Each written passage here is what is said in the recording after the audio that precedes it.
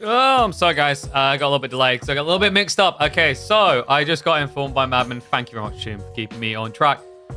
We have got a busy day, but in a different way. One and all, welcome back. Happy Monday. Hope you had a good weekend. Hope you enjoyed the end of that tournament we were casting for the majority. I hope you support the channel that made it all happen. But you should be back here ready to support the Midweek Muster. That's right, we are underway. And we've got some special ones to come. We're opening up with this bad boy right here. Vortex versus MSN. First map is actually going to be Relic River Delhi versus Abbasids. Kind of interesting. MSN a little bit obsessed. But we today will be looking to cover, excuse me, Vortex versus MSN. Neo Micah versus Myriad. We'll then have the quarterfinals live between the two victors of those series. We'll also be checking in on Anatan and Calp series. Kiliadi versus Voldemar is also on the agenda. Plenty to cook here. Our goal will be to have probably, I think at this pacing, 3 quarterfinals might happen tomorrow, but possibly it'll be 2 today, 2 tomorrow. So, yes, we are going to be the place to spoil you on a Monday and a Tuesday when it comes to competitive Age of Empires 4. But I figure we should probably start to get underway with the first series. Interesting one here.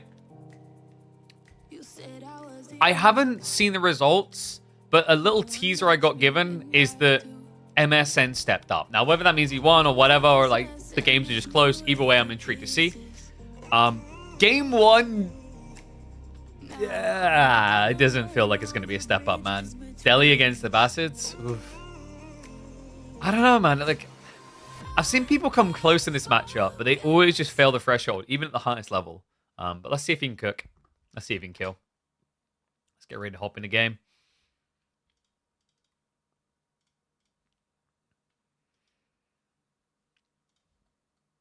All right, one and all, welcome back to the Midweek Masters. We're here in Midweek Master number 20, Vortex vs MSN in the round of 16. And this is a weird matchup. Abbasids versus Delhi is one that, on paper, has not looked good for Abbasids for quite a while, I feel like. You know, you have to keep in mind, Abbasids are probably the Civ that likes to go 2TC the most out of any in Age of Empires 4. And he's playing against the Civ that doesn't allow you to ever go 2TC. In fact, it's hard to think of examples where people go 2TC against Delhi and don't just immediately lose the game. I'll have to see if he's able to do something. One thought we did have, we actually saw it happen from Jean Do. It was almost a whoopsie, I guess I'll do this instead moment. But there are shoreline fish on the south side of the map. Only the south side, but there is actually a nice amount of food here. 3,000 rather in total. Could be a play for Abbasids to do considering how cheap their dock is, but we're not seeing him move out. So instead, I'm thinking MSN might be trying to roleplay as French here. Not the Civ, but the nationality, because he seems to be a bit de fromage, if you get my drift, guys. He's a cheesy boy. He loves the Abbasids. It's pretty much his go-to pick. At this point, MSN is just grinding out the Abbasids in the hopes that one time in 2025, they'll spin back into the meta. And when they do, that'll be the moment he strikes. Him and Dragovan are kind of having that approach to Age of Empires 4 so far.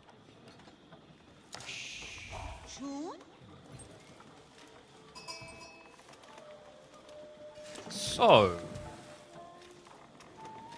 there's no way he tries trade here. No, because you've got the camel traders, but to do that against Ghazi, mathematically, it's kind of crazy if you think about it, because Ghazi hit for 12 damage, you mitigate 2.4, and then you get armor for free. So you put that damage down to 6.4. But, like, you're still very glass cannon-y. I don't know. I don't think you can do anything too crazy here. Yeah, it just has to be military wing.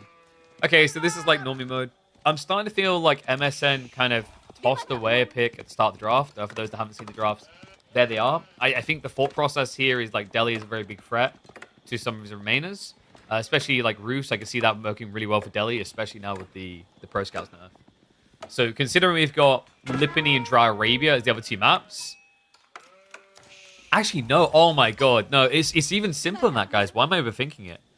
Vortex just tricked him. You've got Delhi, there's Dry Arabia, there's Lipany. I don't think MSN's first thought would have been it's going to be Delhi on Relic River. I mean, in fairness, when you look at the map, it makes sense for them, but usually Lipany just feels a lot better. Because there is a negative of playing this Civ Deli on Relic River. You can see it right here. There really isn't that much in the way of berries. You have your initial stack and then 2 more, one being the 8 stack. Whereas, for example, Lipany just adds in additional stacks over standard maps. Speaking of food, good start for MSN. Double berry Civ, so both of them can just stay out forever, essentially. But we are seeing a 17 to 11 divide. I wonder, is this going to be the Millie Wing into 2TC delayed? Can you really ever do that against Delhi? We just opened this cast by saying it feels like a death sentence. And I stand by that statement. You know, I think the one player who had a few games last year with this matchup with 2TC where I was like, damn, that can kind of maybe work, was actually Voldemar. Voldemar had some very intriguing builds. But no surprise there. I consider Abbasis to be Voldemar's. Take out complete. Millie Wing units now on the way. So what do you strike here?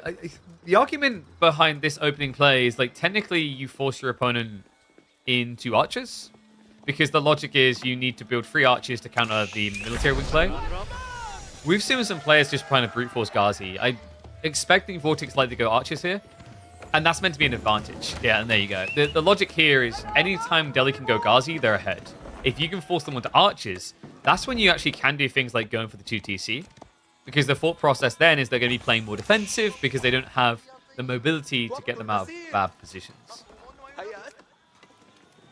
He's going to arrive. And he'll be able to achieve a little bit of harass here because the archers aren't ready yet. Love this peel as well. Just sends the spearman around the backside. And that's going to be vexing. Archers not completely counted out by the Scholar's heal, but enough that it's going to make it difficult. But it looks like Vortex is going to give over a little bit of space. So harassment achieved. Guys, behind this, MSN is not going for the 2TC. No, we have the 1-1-1 build. You go into stables, remember, because when you play military wing, you've already ticked 2 corners of the triangle. And it's going to be archer follow-up with the horseman. Wait, really? Okay, that's kind of different. Maybe smart because it's off the cuff. I feel like most people in this situation would be thinking archer into spears because Ghazi. But you can, with the archery range, add in a camel archer eventually, so your horsemen are better than Ghazi. And MSN does have a reputation, folks. This guy loves horsemen more than most players that I've met. Like, he is fervently obsessed with them.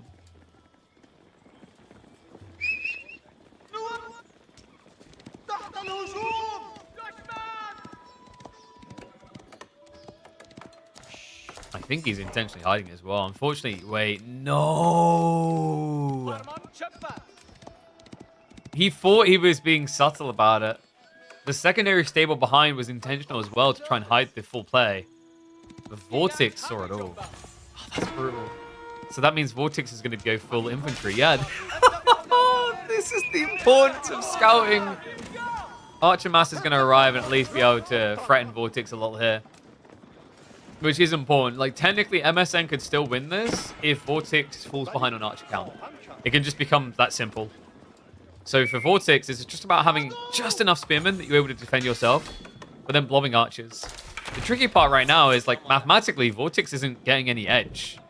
You know, he's getting some techs for free when they're there, but there we go. That's the thing that's missing. When he has Blacksmith, then all of a sudden you can start to inject extra value as the Delhi. Meanwhile, if MSN wants to mirror that, he's going to pay the full price. Right now, he doesn't seem that interested in mirroring that detail. He does also have pro scouts in the way, which is going to be important to kind of keep him contained in his base. I'm being happy with that anyway. Interesting game. Am I delusional, or is anyone else kind of sitting here feeling like MSN's kind of making you believe? Like, not to a crazy degree of, oh yeah, GG. But usually when I watch this matchup, it feels hopeless. This doesn't look hopeless right now. Horseman count is getting pretty good. Definitely would be great if he could just rear around the backside, block the wood, because then your opponent can't scale archers at all. But I think MSN kind of wants him to scale archers because of the horseman play. So instead, he's being intentional on the food to try and limit the ability to switch into Ghazi or spears. And there's the Ghazi switch as well. Vortex going for the 1-1-1. Well, I say 1-1-1, but when you play as this Civ, it can easily end up feeling like a 2-2-2 because of the garrison effect. And love this. Vortex, anytime he feels like he needs to get a different unit type, look at what he does. He drops the Scholar inside. This is the power of the Delhi. The early game is so hard to keep up with because of how aggressively they switch unit type.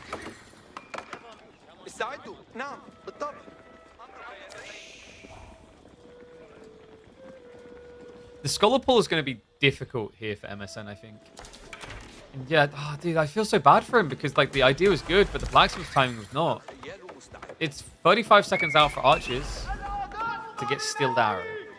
MSN does not have Undermesh even queued up, which means diving with a Horseman is going to hurt him on a TC. He's starting to back up as well. Surely you can't be getting hesitant at this stage. I mean, he has got the Golden Age, so that does kind of impact the weighing of like who's ahead economically. Theoretically, he should remain ahead economically, as long as he stops a cap on the sacred sites. But unfortunately for him, Vortex is now sneaking out of the base. Oh, that's cool. So it might be that he splits for 2 sacred sites, but this could also simply be because he thinks MSN's going to camp a unit on each sacred site. This way, if the unit turns up, he can just kind of permanently heal. Doesn't have capture, mind you. Now it's starting to look like it was actually a misclick. Nice down the way as well. This is actually good. If MSN can delay until they've got both Blacksmith, great. But has he got that type of time here? Debatable. Steel Arrow is definitely hurting, and now he's prioritizing Undermesh. I actually don't think MSN was expecting Ghazi here. No, it feels like this has caught him off guard. Otherwise, you'd think Steel Arrow first, but here we go. The Flood of Horsemen. Is this going to be enough to break him? It looks like it. Vortex bit off more than he can chew. The Rohirrim Riders are in. And MSN, in an unexpected way, may have just dismantled the Delhi. Oh.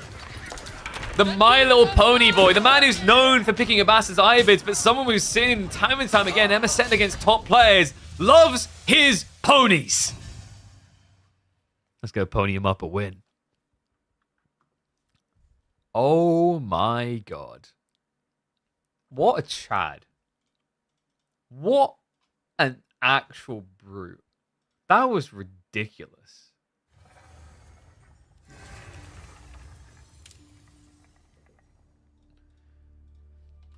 They never suspect the mass ponies.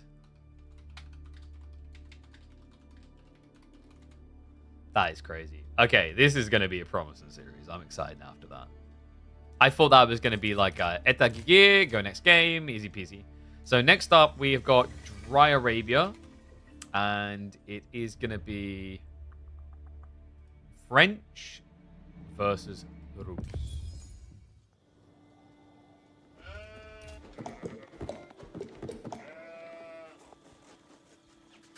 Youngsters have too much APM, right, Johan? Dude, are you fearing him? MSN, best Scandinavian player, question mark?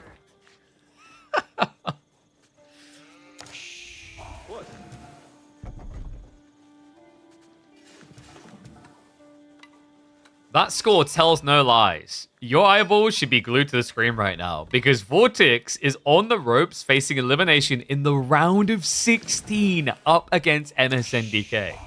We head into Dry Arabia to test his mettle in a good old Classico here. MSN with the Rus, Vortex with the French. Kind of crazy the way the series began because we talked about the fact that the Delhi pick, it felt as if it was a free win.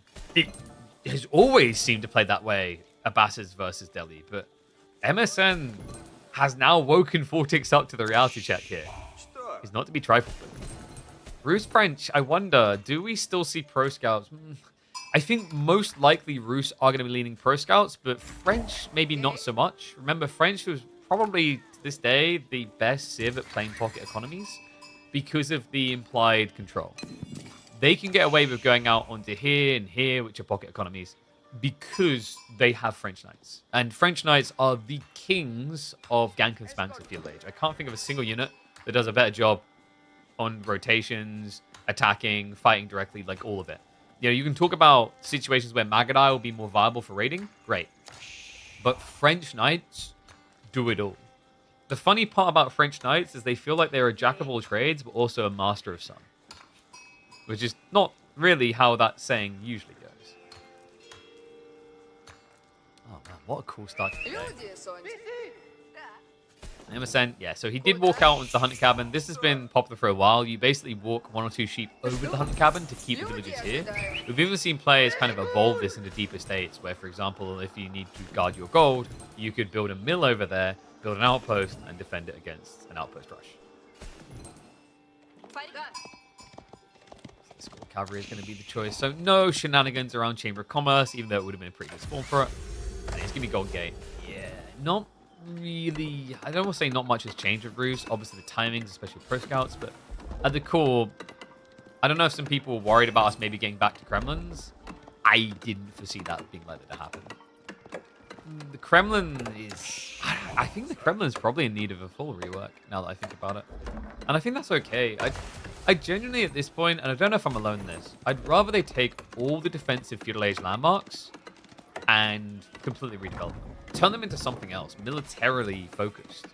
Because defensive landmarks, you're already playing a very defensive RTS. You don't need that extra layer of the cake. It just makes the game unplayable for one side. At least until the mid-game. So, MSN. I don't think this is Pro Scouts. He went double scout, not triple or quadruple. Cheap pull overall is going to favor him. Looks like we've got 15 to 7. Wow. But, you know, here's a bigger wow. Here's a thump to the skull for you. Vortex, brother of Lucifron. Lucifron, a man who so far every single series that he's got French in Midweek Muster has gone Pro Scouts. Could someone point to the macro here and explain what this looks like to me? Because we might actually have Pro Scouts coming in for Vortex. I like how a lot of people are just thinking, Pro Scouts, not really worth it all the time. And then you've just got Vortex and Lucifron still always doing it. But it fits that idea of the implied aggression, is that technically, French should be the bully. So technically, MSN should stay at home and cry to mummy and daddy. I think he realizes what's happening here, though. He's clicked on the gold. He's seen the amount being taken. He realizes that 5 people on gold, you know, yes, you can talk about night scaling, but this early on, that is 25% your economy. It feels a little bit too high. So he's going to be prepping the double stables. Okay. This is usually tricky to do because French Knights are superior. But if your opponent's sidestepping into Pro Scouts alone, even with the discount, that's already 1 less knight. And then, of course, you're going to want to add in extra scouts, probably 4 in total. So that actually puts you behind by 2 knights. That's a big deal, actually, guys. There's a reason why when we watch French versus Jean, for example, 1 knight can genuinely break that matchup. Because it's the seep over effect. Like, one can chase Jean, or they could pile on Jean more easily. Similar here, you know, if you have 1 knight edge, obviously 1v2 is always going to be bad. It also means your opponent can split off more easily, so, you know, he gets up to the 3 knight threshold quicker, and if he has the micro skills, the APM, then the kiddo can easily hit you from multiple angles. Now, keep in mind, one of the trade-offs here with what MSN is doing is he is going to be divvying up the roles between attacker and defender. So some of his knights are going to have to attack onto the scouts. Others are going to have to defend against the potential raids from Vortex.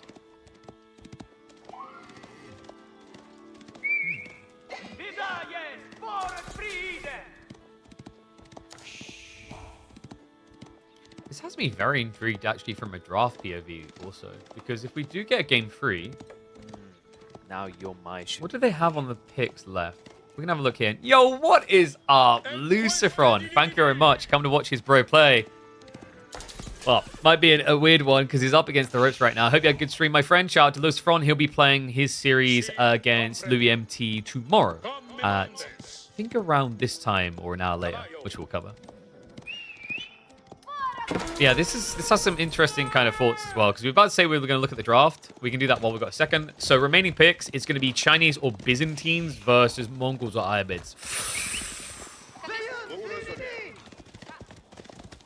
Did MSN Calp drafted? I mean, at this point, I don't doubt the man. He just beat Delhi with a Bastards in 10 minutes. So, got to put some respect, got to put some cadence in the name. But I am also a little bit skeptical about that remaining pick because Chinese or Byzantines are pretty phenomenal on Lipany. One of the most comfortable maps. Ayubs and Mongols, I think you have to go Ayu. Knowing that, it means that Vortex could do something crazy, just like playing Byzantines against Ayu, because on Lipany, you get the trade post spawning close to your base. So, like, if you roll Sipahi, you just roll an instant win. Templar's got banned. Yes, sir. House of Lancaster being an obvious ban. But the weird thing about the bans is that Knights Templar got left so long and then didn't get picked. HRE, by the way, is always going to be a higher ban than KT. It's not the Templars are bad per se. It's just HRE, I think they are bordering still number 1. House of Lancaster might have taken that throne for the moment, but I expect a nerf to be around the corner to Manners again, and after that, HRE is back on top. So anyway, right now, this is looking really good for MSN. 3 knights ahead. He has forced the outpost drop here. But keep in mind, the issue for MSN is going to be over time, Vortex is going to build an economy lead. That's just the nature of playing French. Surprising actually isn't already ahead. Did he do a double scout opener? I didn't notice. I don't think he did.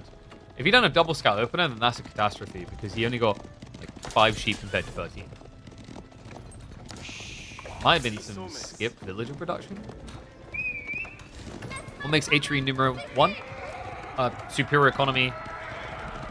Great plays to sidestep into Castle Age with huge upsides. Great scalability still in Imperial Age despite the nerf to Palace of Schwabia. Marching drills on infantry comps. Nobody has a better infantry comp. Even Lancaster. The only reason Lancaster can feel better is because the manners. But like this is someone I was highlighting the other day. Is if you actually look at Yeoman and people who complain about Yeoman saying they're OP, like sure, granted, see where we come from, but like the reason they're OP is because you can build so many of them so quickly. If you look at like the raw stats, there's actually not that much of a difference between them and HRE. HRE runs faster, HRE hits the same. The only difference is one with car range. So the extra movement speed and the discount cost compared to the Yeoman, HRE archers are actually bigger. Which is why I kind of keep getting a smile on my face when I read all the nerf Yeoman comments, and I'm like, bro, where are the nerf HRE archers? It's funny as well because like HRE archers are very easily fixable. All they have to do is make it so that only melee units move faster for HRE. Makes sense. So anyway, this is a bit awkward now. MSN, he's waiting for the undermesh on the dive, but Vortex already got a +1 tech on the melee knights, and I imagine he's thinking Steeled Arrow here with all the defenses. I feel like MSN has just kind of been sitting out here instead of just blocking the deer. I mean, he has stopped a decent amount of them coming home. Like, the thought process is the ones in the front. That's why Vortex has been trying to play a little bit wider. We do have a counter raid. We've got to get much of that. Still, they're neck and neck on villager count. Like, at 10 minutes, mathematically, this doesn't make sense. Vortex should be, what, 3 villagers ahead, I believe? Actually, 4? So, -3 seconds every minute. No, he should be like 2 villagers ahead. The HRE archers can't delete half your army with money shot? Yeah, but money shot doesn't come in Castle Age. And I'm going to like die on this hill. The issue with money shot is by the time you get it, the first use is so impactful in the game because your economy allows you to build so many. That's the thing. And no, MSN is 0 pro scouts, which is pretty impressive. I would have thought Roos would be going pro scouts here, but he wanted to force Vortex into a sticky situation, and he has. Now it's going to be a spin switch. Wait, the MSN. Okay, isn't this where it becomes disadvantageous? He's not playing into archers, he's playing the spears. Because if you go into archers, you have the wood gen to push really fast. But now, like, your food gathering rates are going to be worse than your opponent. To make matters worse, we're going to get towards the thing that makes French so dominant against Roos historically in, like, long feudals. Chivalry. It just ticked in. So all of a sudden, MSN's put in a pressure point where he actually needs to force a fight quite quickly. Or make a different choice of green choice. Longer game is just worse for MSN? Oh, absolutely. Like, we've got Mass Knights scaling Mass Knights. But the difference is, if that continues, Vortex can go Royal Institute. And Roos only get a mini Royal Institute for a similar price via the Boys Fortitude, but 25 more health. 25 more health doesn't really match up compared to 80 more. Wow, KP does math. I think one big problem here for MSN as well is just keeping all the knights together, maybe? I mean, maybe... So, I believe MSN's capable of microing 2 groups of knights. Maybe his thought process here is like, in his own head, he's saying, well, Vortex can do that too. I mean, Vortex is one of the micro gods of AoE4. And as a result, he probably feels safer keeping the bulk. But I think you kind of have to go the other way, which is, yes, he might be a micro god, but the more aggressive openings I seek, the more opportunities for mistakes he can make. Now, MSN, I think, is maybe looking the other way, which is, well, I can make mistakes too. I could run my knights into their dam. But what's the alternative, really, is the simple question I have for him. Because right now, it just doesn't feel like he's getting anything. He's only risking being gone. Ooh. I don't think those knights got seen, which is quite important. I think we have got, yeah, Spearman moving out, so there will be a defense. I was about to say, moving 19 villagers out without any protection is crazy.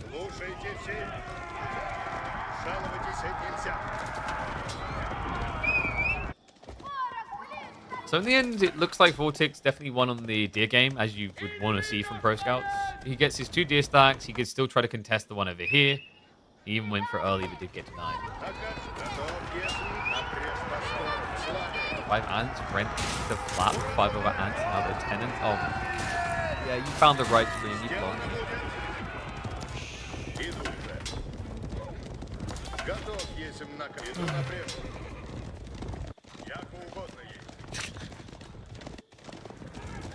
Usually I'm the one bringing in those jokes. This spearman count on both sides is no joke, though. It just feels like it's a nuclear deterrent. Neither of them really wants to engage. I'm on early? Yeah, we went live a little bit early, by an hour, because we've got like a bunch of series to catch up on. Also, I got Shibated. I thought Lucifron series was today, so I was like, let's do this one, then do Lucifron. Like, oh, this series is tomorrow. Oops. Here we go. Knights are going to ride in. Spearmen are pretty much ignored. He gets 5 worker kills. You see that right there? That guy's not dead. He's sleeping. Good night. Oh, God. This is a fail for the Spearman defense, though. Meanwhile, on the other side of the map, a few spears are going to be going down, but the Knights are laid in there trying to assist the defense. And Emerson has a huge number of advantages you should be able to flex here. But the villagers just keep getting harassed. I mean, Vortex... This could go badly if MSN dives into the base now. But considering how much the military is here, if Vortex just returns home, he should be able to scoop this. And now it's going to be bodies scooped into a wheelbarrow as 4 workers go down that tree line. MSN still coming out slightly worse for wear when it comes to eco exchange, but militarily, he's got to be feeling great about this. Vortex lost too many knights. He's now switching into archers.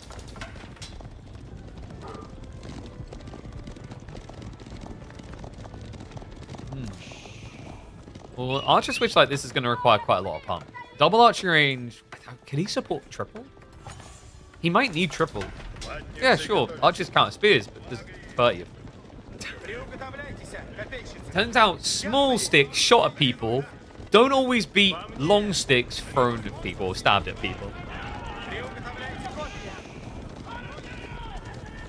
Then about knight switch. Archer switch rather than knight v knight, but it's not really knight v knight anymore. It's knight mass spearman versus knights and a few spears. That's why he's making the switch. He feels he needs to answer the other. And also, if he thinks he's about to get attacked, he can hide in his base, and archers are actually MVP. Because melee units suck in base dives.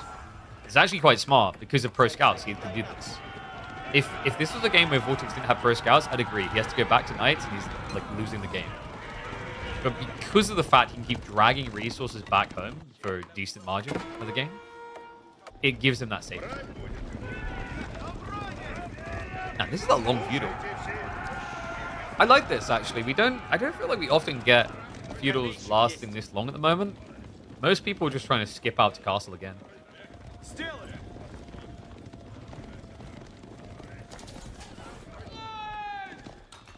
So Vortex actually got a pretty good spawn, I think. This gold, it kind of seems bad because it's forward. He didn't get a flank gold.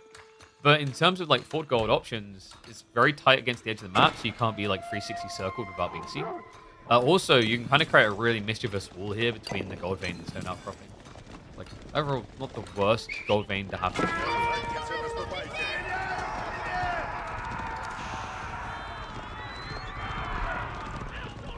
And after seeing these archers, look at what he's doing. He's up 6 more knights. Would this not have just been a great moment to go castle? And 6 knights, that implies a value of, what, over 1,200 resources? So 2/3 of your attack rush. In fairness, though, you know, maybe the paranoia setting in. He thinks Vortex is on a collision course towards his base. Swing defense is going to be good. Still a few more worker kills chipped in here or there, but honestly, a pretty even game. Props to MSN, actually, for how tight this looks. I mean, Vortex is no pushover. He's definitely no spring chicken. Meanwhile, MSN is a spring chicken, fresh out of the win. You wouldn't believe it, seeing what he's doing here. Are Templar Brothers better than Royal Knights in Castle Age? No. So, Templar Brothers cost 20 more resources. But Knights get cantled saddles. Or even without it, actually. Even without cantled saddles, you do an extra 9 damage in the first 5 seconds of combat. Now, the trade-off is that Templar Brothers get an extra 35 HP. So, I've already mitigated some of the like advantage you have on health with my extra damage. But then, like, I can just kind of cycle charge in. The other thing to keep in mind is, like, French are going to be scaling Knights before casting. And that's before we equate things such as cantled saddles, the tech that gives you plus 10 damage per strike for 5 seconds. That equates a 30 damage increase, which means if you charge in the first 5 seconds, you almost offset the Templar Brothers extra health. If you then pull away and charge it again, it's key. I know someone's going to come at me with Templar Brothers Glory, where the more you charge, the more damage they do, but that is very hard to scale. Looks like a very hard fight for Vortex to win. What on earth? The Knights, they do mostly get out, but this got so messy. Spinman get fully surround. MSN with the A-click commitment. It's full melee blob, baby. Run away, but the archers, what I say, it's quick escape here. Let's try to hide in the choke point. Vortex, we've got huge miss macros here. 1,400 gold. It feels like you actually needed more people in the woods so you could be setting up farms right now, but at this point, you're distracted. Damn. Okay, MSN is cooking right now. 14 knights compared to just 6. Vortex now to get back to spears again when he doesn't have food. He's gathering the berries in the backside, but after that, he's out.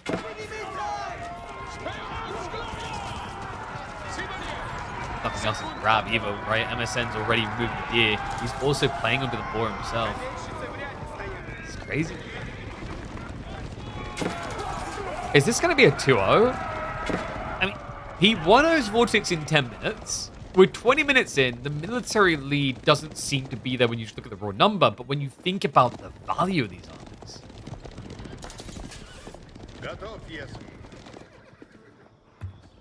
Vortex going even harder on archers. I wonder if he just looks for an out into castle here. It's dangerous because your opponent has so many knights. I said that, you know, usually archers good defensively, but if you choose to go castle age, they'll die. And by going castle age, you basically stripped yourself of the ability to have like an extra 7 or 8 knights.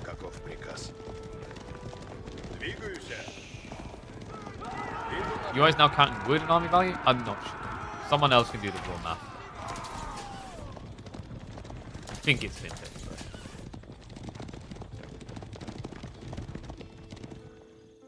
And yes, our color palette is better because we optimized it so that it looks a little bit better, so everything pops.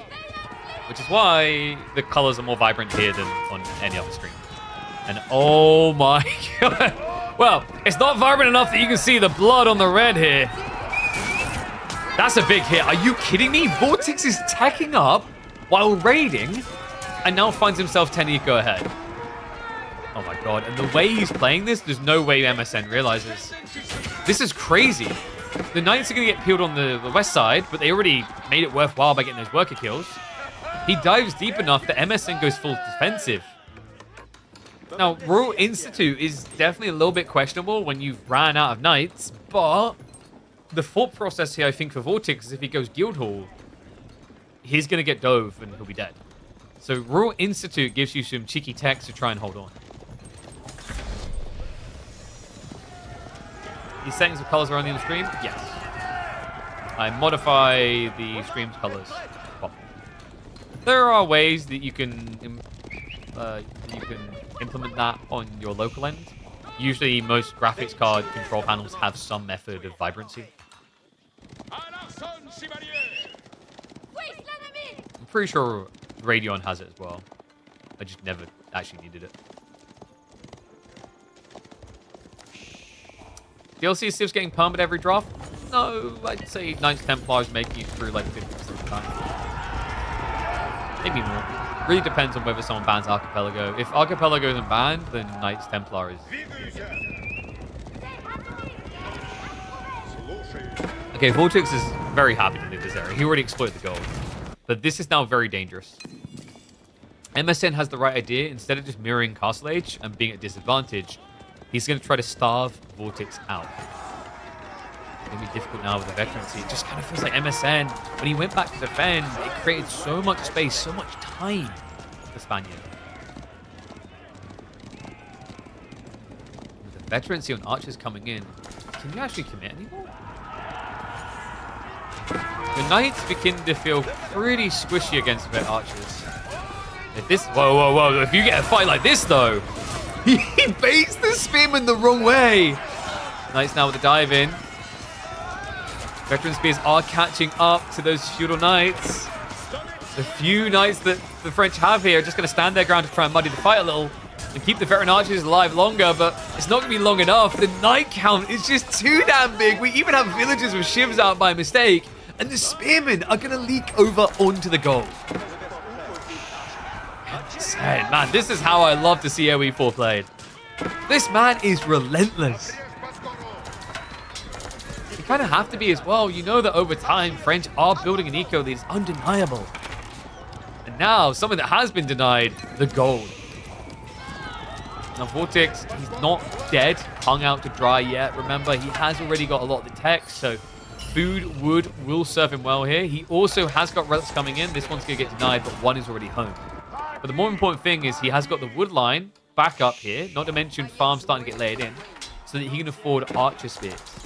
And that would be good enough here if he can just get a bit of breathing room.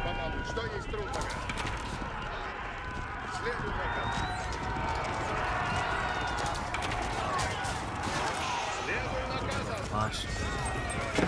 Wow, Vortex is actually sacrificing to get the gold. What?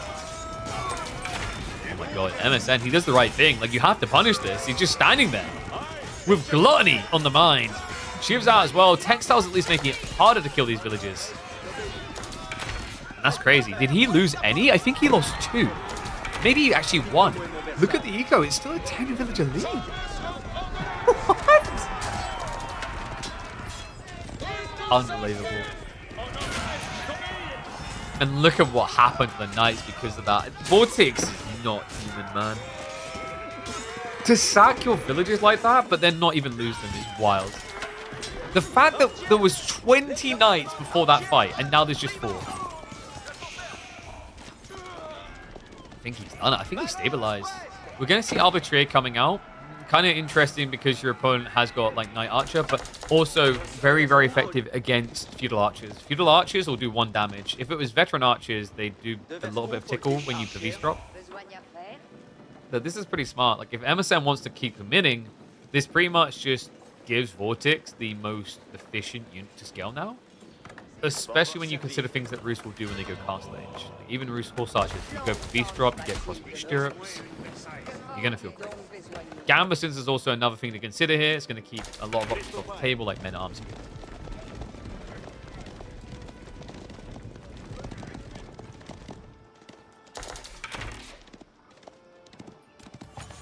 I think more vibrant means better. Not necessarily. It's all about finding a balance. that you might say it hurts your eyes, but the majority of people who have given feedback on it prefer it. We literally tested it like an optician's theater, going 1 or 2, 1 or 2. 1 or 2. Wait, not that one. Not that one. The 1 or 2. 1 or 2. Still not sure about that one, actually. The rest of the screen being altered is definitely. I'm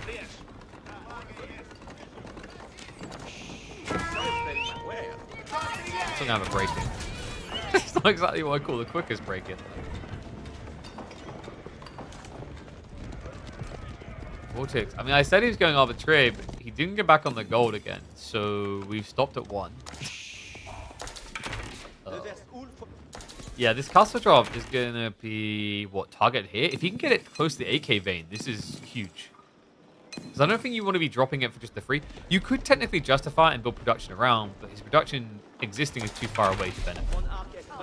The alternative is you kind of set it up over here where you think the breach is coming. But I think if you do that, MSN just goes to the other side of your base.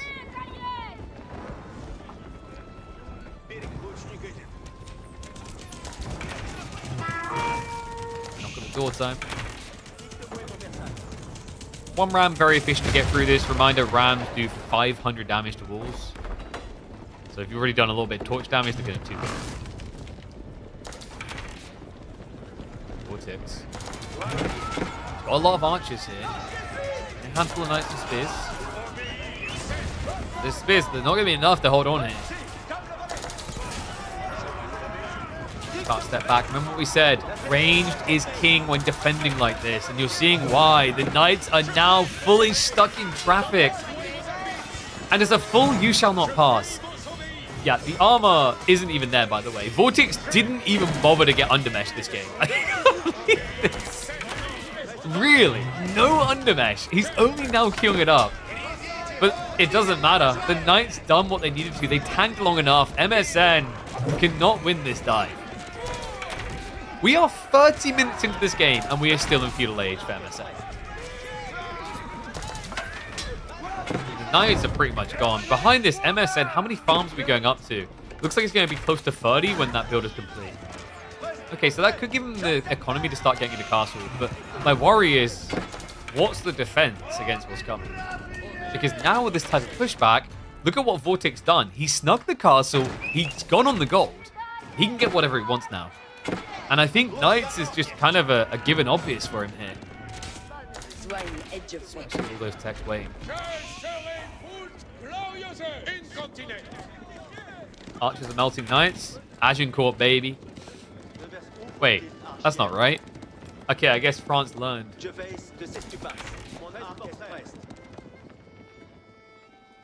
Damn. I bet MSN's thinking, if I was the one playing French, this strategy, this game would be over by now. Oh, and he gets the bad news about the castle. Okay, so MSN has forfeited the fact that this is not going to work anymore. He's going Castle Age. There's a counterattack to be had here for Vortex. I don't think he's going to realize it straight away. Like, we can see what the intent is. But from Vortex's POV, MSN was just here. He was just attacking. It's very likely that he could just double down again. Like, at this point, the madman has been barreling at you non-stop. We are going to have him moving up the high trade house. Get your numbers in, folks. This Castle Age is so late. I mean, this might be the first time I've seen this in like a year. That we actually have tier 3 bounty when the high trade house comes up.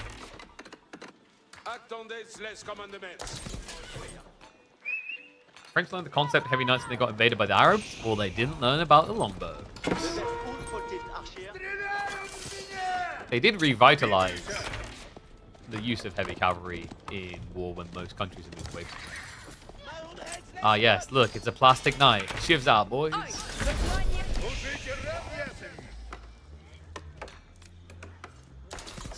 Tech up achieved. But look at the trade-off. Royal Bloodlines is now coming in. Vortex is going to blob knights. MSN is knee-deep in archers with no easy switch ahead of it.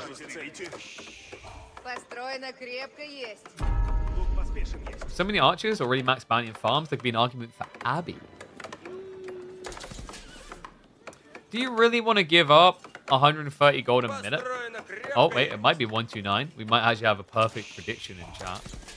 See in a sec. I mean, think about it. It's 1.5 relics just there.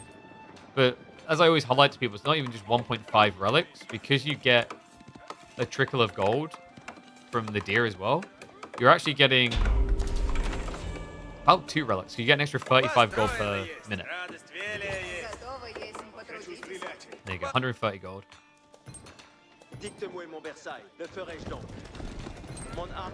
Baltoon, you spelled right wrong.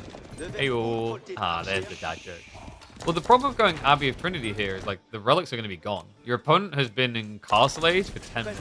The likelihood there's any relics left is super low. The unique texts are kind of intriguing, but I don't remember the last time I saw someone go Abbey of Trinity just with the text. It used to be a very popular thing with, obviously, the Horse Archer meta, and Lucifron, I remember, was actually one of the best people at understanding the value of those extra texts, unique ones.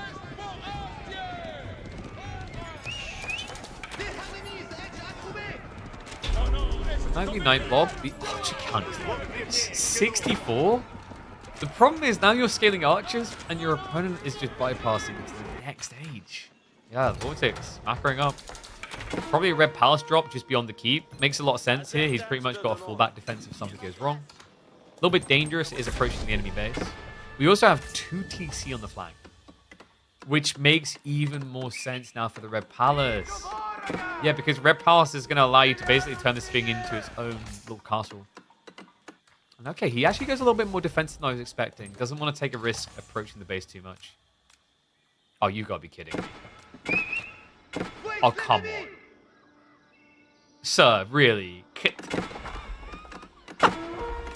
Oh, come on. That is just painful. The scout is millimeters away from revealing the play. I mean, I don't think he would be able to dive, but he could have at least started prepping trebuchets if he knew. They have still got flank attacks sneaking as well. Emerson's catching up stats and army? Yeah, but like he's militarily behind again.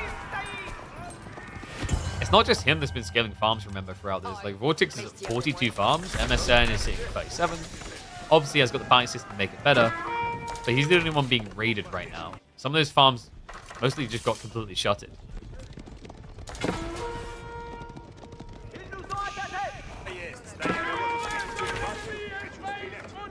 So I think he's going to try to cut the troops. Oh, this is a good fight for him. This is actually perfect. Veterancy is locked in. Elite Tech isn't there for number 40. He can wipe the archers. So good news for Vortex, that means you could just cancel and not waste the resources. Bad news is you're a full army down now. If MSN just builds, say, 2 rams and breaks the wall quickly, he could shut down all these farms. I wonder if he realizes that, though. But this is one of those tricky things where we can speculate on what the optimal thing would be to do because we see the full picture, but for MSN, he doesn't know what's waiting behind that wall. Okay. Honestly, at this stage, I think it might have been quicker just to continue shooting. At least use the rest of the archers. Oh, the classic select all and build ram. He's bringing in the knights as well, but the arbitrary is starting to bulk up. If he rushes elite with the beast, did he get crossbow stirred? No.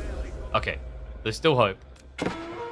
MSN is about to peak past 100 archers. No, like, we need 6 units to die, because then we can make some comment about him having 99 problems that archers ain't one. Oh god, and the TC defense. This thing is toxic. Opposite placements inside. Veterancy for his own archers. Vortex did commit to it in the end. Didn't skip out, but the Heat Royal Knights with the 7 ranged armor. And Royal Bloodlines. It's going to be a tickle. Is he going to be held back by 7 knights? 100 archers versus 7 knights. Come on. Ain't no way this ship goes down like this. They are pretty much blocking everything. And there's the beast drop mixed in with the archers. Oh, that's actually pretty crafty. Keeping them together like this, it just means it's kind of weird when MSN goes into the Eclipse. This is a crazy defense. I mean, he should eventually get mopped up, but if MSN runs out of units as a result of it, Vortex is just miles ahead. I'm getting that step away. Did have to abandon the Pavis drops. So looks like the Knights can be peeled back. They can go hunting onto the villages. We are starting to reach the TCs. This is going to be important for the Arbalest defense. More Knights just got queued up. 7 more, in fact. And remember that Arbalest is going to be impactful against these Knight raids. Getting hit up on the backside by the Wolves as well. I don't know if Emerson can stand here. He has got his tech up. So technically, he can look for the switch next. But what is the ideal switch here against Master Royal Knights? Or else he's going to be slow. I think the problem with this type of dive for MSN is great. You got him, but what does this do? I guess you could argue you kept Vortex in his base while you tech, but you can't really kill that many villages. You haven't got time for it. It's just too many archers, too many knights. Even if you did kill 10 villages, your opponent's free TC. And now you have to start thinking about a different thing that matters here, which is gold access. MSN's got 4k over here. The 8k has already been locked in the center. This one is up for grabs for either side. And it's 4 relics and a sacred site for Vortex. Like, he has so much gold income, which MSN doesn't.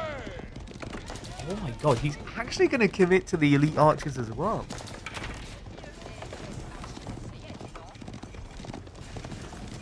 Oh, I feel for him, man. It just kind of feels like he's got archer brain at this stage. Maybe been playing the Agincourt historical battle a bit too much. He's like, yeah, yes, archers beats mass knights. I saw players do it on YouTube to get world records. Very good.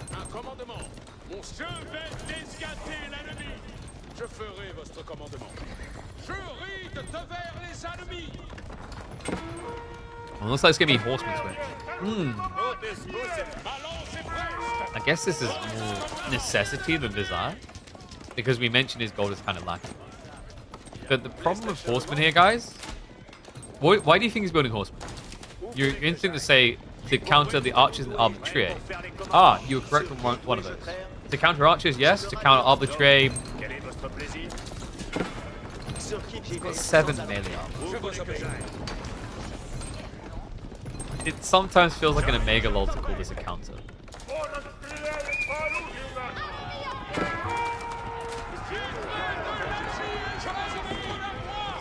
Charging him before Emerson's even ready, because he's only now getting veteran seekers. No, this actually might just be it. There's too many villagers on the front line here, and he can't hold. No, he's gonna get surrounded, grinded, pounded down. Incineroar is about to come in. By the time it's gonna be there, there's gonna be what, maybe 20 archers left over. Few Knights hold back all the horseman wave, and he calls it. GG comes out. We're gonna see a game 3. But Vortex at this stage has got to be sweating because this kiddo from Denmark keeps turning up.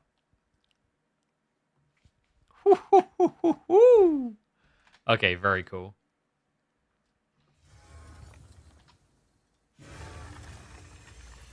So, 1-1 can be a win for the left.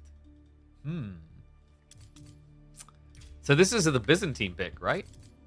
I mean, you could just China. I don't know. I've seen China versus IU, though, and I think IU do surprisingly well in the late game against China. Yeah, he goes Byzantines. Okay, Byzantines IU is, I think, quite hard for IUbids.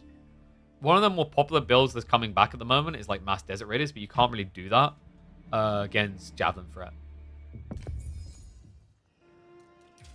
I'm trying to think like if this is one of IU's hardest matchups. Might be like top 4 hardest. By the way, okay, let's do a test. Let's do a test on the minimap. See, I occasionally revisit it to see what people think. Okay. Are you watching it? If you prefer it like this, say 1. If you prefer it like that, say 2. I'll do it so we have the whole resources showing. So, this is 1. And this is 2. 1, 2. Bro, I'm legit an optician right now. Does anyone else get that when you go to the opticians, where they like 1, 2, 1, 2, where they show you the different sides of the things? That's a decent amount of 2s. 1 lacks contrast? No. 1 basically adds a bunch of saturation in. That would be lacking contrast. So what we actually done here is we actually added saturation with 1. So this is 1, and this is 2.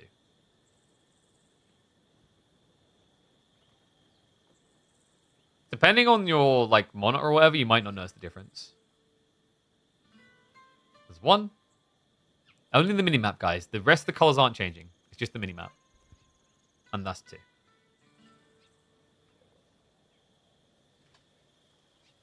Oh, you guys are pretty split. All right, I'm gonna put a poll up, but I'll check afterwards. Which do you prefer? 1, 2. You were looking at trees? Yeah, no, guys, just minimap. Just the minimap. All right, do it one more time, and then we'll get into game. So this is 1. That's with it on. This is 2. Do it once more. 1, 2.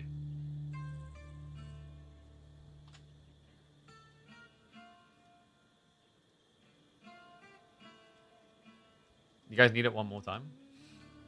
You think 2 is better? 1. And then 2.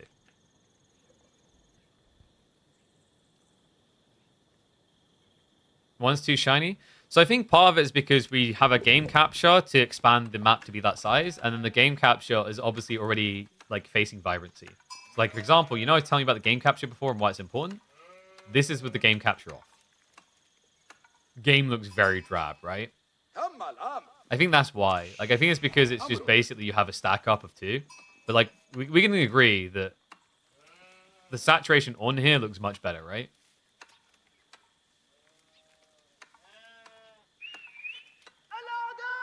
Definitely. Okay. It comes down to this, folks. A deciding game between MSN and Vortex. MSN, who has played his heart out here in the midweek muster, up against the Spaniard. Well, he's going to have to reach deep and rip Vortex's heart out in this one, because we've got Lipany, Byzantines versus Iobids, a matchup that I feel like Byzantines just have a clean edge in. You know, Iobids, there's a lot of things they cannot do. Playing long feudal feels bad because Desert Raiders don't really feel wieldable against Byzantines. One thing that is going to be fortunate for him, the Lipany spawns have not put the trade post behind the TC. So there isn't the potential for something like a Sipahi that could just ruin the game immediately for MSN.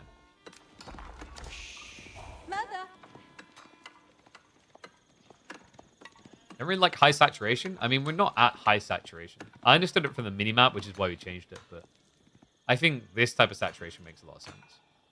It just makes the colors pop from each other more. And, yes, thank you. Map name needs to be changed. We are on Lipany. We're using a new system, that's why, so it requires certain manual inputs for that stuff. I wonder, would he dare? No. Right? Like, you don't do camels here. I've seen one person do it on this map in this weekly already. Remember, the camels are different now. The camel traders from Tradewing Bazaar, with both the Ibids and the Abbasids, they got changed to be camel traders. But no, okay. Wait, really? Uh-oh. Wait, Mahodo, weren't you the one that done the Tradewing Bazaar? Trying to remember. This is... So, let's explain the problem with military wing reinforcement law here. There are 3 mercenary options you can go for as Byzantines. 2 of them counter Desert Raiders. Longbows counter Desert Raiders. Javelins most definitely counter Desert Raiders. The Javelin's like the hardest counter you can imagine. And Byzantines have access to both of them.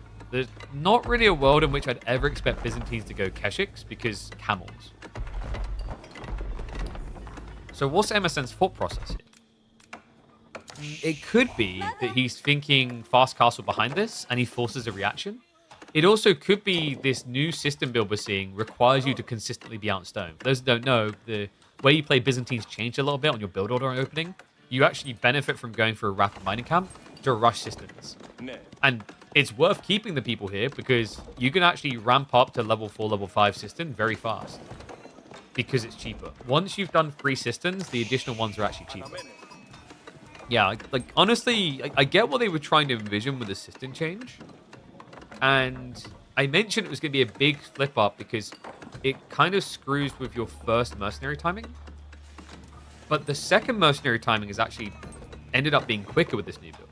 Like, in a weird way, I don't know if I call this a buff, but it doesn't feel like a nerf. Because the other thing is, you know, you might say, oh, but KP, he's spending 125 stone per, and then he's wasting time building them and moving around to build them. And sure, you could argue it keeps the person out of the map a bit more, but what are you getting for that 125 resources and time built? You're scaling your whole economy. That's worth it. And that scales very nicely going into the 20, 30, 40, 50 village mark. It actually gets better as it gets slightly better. So, Grand Winery is going to be dropped. We do not have a reach on the second, of course. But the berries are close enough that we'll probably see a level 3 system moving out here before too long. Okay, sorry. One back here first because 2 on stone. And then 4th can come to here. There's even a 5th one over here that's pretty sick on the deer and the berry. So this is a really good spawn for Vortex. It's all quite condensed, smushed in one location. MSN, it is fast castle. Yeah, he's even actually worried about him being attacked. He went for Outpost. I'm never sure how I feel about Outpost plus Military Wing. Because the tricky part here, folks, is if you're doing a Military Wing and you're doing an Outpost, wasn't the point in the Military Wing that it protected you? So if you have to build an Outpost still, then you aren't, like, your wing has failed to do its duty. You could argue this lets you raid as well, and we are going to see a little bit of that. Vortex is going to kill up the Limitane. He has got Akratoy defense if he wants to. Yeah, he has activated it. Yes, even the melee doesn't feel that encourageable. And the first Limitane comes out. Okay, so this should be enough to deter MSN. He will eventually kill this Limitane, but for Vortex, this is just the price of admission. You know when the Mongols come by in that Rus campaign, if you guys have played it? It's like, you must pay us bounty or we murder you. Same thing, only we pay the price in blood a lot. But this is fine. I mean, for Vortex, it creates the space. Having Limitane isn't a bad sign anyway against Ibids. For MSN, this does offer up an opportunity. And I'm wondering if he's going to trigger it. Because Rax would make a lot of sense here. Golems. Your opponent has just shown you Limitane.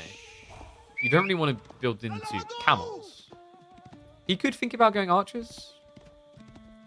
And he is going to be going eco growth. So nothing changed there. Yeah, we're not really seeing any eco wing industry, sadly. Okay, guys, I think there is going to be like a dirty build someone's going to try.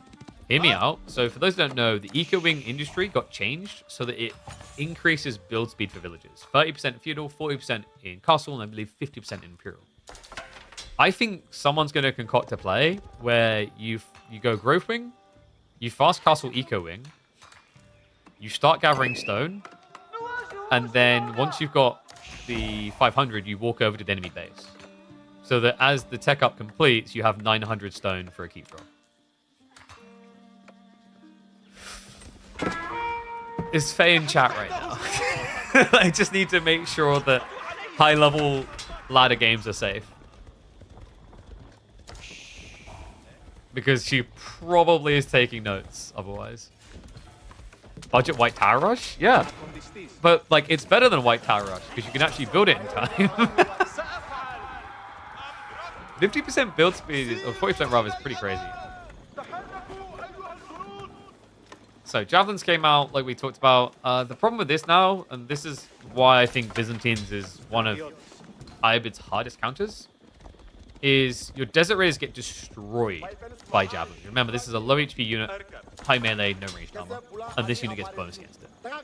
The other issue is now when you go Castle Age and do this, Stables, if Vortex now rushes Castle Age himself, he can get Camel Riders. And guys, like, little tip for you in case you didn't know, Camel Riders destroy Camel Lancers. Oh, sorry, not growth in industry. Yeah, you're right. My brain is being dumb. You go... What would be the more benefit? Ooh. No, you know what? I kind of like this more. So we talked about the industry ring. I think you go logistics industry wing, because then your villagers can't die easily when you rush the keep. Or you do trade wing bazaar, but that's going to probably keep you in field longer. No, you are correct. I was like, look, I'm thinking about the castle part, and I was like filling in the optimal thing for feudal. But yes, you can't do growth and industry. You could even do like military wing. I just don't know if you want to, because that would encourage your enemy to build units. Speaking of units, Vortex has done something unexpected here. I thought he was just going to go Castle Age. He's going in. This is such a Vortex thing. Hero Siphon built. Desert Rays in the meantime are being a little bit of a nuisance. That's going to out of the economy. Vortex is going to return the favor. I mean, this is what we were talking about, though. Like, the Gulam play would have made a lot of sense for MSN right now. It doesn't happen. He dropped stables and then triple archery range. Line throws again. See, here's the thing, guys. If he went Gulams, he's got enough food to pump out 6, 7, 8 Gulams. And you'll get kited, but your opponent can't stop your economy then. And indeed, 3 golds on one side, good eyeballs. I think this is why Vortex made the choice to go all in instead of just teching. It's really smart.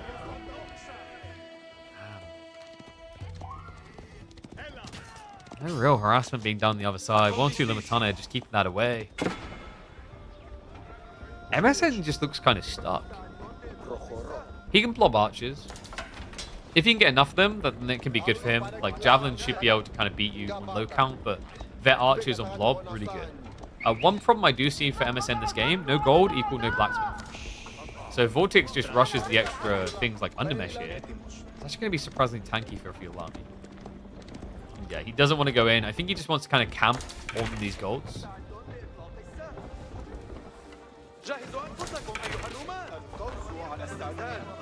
Why is MSN doing lances but no Gulams? So I don't think MSN thought he was going to be dove. I think what MSN was expecting here is he'd tech and then Vortex would reactionary tech. That makes lances more sensible because you can run across and flank raid. Gulams usually struggle on these type of builds when you have to dive the enemy side because they're really, really slow.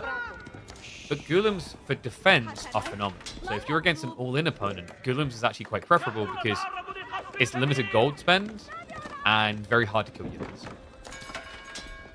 So I think a thought process on why MSN went stables makes sense. In his brain, what Vortex done didn't make sense at the time.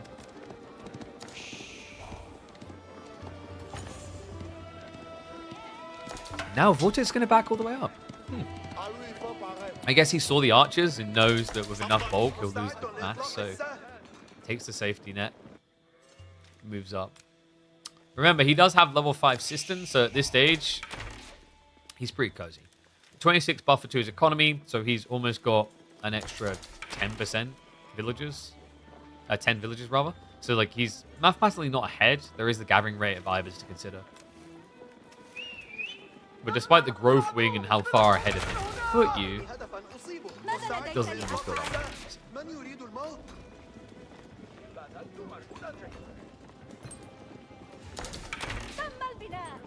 This is the sad thing about these type of spawns, by the way, because someone mentioned gold, someone mentioned berries. Sometimes this is a good thing. When you can access it, it feels great. You know, it's the double-edged sword of, say, a Malian player getting 3 golds together. Like, oh, great, I don't have to, like, go far to defend. Yeah, but if you start losing, you lose bigger. If you're winning, you win bigger. So, looking for a big win in a fight, but the problem I see here, folks, is Dialecticus. In fact, he's already got a Q. So this is huge. 24 seconds for veterancies. I don't think MSN's going to get much breathing room for a dive here. And Vortex is intentionally gathering enough gold to optimize for that double pump. Yeah, veterancy, only 125 gold. Honestly, I still do not know why veterancy is so cheap on gold. It's kind of crazy. And look at that. 12 seconds to get that upgrade. MSN arrives in the base just in time to realize he cannot. Just a few seconds out for the Limitani upgrade as well. It's actually kind of ridiculous. Alright, ones if you think this new Byzantine build, as in the system change, is a buff. Twos if you think it's a nerf.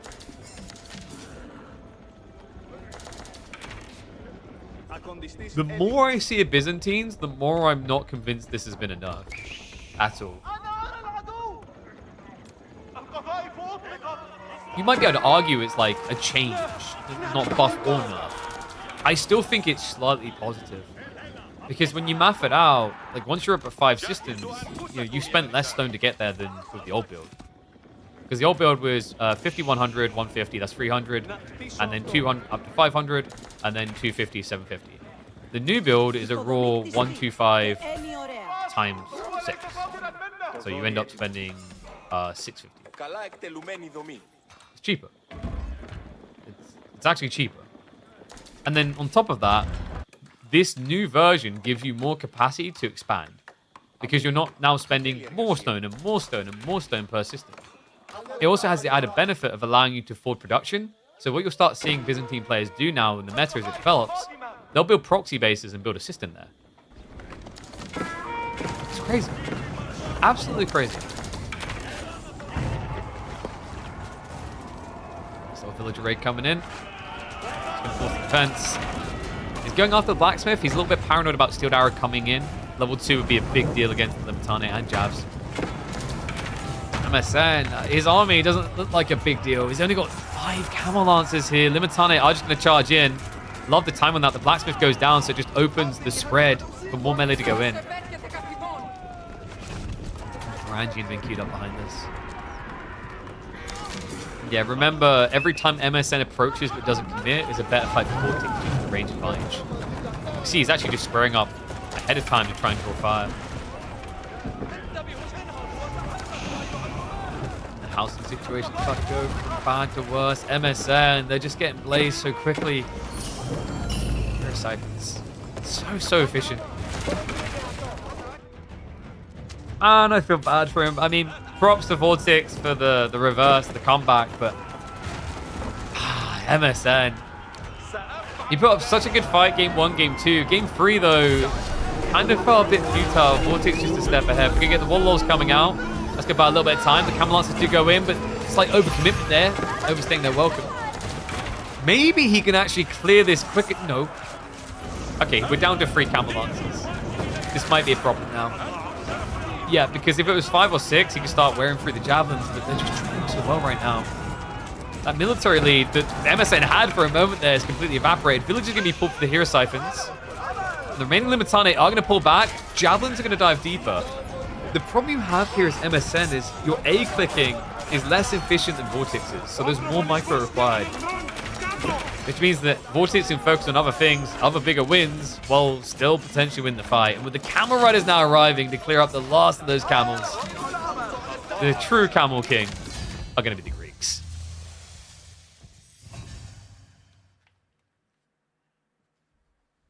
Oy, oy, oy. It's clearly a nerf, though. I would say the system change is only enough to the first mercenary timing. You can actually get the second mercenary timing quicker. No cap. Like, I've watched, I think Vortex done it. You got like, usually you get the second merc pump out at 9 minutes. You can get it out at like just past 8 minutes with the system rush. Because you inflate your gathering rate quicker on the berries with the systems, and then you end up getting them out quicker due to the production rates. Nerf to aggression. Yeah, but I think the knock-on effects are minimal, honestly. I don't know. I don't think it... I don't think it nerfed Byzantines. They're still like, what, a top 5 civ? Actually, maybe, and they went... Keep in mind, the Pro Scouts just got nerfed, so actually that was a buff to Byzantines as well. Like, it's kind of crazy. It's a nerf to aggression. Sure, but like, they're still one of the best aggressive civs in the early game. No? I think you could argue this is like a reasonable change for the time being if Pro Scouts still existed at the same time. So Vortex was MSN G2. Might upload that as a full series. That was really cool. Feudal tempo is enough. I think you have to be a bit more careful. You have to make sure you scout and understand that you can go in now with your like feudal aggression timing. So it's different for sure. But guys, we've got more series to come. So let's have a look at bracket. We have got some series coming up in a little bit. Let me check the time actually. I think we have definitely got enough time to check in on Myriad versus Micah. Which is perfect because a little bit later today, Vortex is going to be playing against the winner of that. And what is up, Tej Top? Thank you very much for the sub, mate. Appreciate the gifted sub. Thank you, thank you. Remember, guys, if you have got subs, get them in. Supports the channel. Makes it possible to do what we do. Putting in over 120 hours of content each month. Okay, so let me get... I need to find Micah's profile because he has a weird CDSG or whatever. And then let me pull the draft as well.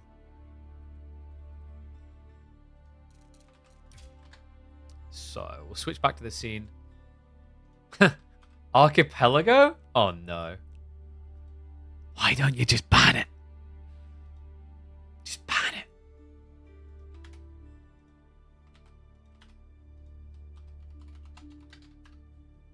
So we'll import that, and then we'll import the civs.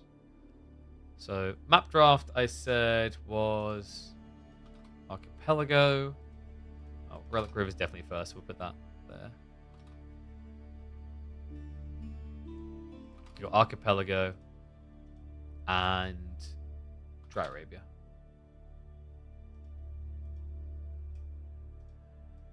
Okay. And Micah being Micah. Oh, yeah, let me add the name as well. With his Shushi pick. I don't know, this is going to be like the real test for Micah as a player, isn't it? Because obviously Shushi was broken in Pro Scouts meta. They're a little bit more reasonably balanced now.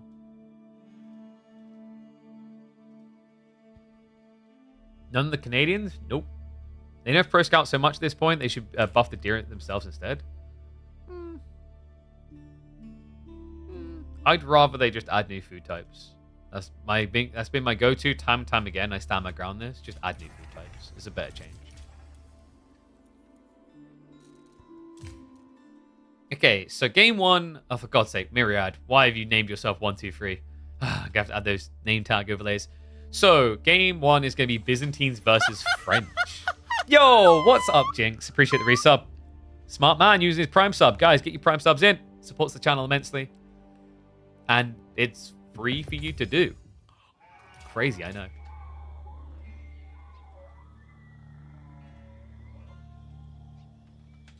Quarterfinals.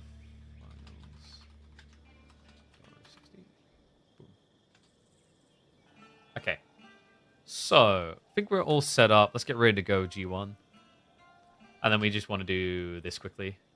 So...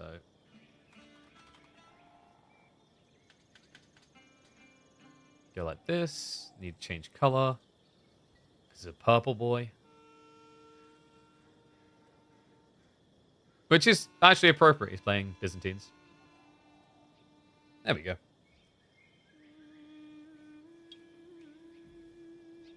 You hate his draft? That's a strong word. He got nice Templar. They're OP. What food types do I think about? Chickens, apple orchards, elephants, giraffes. There's so many things.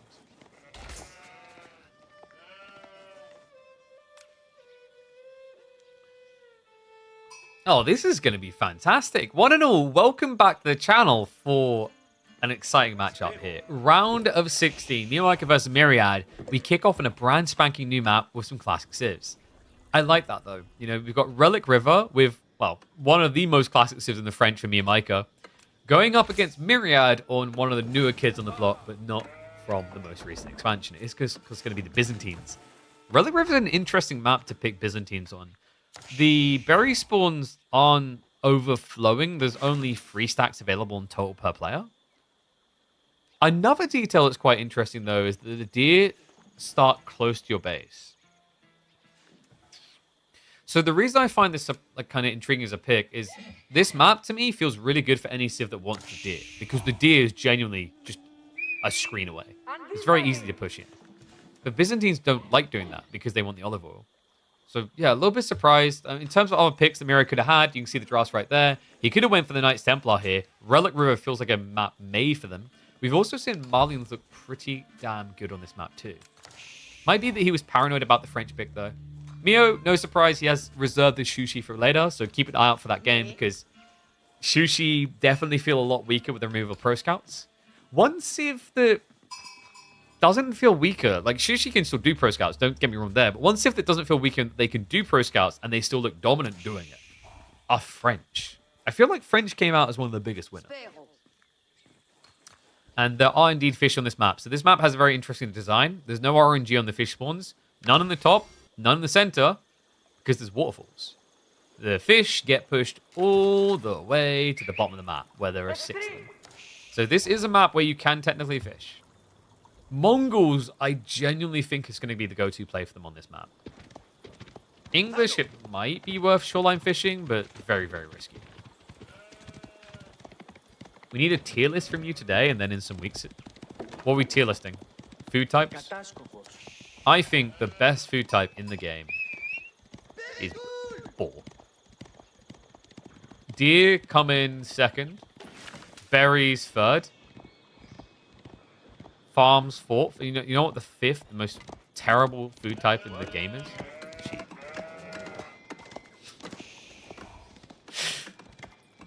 Oh, I forgot about cow, didn't I? I'll put cow above farms. Yeah, I like my distaste for sheep is well known, even though I like eat my British doner kebabs. Now This food source is very toxic. But that is a very friendly person. What is up, Firehick? Thank you very much, mate. I appreciate you. Thank you for the raid. Thank you. Hope you had a good stream. Cow is F tier? Oh, wait, I thought he was D tier. Wait, or was it C tier? I forget where Anatan put him. Mana food? Yeah, but like the mana's like they're not eating. I don't know, they're confusing. I still can't figure out what food they've got inside those Lancastrian manors. Anyway, we have got School of Cavalry coming, Grand Winery on the other side. Sheep mostly been divided up. So Funnel Hall. Oh god, that's bad. 7 sheep. Wait, did someone miss sheep? I mean, we are 3.5 minutes in the game. Okay, yo. Bro, come home. Mio's got another 3 sitting at home. There we go. So actually, me and Micah should be ahead on sheep. That's decent.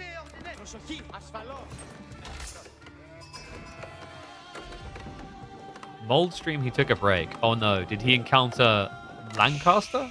And then maybe more Lancaster? And then finally, even more Lancaster. Because if he did, you don't have to worry about that in our tournament. Because they keep banning. Oh, the Fast Imperial build? Yeah, the Fast Imperial Mongol build can actually beat House of Lancaster. So we're nerfing Mongol next patch, right?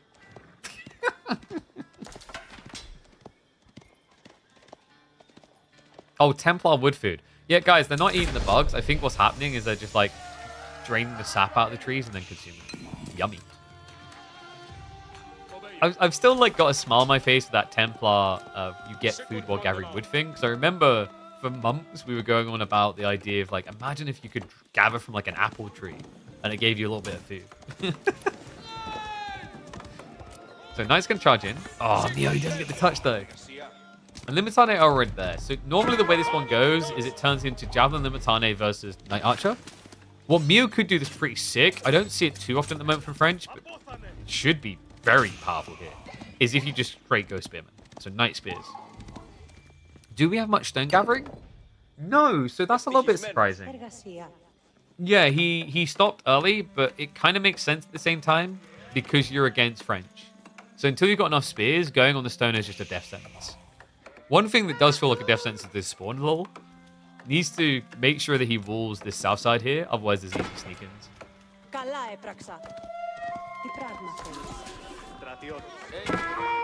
Knight arriving. Too aggressive as usual? I mean, it can be okay. So the reason it can be okay is he's going to take this guy back and sit him in the TC.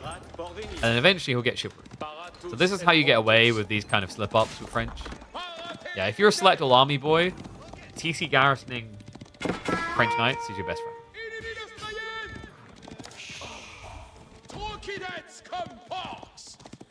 Okay. So overall, pretty good plan of the ball. One problem I do see is me and Micah got seen doing this. I don't know if Myriad's really going to do anything about it per se, because you'd have to probably go force him to do something about it. But like, are you kidding me? No, no, no, no. Okay, we were close to tilting. All right, honest answers. You know, I want to see people interact in the comment sections, live or afterwards. I've got a really good question for you. How many French Knights have to dive your base and get away on 1 HP before you're fully tilted? How many? Be honest, because I'm expecting to see a lot of ones in chat. Myriad's a pretty calm guy. I think it would be 6. If 6 French Knights got away on under 10 health and got back to the TC, then he'd mold.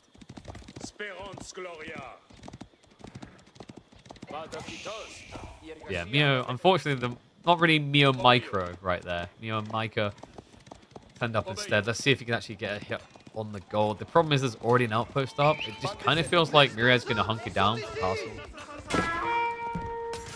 Oh. A little bit slow on the reaction. That's the second kill, actually. It's kind of starting to matter here.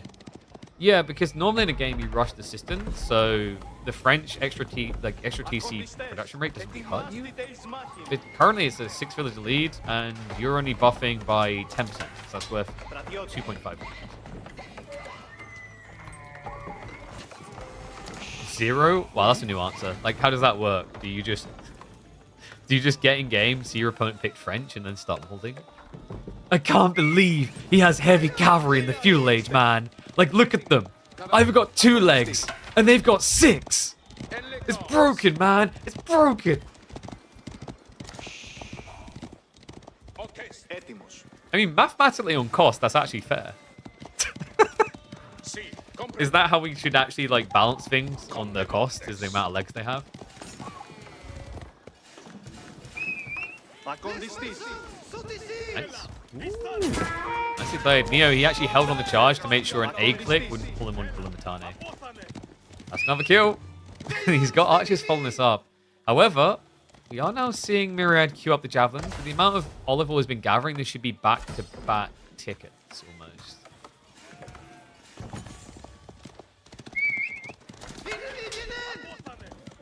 Yeah, dude, of course they got 6 legs. They got like 1, 2, 3, 4, 5, 6. If you really want to be crash, you may be able to count like a 7, 6.5, but we're not going to do that. That's why cavalry is Ember in Age of Empires 4. They have more legs than everyone else. It's just not fair. No HP upgrade for Vils is bad. So the argument is, do you think you're going to lose villages? And Myriad probably expect to lose 1, maybe not more. So didn't feel worth it, because the thing you have to keep in mind is Textiles does cost you a villager in terms of production, but then it also costs you 150 resources. That's a lot. So if you feel like you're only going to lose 1 villager pre-10, then it's fine, because also keep in mind, if he has to go Textiles, that slows down the point at which the percentage buff of systems is good. Archers are going to arrive. Wow, he just goes straight after the villages. All right, this is jarring at this point. Neo Micah almost 10 eco ahead.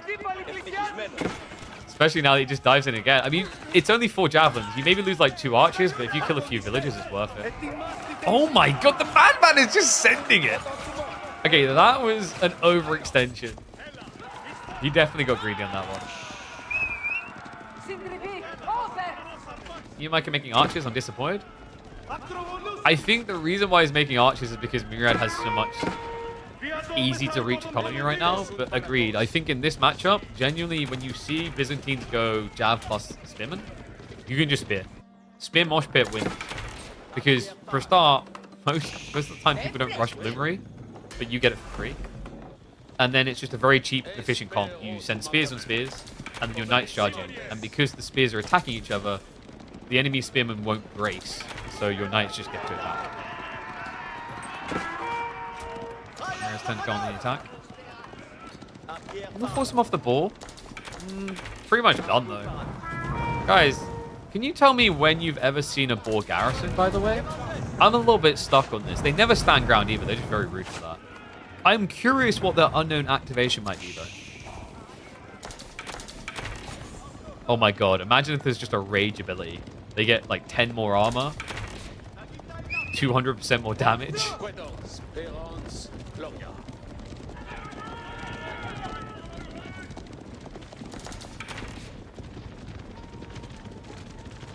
You're the only French player making spear. Not true. I've seen one or two do it.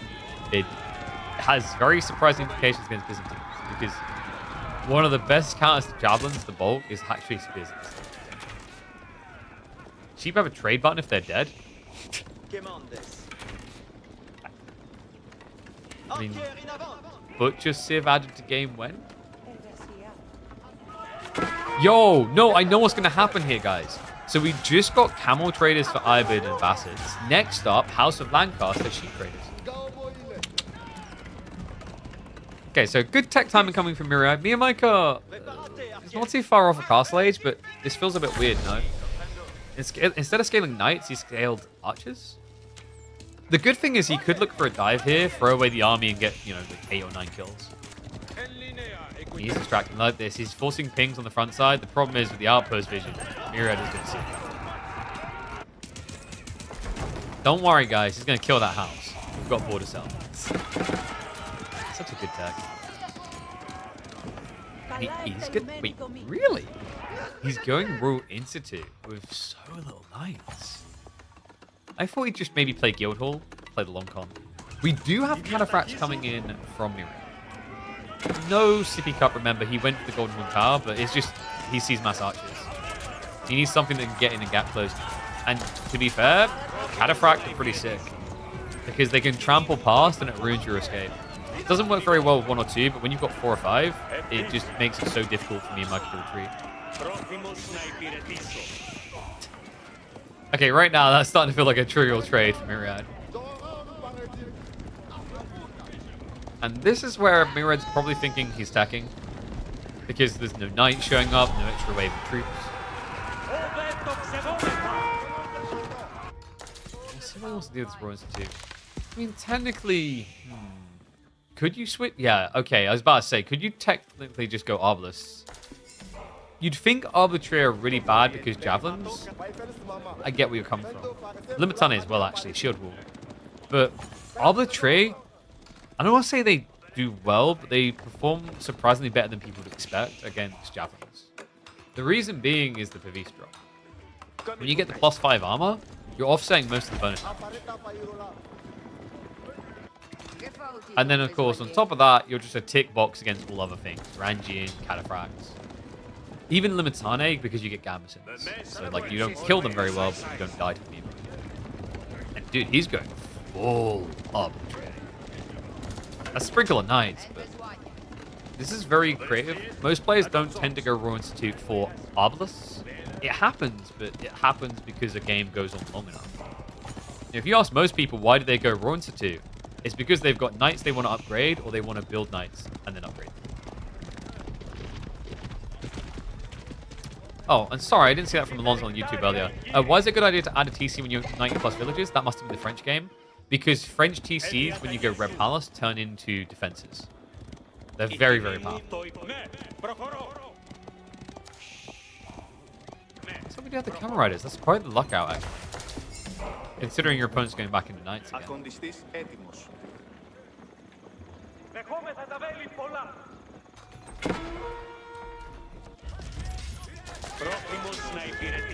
Cataphract's trying to be a little bit annoying. He hasn't really got many of them. It seems like Myriad wanted a bit of greed. Triple Monk. Yeah, me and Micah actually hasn't even tried to play for relics, which does surprise me.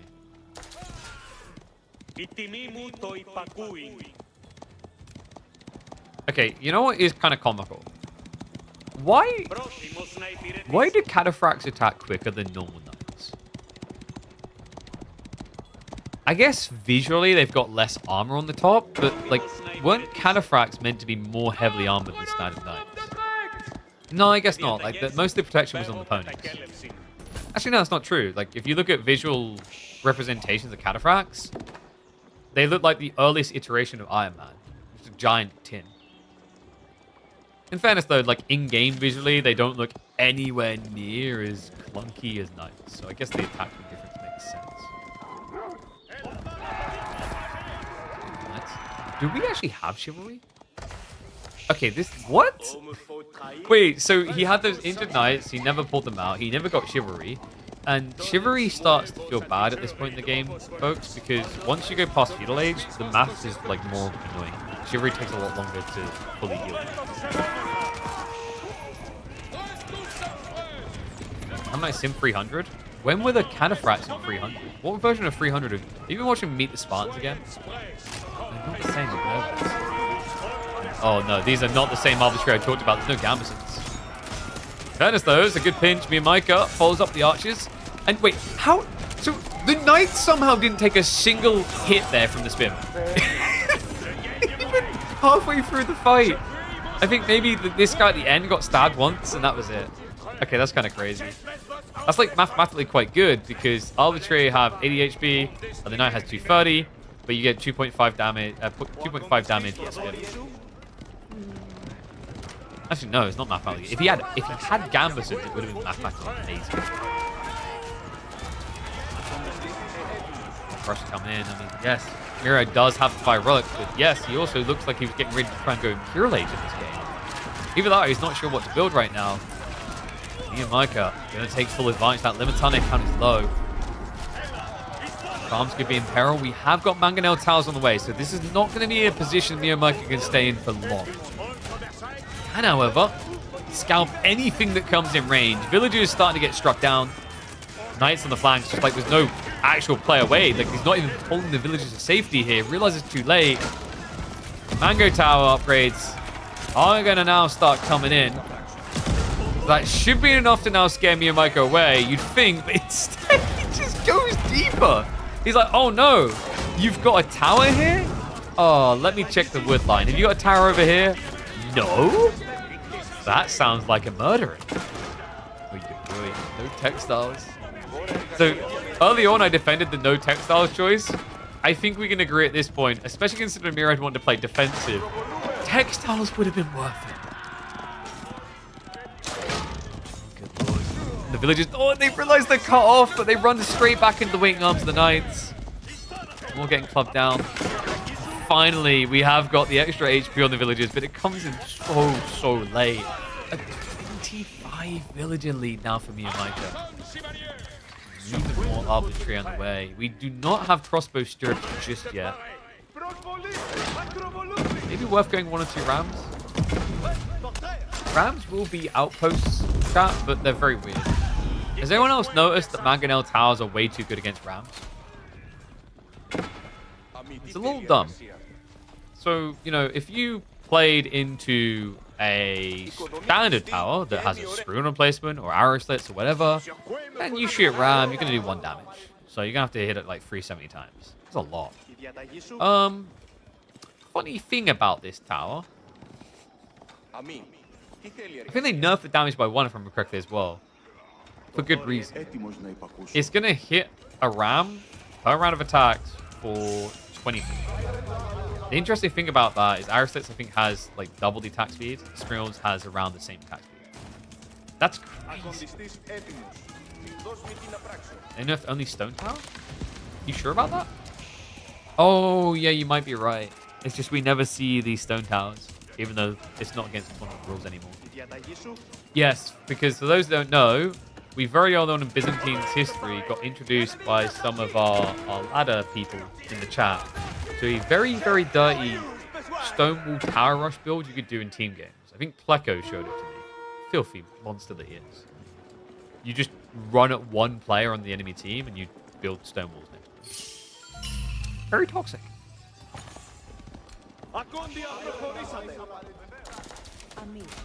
You can build them in Feudal? Yes, in casual games. It's illegal to build stone walls in Feudal in tournament games.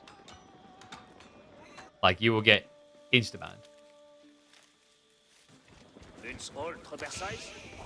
Okay, so things have slowed down quite a bit. And we actually have me and Micah going back for Rogue Bloodlines. And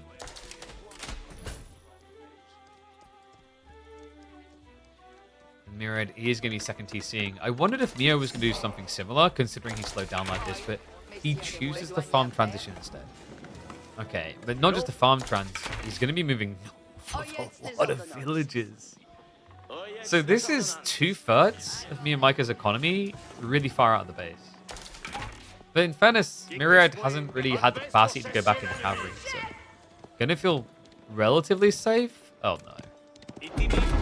I say as one guy shows up.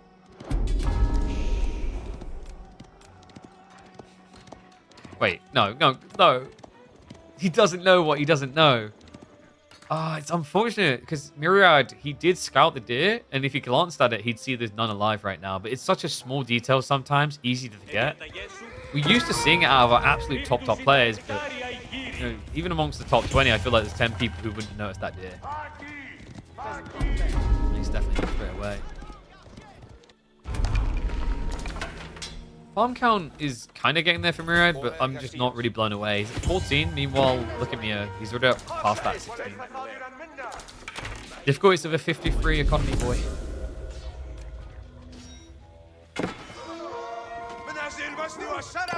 And I think what happened with Myriad's monk is he probably walked it back and hadn't built a new monastery because of all the fighting. But he has got it back. Ooh. You know what would be kind of cool here, actually, for Myriad?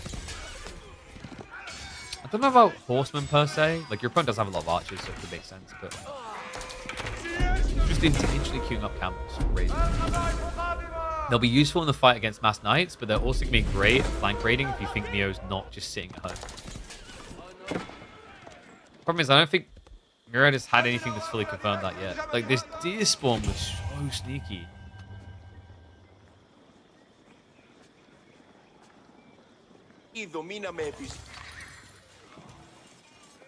So what is Myriad seeing his wing conditions? He is actually actively adding in camels now. So he's ticking that box. You have to be paranoid about Imperial, surely. Because you went Silk Road. So choice is pretty bad. You don't want Grenadiers. Javelins against Mass Knights is not going to feel great. It'll be okay against Archery. Camels can be okay.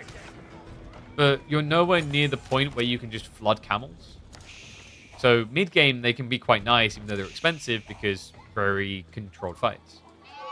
But if we go late game here, and we're talking, 10 plus knights a minute versus maybe 4 camels a minute, the math doesn't make sense.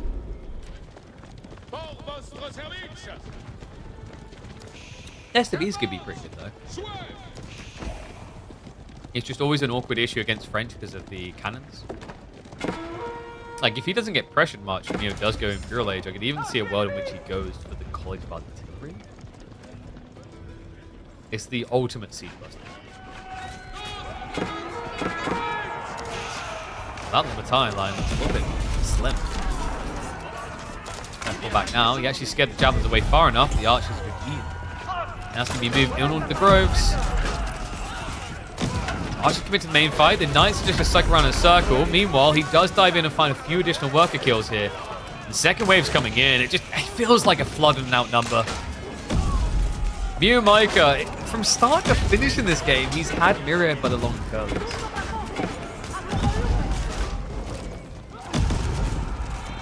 And there's really not much left to pick from this fight. Myriad, this should be his last stand. If the Knights don't get cleared here, they'll be able to dive for the wood line.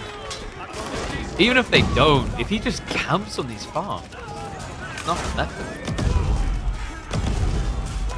And also, the potato aim on some of these mango towers, after everything I said, is going to make some people think they need to. But look at them, they've got the accuracy of the Stormtrooper. Yep, I mean, they didn't even mean to hit that guy. That was collateral damage.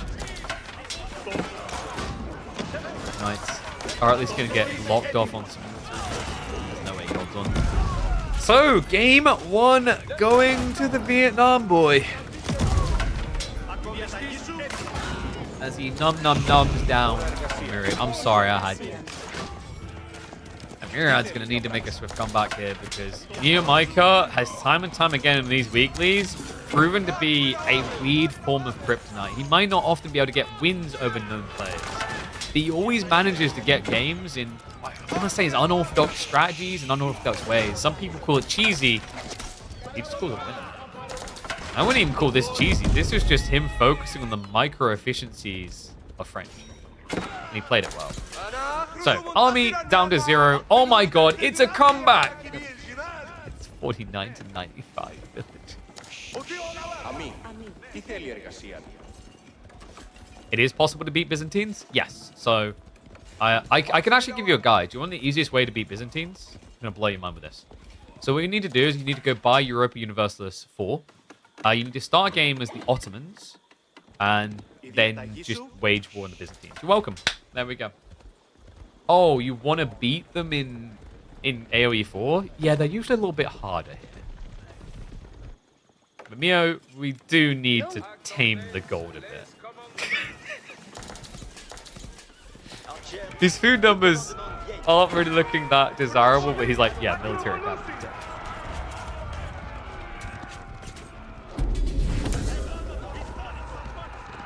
One pop of system buff, those builds could have killed those knights. So, one important thing to remember about Akrotoy, and he did use it by the way, is that it doesn't give you bonus against attack. It's impactful in feudal mode, but against heavy cav and castle, they're just gonna melt. They hit you. That's ambitious though, but yeah, they hit you. Okay. Kind of hilarious that me and Micah had like a stint in the crossbow lands and then never even bothered to try these camps. After all this experimenting, going around circles, coming back, we've just arrived at both of them being more or less on only their feudal comp. How's this game not over, actually? We have got a keep drop coming in. This could be big. The gold is critical here. It might not look like it right now. Scaling, yeah.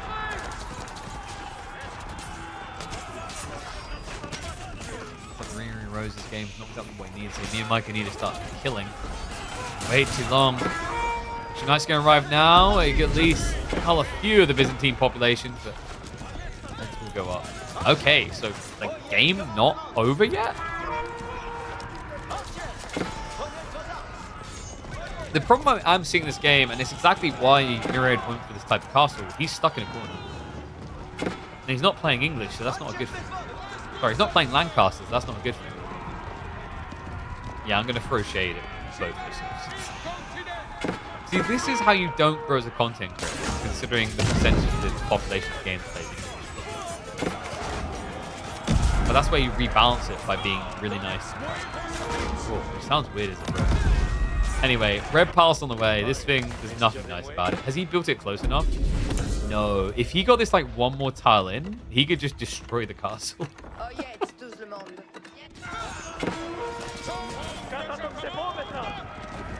There is a world in which Myriad gets a tech as well.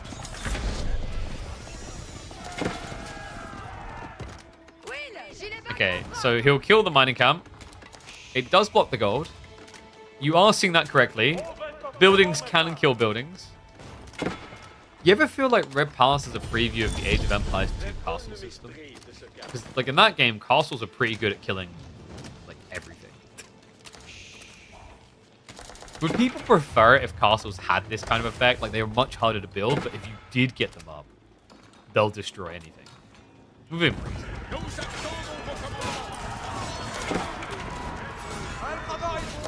You can already see the veteran scene to elites on the way. Even without it, he's winning this fight. Oh my god. There's not enough Limitane. He's just going to cut off everything in the retreat. The Javelin's turn around, but it's barely even worth the shot. Okay, if you can't win against the Castle Age, I don't know what you do when you get gold.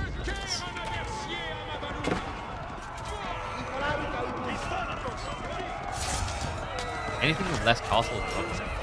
So I am of a mixed mind that I like the concept of what like AoE2 castles do, how they function in the game. Whereas like obviously the issue with it is the default spawn, etc. for AoE4 is always very expensive. Does that make sense? It's like their castles can act the way they do because they are used in a very different functionality. Like in 2, I often see people dropping castles to secure a staging point to do something. Occasionally, like it feels like they're going for staging points. In 4, it often feels like most people are dropping keeps to secure them.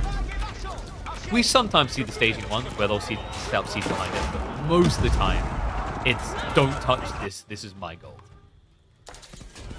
So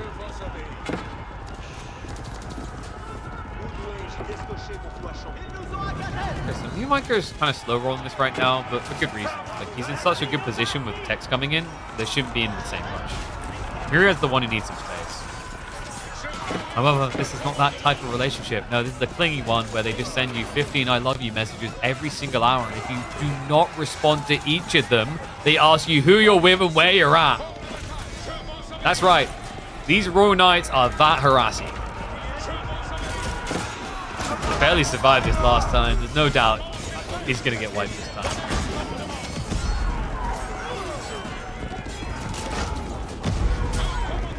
Myriad maybe trailing the series, but reminder as we highlight, me and Micah, although he's had a few deeper runs, I think he's had 1 or 2 quarterfinals, most of the time it tends into a, I got a game, but how do I get a series? It'd be a really big test for him, because right now, Myriad to start this year, I would say he's looking on fire, looking on his best form so far. But this is also the exciting part about a new expansion. Many things changing. You have to relearn, adapt, and overcome. In this game, the adaptation for Mio was build knights, don't build 100 like that infamous series.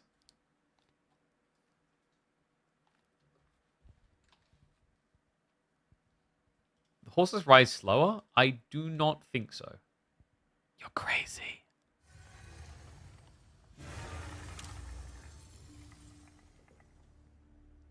Okay, so Mio point on the board. So that was a French versus Bizpic.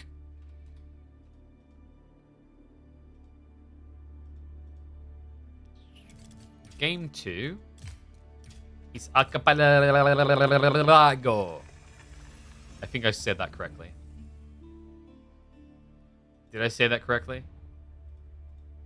But there's no point in it because he's got Knights Temp.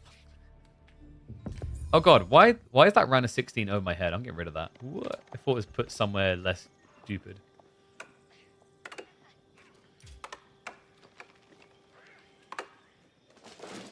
Mamma mia, it's Archipelago. Yep, we went Italian because Knights Templar are appearing. If the game goes deep enough, we might see some Venetians, but one and all, I don't know if you even get that deep. We have a problem in Age of Empires 4 right now, and her name's Katie. This Civ on water may just be the king, undeniably so. Especially with sacred sites like this on the map. Me and Micah has got the Shushi, so there is the potential for an upset here, because Shushi were the former kings. And thank you, you are correct, we need to switch sides, because I forgot they're on the other side now. Also, for some reason, Myriad changed colors. So let me fix that as well. Wait, why did he change colors? Huh? Yes, reminder, 1, 2, 3 is Myriad. So this is going to be either Shushi get the opening exchange and can contest, or they fall behind. Shushi is really, I'd say, a timing civ when it comes to water. The reason why they look so dominant is at the highest level, your timing on that second boat being so much better kind of just gave you full momentum and dominance. And I think with this matchup, it's very similar. If Knights Templar don't fall behind on that initial boat, which is unlikely considering they've got such good wood economy early on, then they start to add in this, the safe passage tech. And it's very difficult to stop the Knights Templar from trading, essentially.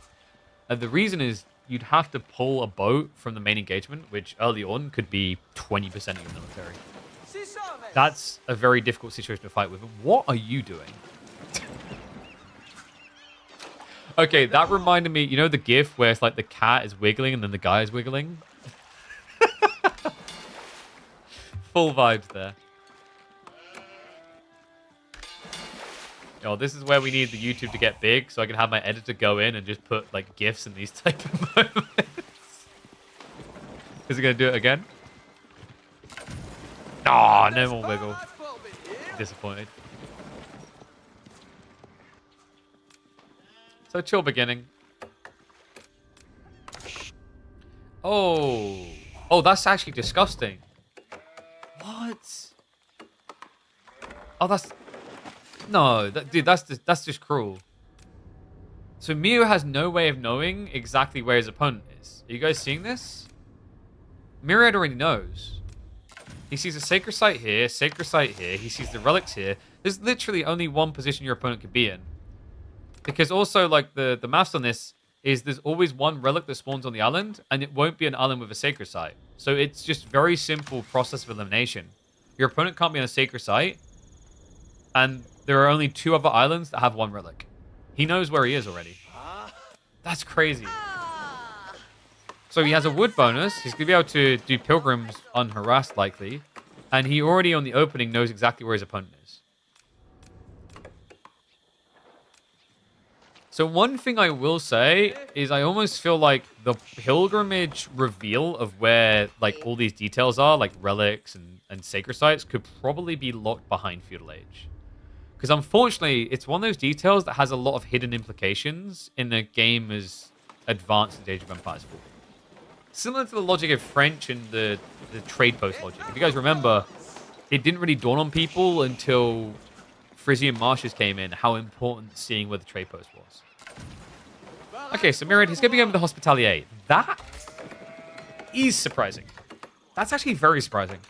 So the reason why Hospitalier is surprising here is usually Kingdom of France is the god tier option. The reason is this production rate. This production rate is better than Shushi in China's. And the gold cost reduction just stockpiles a lot when you're considering you have Springle chips that cost gold and demos that are 50-50. But, yeah, the healing will be increased. Good eyeballs from chat. Notice the reading on it increases all healing sources. Another funny thing here, it buffs... Wait, what the hell? Right-clicking made it disappear. It also buffs all civilians, so it should actually buff fishing boats. This means your fishing boats... It's like playing Scholar Deli in a fight in Feudal Age.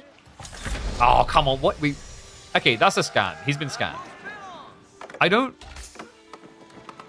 I think they need to reword the Knights Hospitalier passive perk, because civilians, villagers count, traders count, and pilgrims count. Oh, sorry, yeah, like Venetian traders count. But why don't fishing boats count? I mean, it's probably a good thing they don't. It'd be broken. But once again, guys, this does mean that the repair when you pull fishing boats is going to be 30% stronger. Look at this time. This is ridiculous. He tech quicker than Shushi. It is kind of a miss micro by me, Micah. Not kind of, big miss micro. He's got 350 wood right now. I guess he wanted the double Q up, but the problem is just the difference in time. Like, remember, for Knights Templar, it only takes a minute to tech out that TC. Definitely needs to get value out of it. Archer ships are arriving for exactly that. Me and Micah. Uh-oh. Uh-oh. No, he's bringing the Springle chip out of the ford. In fact, it's going to be worse than that. Check this. He just dives straight towards the fishing. Demo ship. It's just going to dodge out. He's going to be able to snipe this down. No. All right, me and Micah is just being toyed with right now. That archer ship is going to have to back away. There's another Springle ship that's going to be coming in. He's already lost the archer ship control, which means the demo can head on in. You can't protect that war junk. Oh, God. And the demo connects on the fishing boats as well. He doesn't even save it from sinking.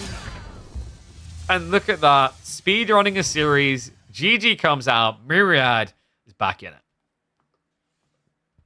What a reasonable civ. I definitely do not foresee water being a problem. Ay, ay, ay. Yeah, I was surprised by the draft that... I don't know. Maybe me and Micah hasn't practiced it much, but it seems very odd to me to let Knights Templar through if you're not going to ban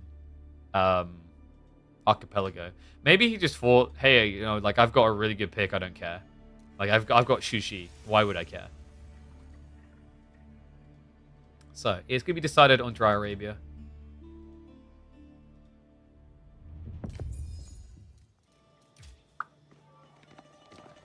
go. Can I get my 7k points back if you're not going to wear a tie? When did you give... Oh, I must have missed that. Sorry. Remind me after this game. I'm probably not going to see it if we're in-game. You have to remind me when we're in lobby. Be reasonable. Okay. 1 second. Let's get ready to go. I need to switch across again, don't I? Yep. Why did Myriad change from purple to... Okay, so he's just basically... He's role-playing.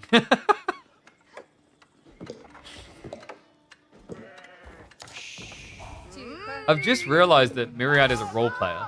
When he plays Byzantines, it has to be purple. Otherwise, yes, just red. 1-0, we have a deciding game here. A game number 3 between Myriad and me and Micah. Iabids versus Rus to decide this. I use a very interesting choice. Dervish wing play usually feels a little bit weird. I don't think you can do that in this matchup.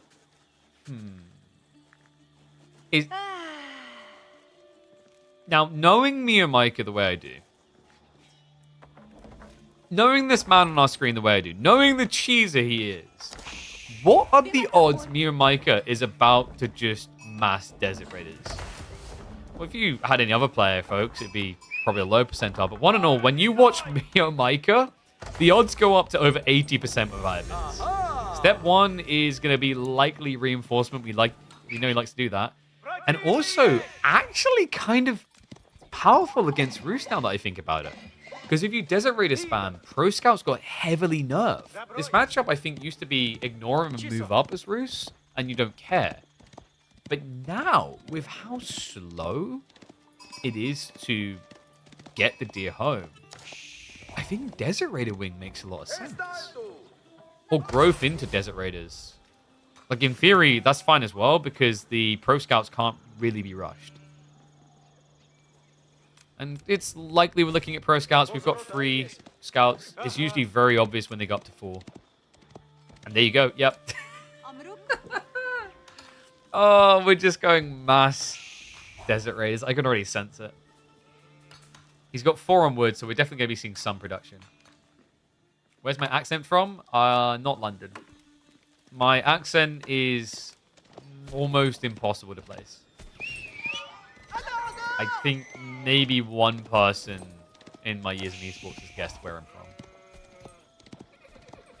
So yeah, I am... mine's a Suffolk accent, which is like farmer boy territory. We even have a local football team called the Tractor Boys. So strange to not see non-Templar Lancaster. That's because we are the most competitively attuned frequent tournament. So these like one-off tournaments are really cool for showcasing new things. But obviously, at the heart of it, Midweek Muster was created to be a competitive core to the Age of Empires 14. And I think we've done a really good job of that. The thing that we alter frequently is maps. We rotate 1 to 2 maps regularly. But we have a ban sequence. So the reason why you're not seeing Lancaster or Knights Templar too frequently is because quite often they won't get through the ban. Taking over your life? Oh, chill, mate. We're going to have to work on that. A 20 watch streak is impressive, but I think someone had over 100.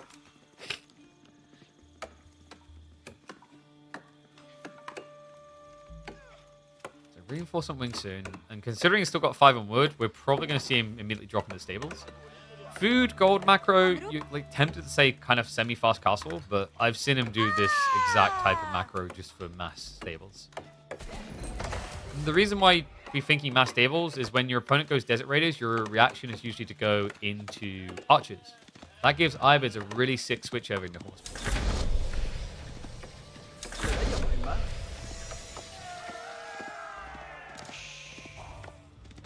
Moment of truth. There you go. Stables coming in.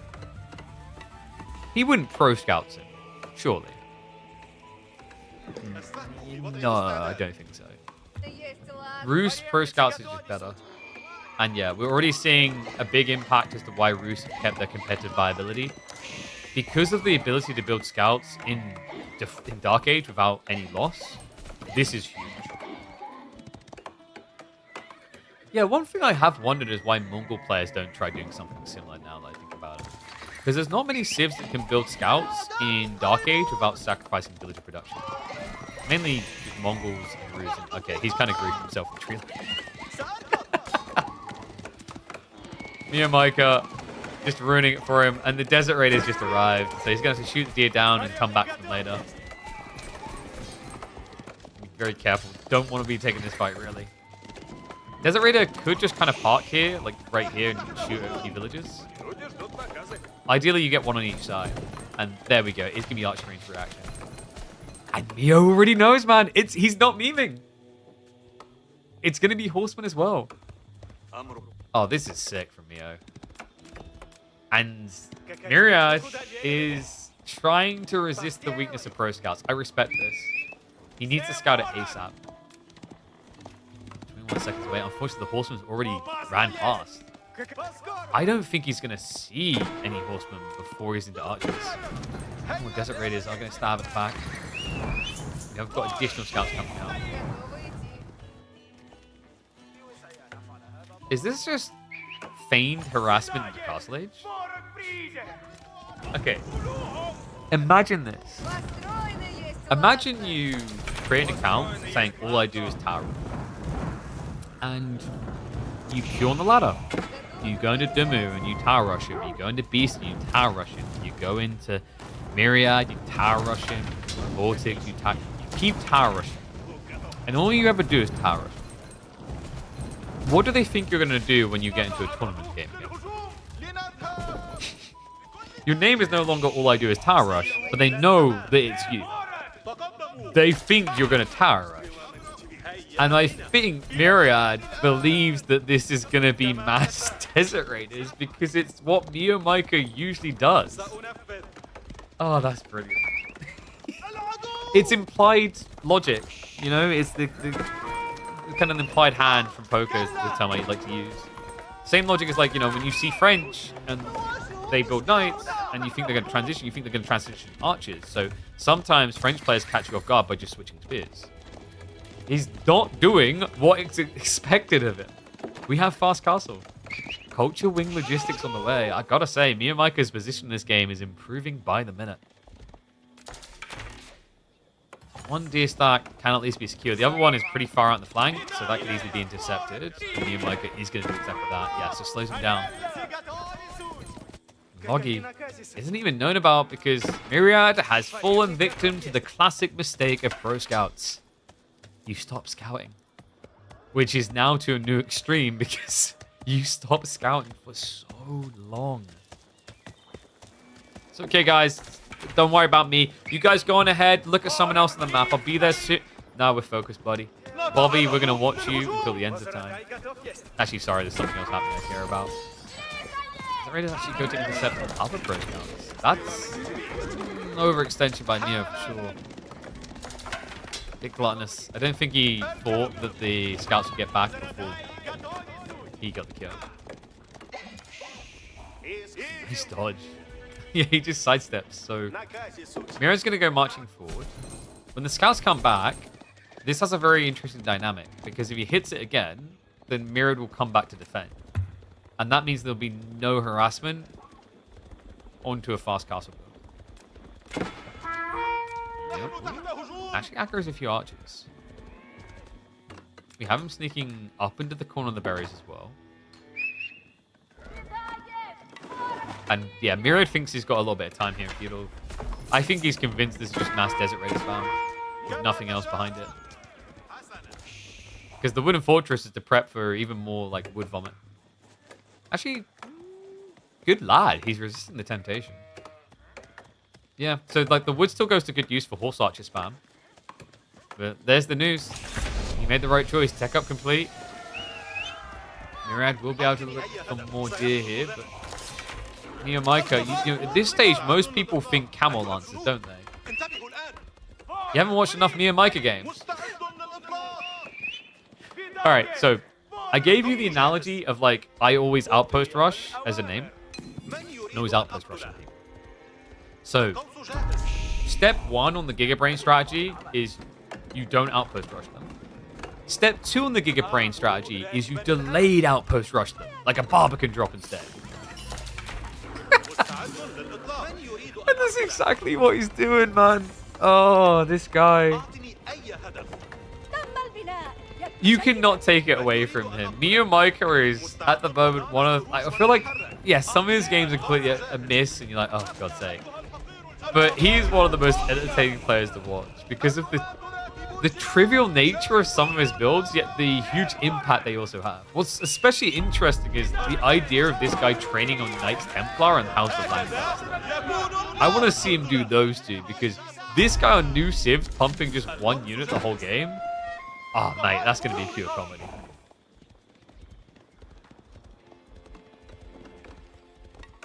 What do you think about changing the Pro Scout's movement speed reduction and then changing the upgrade time?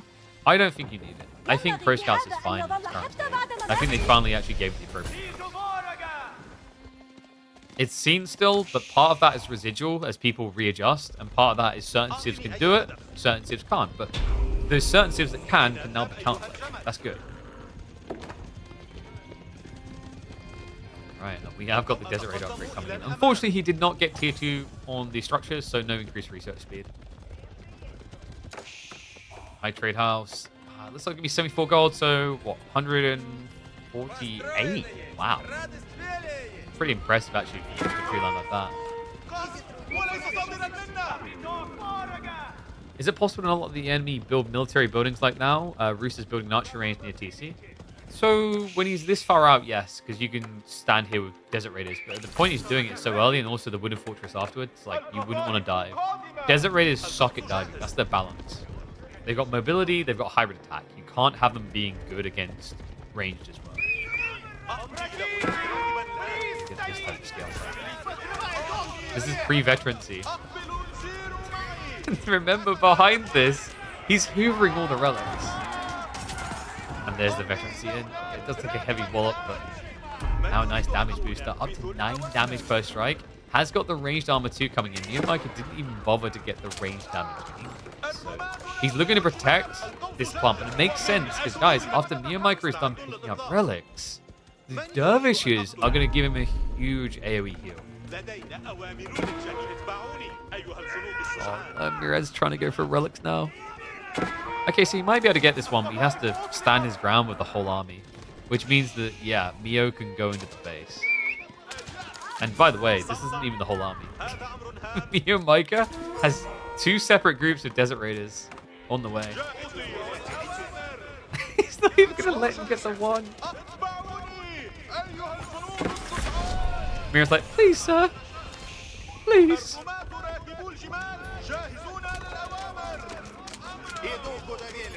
He's like, please, just one kill. Just one. Doesn't at least get it. Oh, come on. This is sadness, though. The timing on this. Mio doesn't skip a beat, man.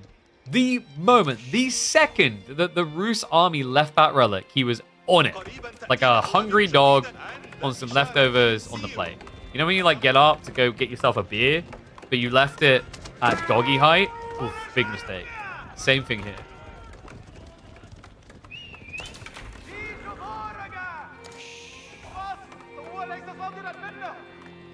Does he ever switch? All right, ones of you think Mio will add a different unit type by the end of the game. Twos of you think this is it. Wait. No. No. Wait, is he going to fast imp? But with what? No, guys. Like, he's not fast imping. He's just making sure he's got enough production to keep on pumping. I was going to say, because, like, fast imp feels a bit weird here. Fast imp makes sense if you've got the military wing. Atabegs, yeah, okay, so here's the thing. You think Atabegs are good, but Atabegs doesn't impact existing units. So it's actually quite weak to rush Imperial Age with 50 economy. And, oh, he adds in a new unit type. Really? Wait, why is he adding crossbows? And it's not a misclick because he built an archery range. No, it was a misclick. Okay, but we are going to get some camel lancers added in. That makes sense. There's barely any spears left over, and your opponent is just leading hard archers to try and counter you. Of which that is failing miserably. Oh my god, these Desert Raiders. just feels like it takes so long to kill one. By the time you got one kill, you've lost 3 archers. You just smuggle him away. He can go towards the sacred site and heal up. This is a ridiculous amount of passive gold, by the way. He's got 700 passive gold a minute. Yeah, he's griefing himself because, guys, remember, you can build Desert Raiders out of both these buildings. I don't know if he has different key bindings or what. Like, for me, it would be R for both. But for him, he keeps accidentally queuing up crossbows.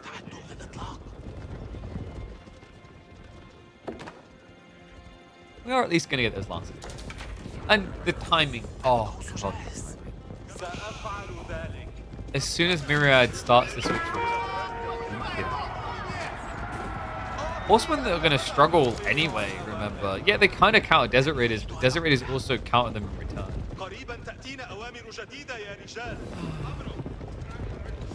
Myriad at this point is just trying to resist losing in such a memey fashion. Because it's strong, but like even though it's strong, it still just feels memey that your opponent's able to do this. This somehow feels more ridiculous than when French Knight players only build French Knights.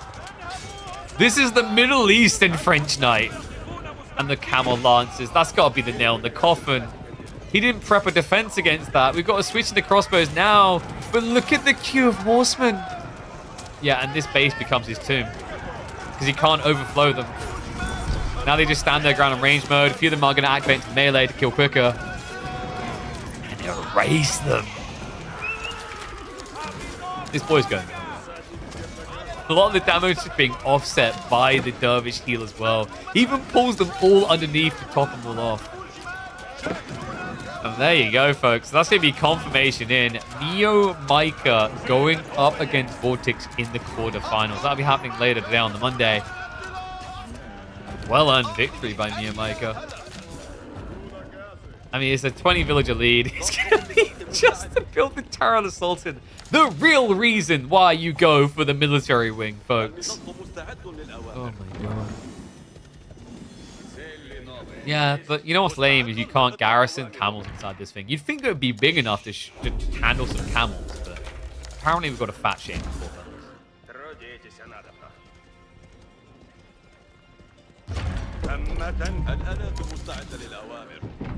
Oh wait, do I need to get, like, where are the prime subs? Prime sub or else? Shake, shake, shake. Shake, shake, shake.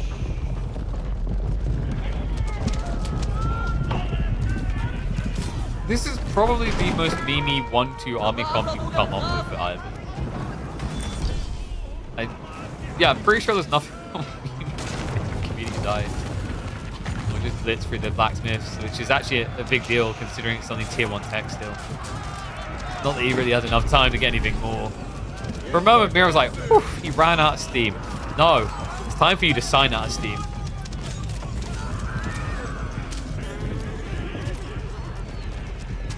When you see them like this, they look broken, but the reality is really quite often not. Oh no.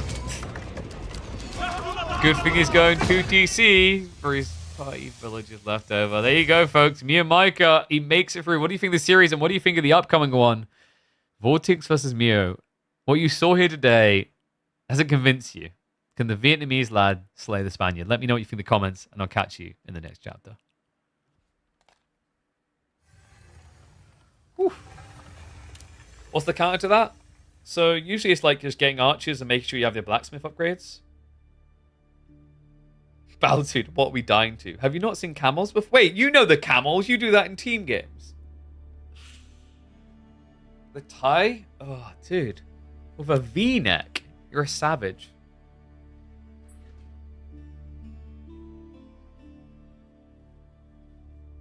No.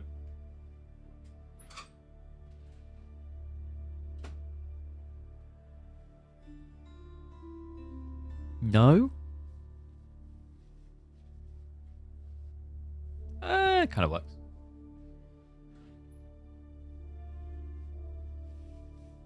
Roos is actually a strong Civ. XD. Balton, are you questioning Neo Micah? You know, like, if you're going to question him, you got to sign up and beat him. That's how that works. You trust... Yeah, we always trust him. Micah is the secret overlord of AoE4. Ugh. Wait, whoops. Let's do double Windsor. We've got enough tie. So lap up.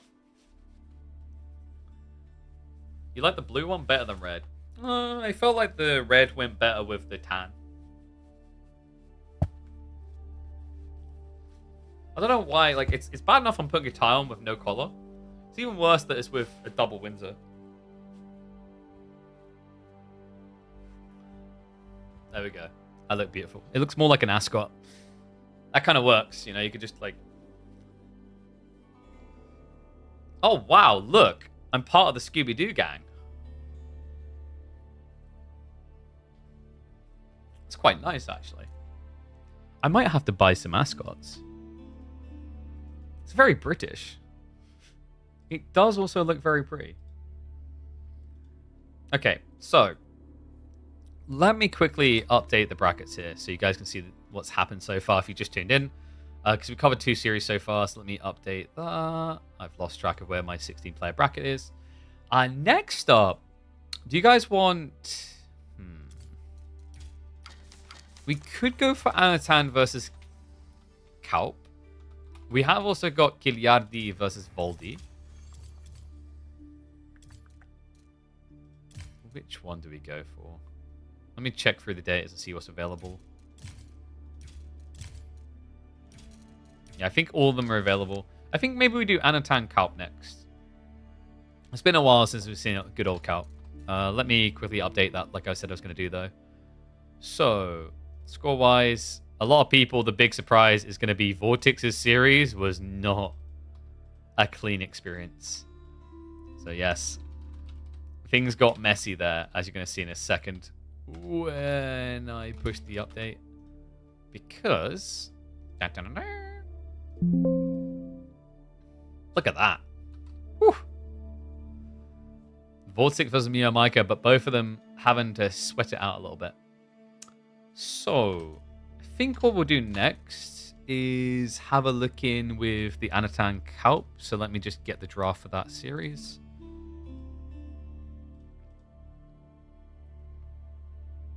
So we got draft coming through now. Oh, I need to reset the whole thing. Let's do that. And then we'll do this. And then Anatan has the deli pick, Shushi pick. Boo, dude. Can we talk about Calp's draft? What the What? What is that draft? Oh, that is like... I mean, in some ways, that's the calpiest draft I could ever imagine. But it's also just like... It's a new Civs Pog draft. And Anatan let him have him. Oh, man. I am shocked right now. That is wild. So, game 1 is going to be Shushi versus Knights Templar.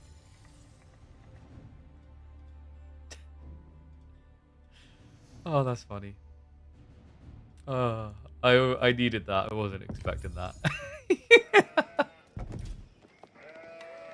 MSN beat Vortex? No. Wait, what? Wait, Rogan? No. MSN beat Vortex once. He almost beat him. It was a comeback. God, you had me double checking myself. I was doubting myself for a second there. But let's get ready to hop in.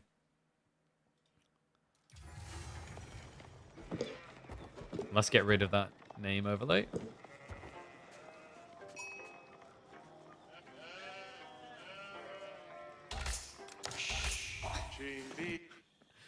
One and all, we might have the weirdest draft we're going to see in a competitive tournament. I can't believe this. Look at what's on my screen. Calp was given Lancaster, Knights Templar, and then English. It's his dream come true. What is Anatan up to here? And has he slipped up and given a bit too much of the draft? We're going to find out. We hop into Relic River for game number 1. Anatan has gone for the Shushi. Still a fairly potent sieve, actually, I'd say. I'm wondering what the strategy is here against KT. Could this just be a good old-fashioned Chugani rush? Because isn't Knights Templar poorly equipped to deal with that? Let's think through the options. You could go for your cheap French Knights. That could be one way of addressing it. You definitely don't want to build Hospitalier against Mass Chuganu. And you do not want to build Axe Throws against Chuganu. So I think if Calp goes for anything but Kingdom of France here, Anatan has it an all-in strategy he can apply. Who won Mio versus Myriad? That was a win for me and Micah in the end. So yeah, we're checking on another part of the bracket now. Winner of this will go up against either Dumu or Scatter.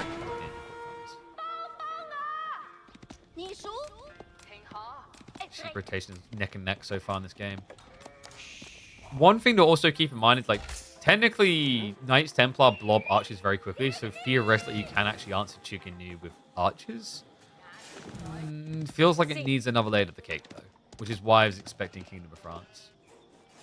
Looking at meditation garden locations, there's nothing too crazy here. He can get a reasonable amount of food and wood, or he goes for the wood and gold. Yeah, Ooh, actually that might be worth it. Food and wood here, especially if you want to go Chuganu, that's probably the best one. The problem is Anno hasn't scanned that area yet. There is a drop maybe here? No, I think you're going to get 3 of the veins. And he just played it safe. Yeah. I'm thinking about it now. Based on the renders I've seen, I don't think Relic River has that many good spawns for meditation gardens. Give me a switch over to gold. That's a lot of gold work. Is he going pro scout? And we do have Kingdom of France. Calp's a clever boy. Oh, he's also a greedy boy. We have 2 TC versus pro scout. All sacred on the same side.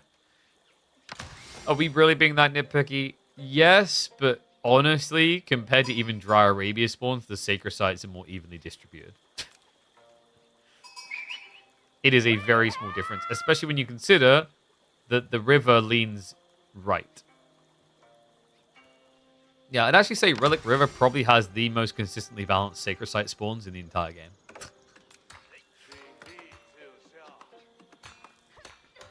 What happened with Gorge, by the way? Did anyone notice that I don't think you ever see the diagonal spawn anymore. I think they made a change, so it's always the linear equal distance spawn. Because it used to be you get one very close to your side, and then you'd have the central one. Garden. That's not too bad. 36 food, probably about 25 wood. Calp probably looking for a TC drop on the deer. Very close and cozy to home. You could be crazy about this in forward. Boar plus deer stacked like that is really, really good. And down the line, if this is like a semi-fast castle type build for relics, you block that as well. But yeah, there you go. Confirmation in. Anna Chad still believes. Pro Scouts on the way. And understandably still believes it's Pro Scouts versus 2TC. And if you guys remember, 2TC meta completely died for Season 9 because of Pro Scouts. Like, it was rock, paper, scissor type situation. If you went TCC, Pro Scouts destroyed you. It's a little bit different now. I think 2TC is slightly more credible and viable because of how slow Pro Scouts is. Dude, he actually goes for it. He goes to the greedy boy TC. Okay, I mean, this is good. It does deny Pro Scouts on one of the deer stacks. Would actually love to see him just shove in the other one, but he'd need a unit to do so.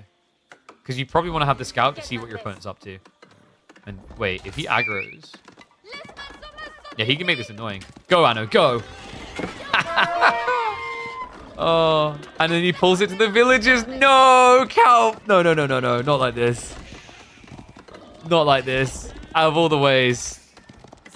He's going to lose the scout. Oh my god, he can't hang around. No, Anno, he can get the kill. The ball goes over. So that's going to pull the villagers. The full 8 are here, but no, he body blocks himself with the TC.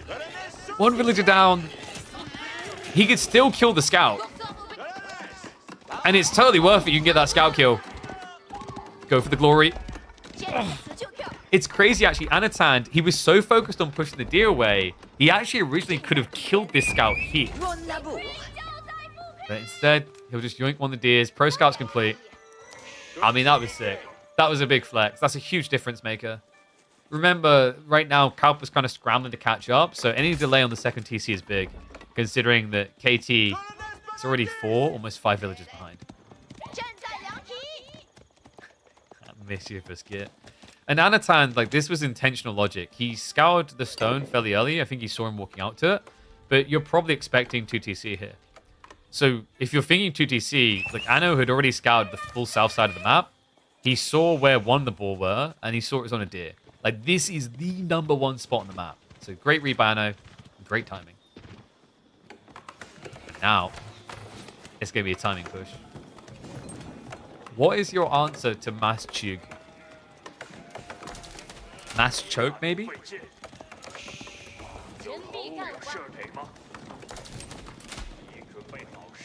I actually don't know if you can survive this. Calp is going archers now, but he needs archer's spear.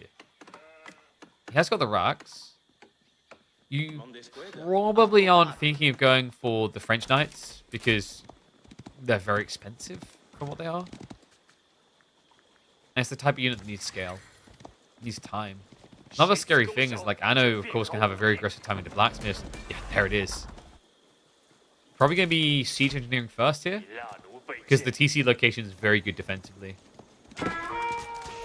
The crossbows begin, and you already see how ugly of a trade it is going to be for Calp. And sometimes I really do just feel like Chug is... Actually, no, not sometimes. I always feel like it's the most toxic unit in the game. It's definitely top 3. The problem I have with Chug and this is why I said a yeoman nerf of 0.5 tar range is enough. How often, like, once in chat if you've done this, you walk in with archers to attack a Chug and they hit you back. Even if you click for maximum range, they get close enough. I feel like it happens all the time. Because of the attack animation. That's the problem. The Chuganu get close enough because of that. And the exchange of damage just feels so bad. It's 5 damage then compared to 12.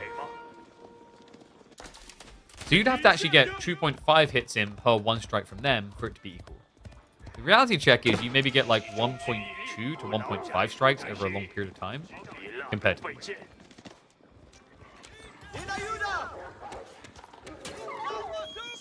I think we know what happens next here, folks. Undermesh is prepped. He's actually just going castle alongside this.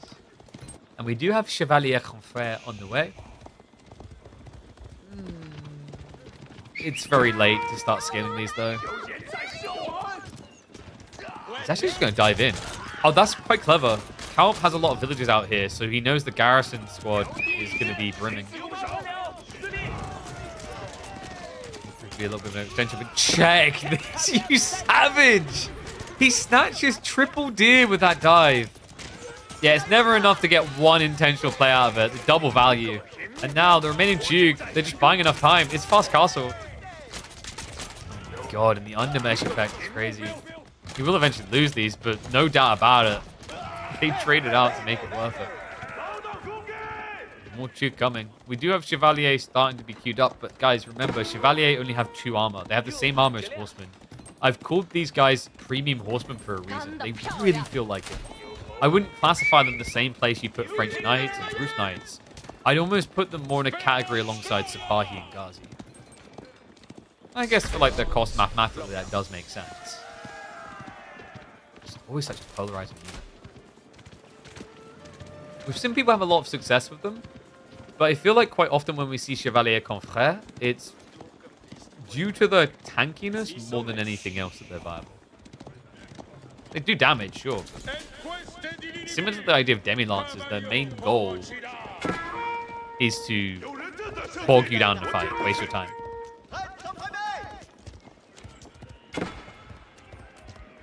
Premium Horsemen that don't do bonus against archers? Sure, but the trade-off is you have like good base damage, a better attack speed than Horsemen, and you have a lance charge that does more damage. So like the cycle charge element is like their premium. It's kind of like the thought process of Hobbelars with Lancaster and that charge tech they get.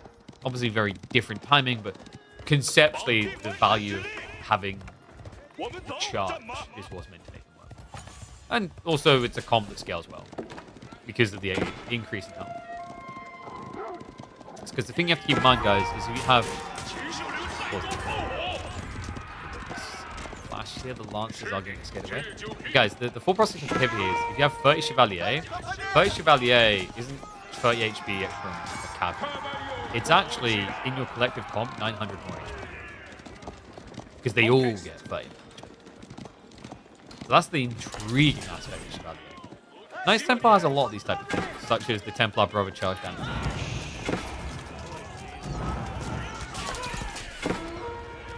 I don't know. This to me for Calp, it doesn't look good enough. The worker kills is problematic.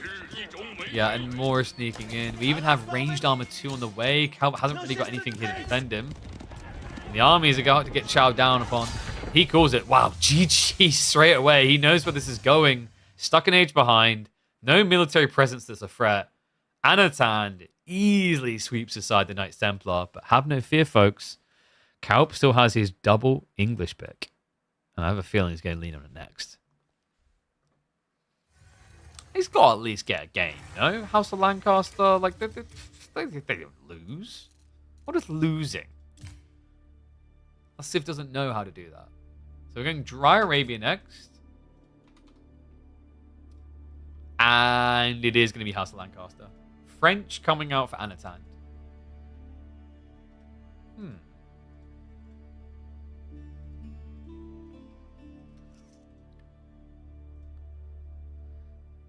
KT lost? Dude, like, Knights Templar loses... I don't know. Like, is anyone really surprised when Knights Templar lose compared to House of Lancaster? I don't know. I think the shock one for people is when Lancaster loses, not when Knights Templar do. Or am I wrong on that?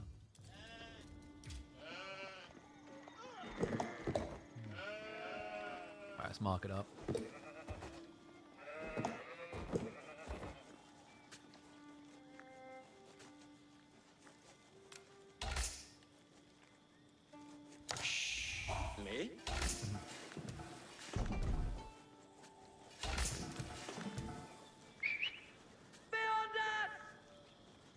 One and all, you are not mistaken this. This is a tournament series in which one player got both new civs, and he's going to get to flex it. Game number 2, Calp, who historically is a little bit of a prolific English spammer, gets to spam a new type of English. And Anatan's answer is going to be French. This is surprising on the draft. I think Anatan was probably expecting this pick, and look at what he had alternative. China or Delhi. You could argue Delhi could be impactful against Lancaster, and maybe more of a throwaway civ in case it goes wrong. Whereas French, I think, is going to remain as quite a dominant pick in the new meta. One of the few civs that feels really good still doing Pro Scouts. So, Pro Scouts would be probably too greedy here, right? I mean, in fairness, if you were to Pro Scouts, you get all 4 deer stacks, because Lancaster doesn't really go onto the deer. Because, guys, like, I mean, this looks pretty good. 2,450 food is a lot. You guys want 2,450 food, right? What if we increased it and you could get 4,900 food? That's great. Yeah, but what if we could get infinite food and wood? Jackpot. This civ only cares about one thing and one thing only. Mana spam. And you're going to see that is already going to be the intent. So, Calp is going to be playing the normie build. I still wonder if Anatan is better served by not playing Pro Scouts and just going out onto the deer. Because, like, technically, you don't worry too much about raiding until Lancaster has at least 6 manas. Well, I'd say 4 at minimum. Because of the Demi-Lancers, the weird heavy cavalry that Lancaster has. But that gives you a lot of time to gather. And if you focus on just loose gathering, it means you can get a really good all-in timing with Knights Archers. Because, guys, if you remember, we watched Beastie. We cast Beastie in the tournament the other day, where he had a really sick build, and it will be up on YouTube if it's not already by this time, where he went for Archers, Chevalier Confrère, and then just rushed Rams. Now, in some ways, Knights Templar are better positioned to do that build, because Knights Templar have a lot better wood gathering. But French isn't too far behind. Like, the lumber camp into cheap lumber upgrade. The fact they have better knights means they might be more capable of chipping villager kills early on. And there you go. Lancaster Castle's going to be coming in. Oh, I just realized this is like a horrible spawn. Yeah, his stone's going to be exposed. Oh, no. Oh, this is pretty bad, actually. A rare crap spawn. So usually when you play as Lancaster, the secondary stone is somewhere near the gold. Say like out here or out here. So you just Lancaster castle between the two. This is horrible. Yeah, he's got his stone on the opposite side of the base of the gold, and his backup stone is closer to the enemy. Meanwhile, look at the spawn Anatan got. If Calp had this, he's off to the races as his jackpot. Okay. Calp may need to adjust here. There is a build that I quite like for Lancaster. As much as I can like passive income that's safe. But you just gather to 300 stone and stop. So you just do triple mana and defend your gold. From there, you can either build army to contest, or you fast castle. I think against French, building army makes sense because your spearman, yeoman comp is very, very strong. It's difficult to get full scale compared to like French knight spam. But we'll see. Calp. Wait, I think this is 2T's. Okay, thank goodness. He started building manners. I was a bit worried. I was like, if manners spam is hard here, I don't know if 2TC solves the problem. Technically, that could have been kind of a cool solution because you'd build the TC on the stone and then both are protected. But like the trade-off at that point is the ram rush window is much bigger for Anna. French free TC 149 49 rush knight. Thoughts? You've been watching too many me and Micah versus Dimmu games. I think the collar tech can also be very good against French. It's ridiculous against French. Imagine getting heavy maces on horseback. So fun thing, we've got a video that I don't know if it's uploaded yet. It's going to get uploaded on YouTube, which is Knights counter Spearman. And it's a Knights Templar game where the player builds armored spears. And Collar of S's gets used. The results will shock you. So, Pro Scouts coming in. Anno has got a really good deer spawn to just pull them back quickly. So I think he's showing a lot of respect to the Demi-Lancer pull we talked about. It's this right here, Muster the Nobles. Because even with just 3 manas, that's 5 Demi-Lancers, which can just run rampant on the food rubber.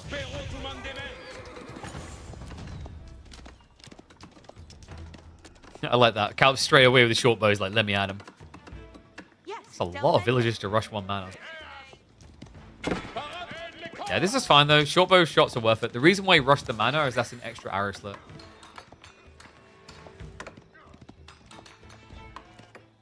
Nano. He is just double checking. He's like, has he gone for a backup stone yet? No. So now he's going to check the other one. And if he sees no stone gathering, he's going to want to start prepping some army here. Actually, do you...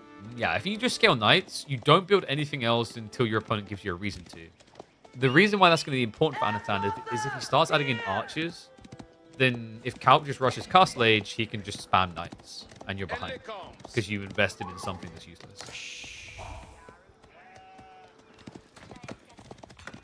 It seems like Anatan's sticking to his guns. I'll be telling in a moment because he's about to have enough for another production building.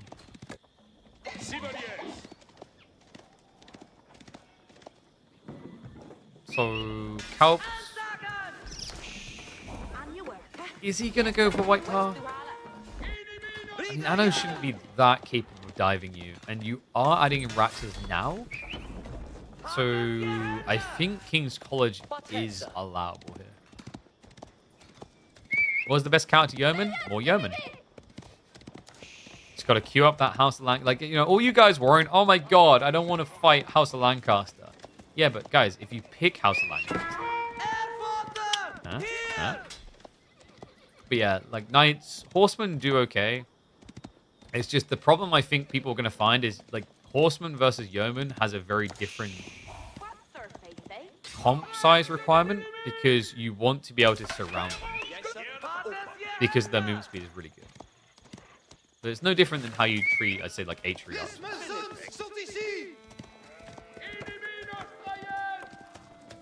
So, moment of truth. Okay, he does it. It's greedy boy time. King's College. Stables being dropped. This should just be knights to counter knights. The comp makes sense, actually, for Calp. Money shot's still decent, sure.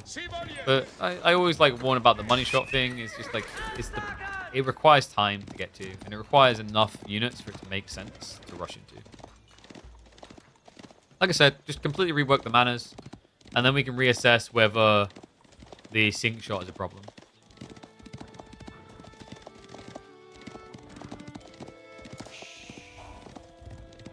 Also, why didn't they call it Arrow Rain?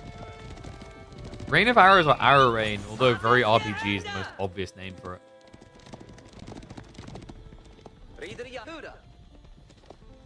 Or you just go really godly and call it Arrow of Heaven. You know what? Like, Arrow of Heaven kind of has a smack to it, you know? It reminds me in Dota 2 with Outlaw Devour. He had this ability called Sante's Eclipse, but that's such a lame name. So he instead, what people called it, because he like lifted his like scepter up, they called it dropping the hammer. Okay, so Calp's signature walls are coming. No, against French? You are a madman. That is insanely ballsy. At least wait for the Knights. And this is the tech, guys. Collar of S's can win this game for him. My worry is Anatan rushing castle now. Like, if he switches Arbitria, or you go Royal Institute. Royal Institute is very interesting mathematically because your opponent's going to do 30 damage. You'll do the 24. You have 80 extra health. So after armor mitigations, you're doing like what? Probably about 20 damage versus 25.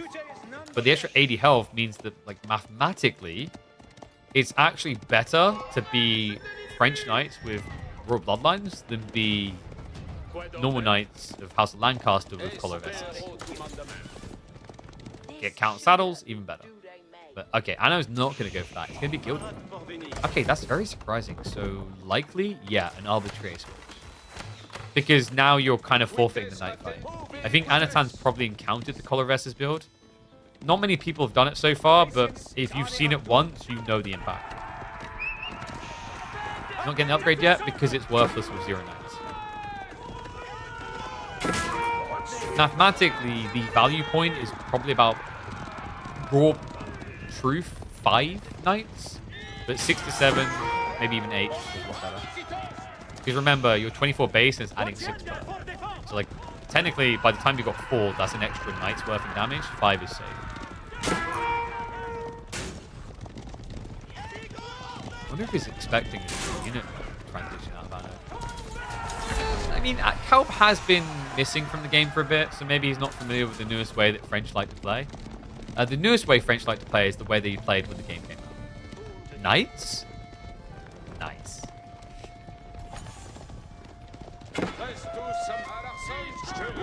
Yeah, this Civ Knight's harder than Queen Lizzie did across all her years, giving out MBEs and everything else. And there we go, straight into Arbitrary. What shall each do? Calp, he's going for the Relic Rush. So what's Anatan's win condition in his mind? He's got Guildhall, so if he can just drag the game. Oh, it looks like Calp. Just for the extra mana, I think so. Still no Collar of S's. Instead, Calp's going to lean away from it now to Billman. That's not a bad idea here, actually, with Arbitrary coming. Unfortunately, Billman sucks against Arbitrary Gambits. Yeah, it's like decent against any other crossbows, but really bad against Arbitrary. Because remember, Arbitrary have access to this tech here. 350 resources, you get 5 melee armor. And right now, Calp's entire army is melee. And oh my god, even more of it's going to be melee. I don't know if you guys realized that yet. Just do the maths, crunch the numbers. Hovelars are horrible against Arbitrary. Like, they are the worst horsemen against them. Force that fort. We're not even at that point yet. The Knights. Full A-click in. So we did just see hill training taken. This is a problem. Hill training is good when you have quantity for a charge. Because when you have veterancy on Hovelar, the charge does 25 damage. But the normal damage is plastic. And the reason that's important, guys, is because Hovelars have lower statistics than normal horsemen. More damage gets mitigated by melee.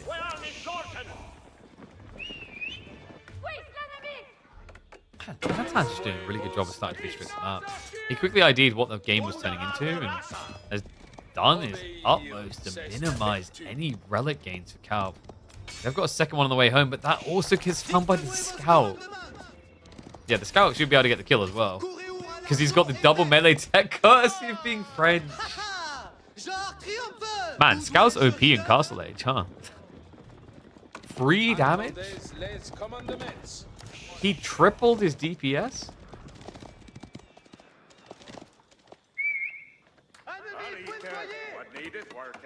So this is looking pretty weak with the manas. He only has the second free being unlocked now. And your opponent already has a 12 villager lead, courtesy being French. This is really good lead, actually. Reminder, it is Guildhall behind all this. Nice. Weird pathing. Really weird pathing there. The Spearmen, they're not even vetted! Wait, he chose Billman over Veterancy? Because they cost similar. In fact, I'm just double checking myself. New tech, but I'm pretty sure Billman is like 250 resources. Yeah, it's 275. 275, meanwhile, Veterancies are 350. So instead of paying 75 extra to get Veterancy, he valued -1 armor high. That's very surprising. Because the Veterancy is going to give you 20 more health per and a lot more damage. And hello, Freya. You found me. You going to go play? Yeah. Yeah, you got things in your pocket. Is chat going to want to say hi to Freya? I think so.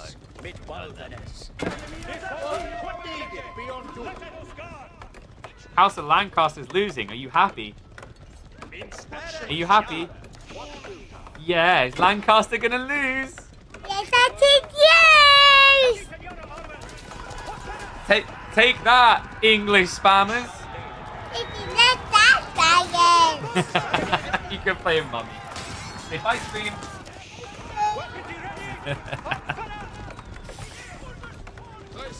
Oh, bless her.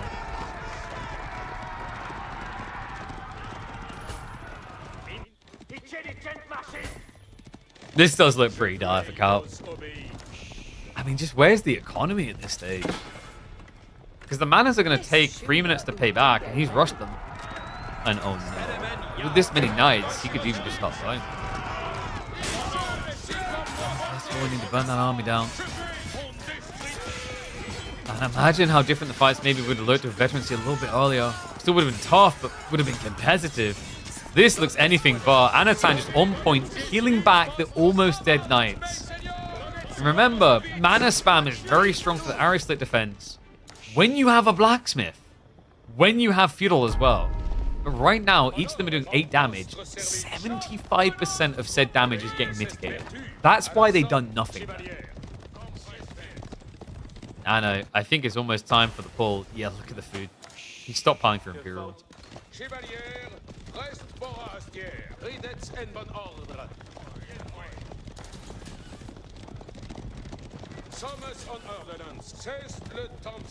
I can't believe he doesn't have blacksmiths. I guess there's just the pressure and the focus on getting other units. He just never had time for it. Tunnel vision on the manas. I mean, I know this feeling of like being behind a blacksmith. I think it's like one of my biggest weaknesses when I play. That's why when anyone's watched me play, it's like double blacksmith frequently. It's just missing from the brain, especially when under pressure. And okay, so we're trusting in the money shot now, but I don't know how you get enough yeomen together. This ain't Agincourt.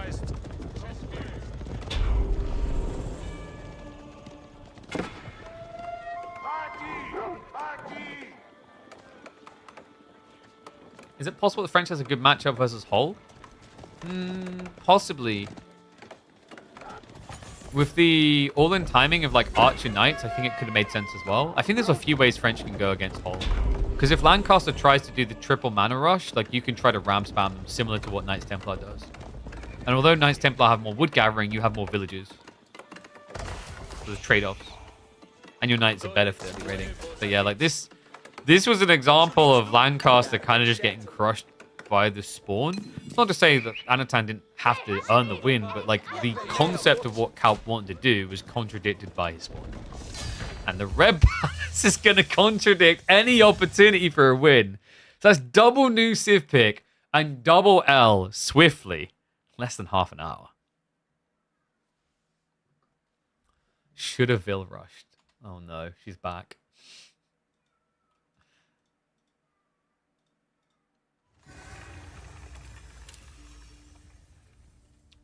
Okay, so we have got 20 minutes, I believe, until Vortex's series against Micah starts. In fact, let me just double check that. Yes, Vortex versus Mio is going to be today in 20 minutes. So I figure what we do now is we can watch a ladder game featuring Mr. Vortex while we wait. So it'll probably be his final one before he hops into his series. So. Just double check everything.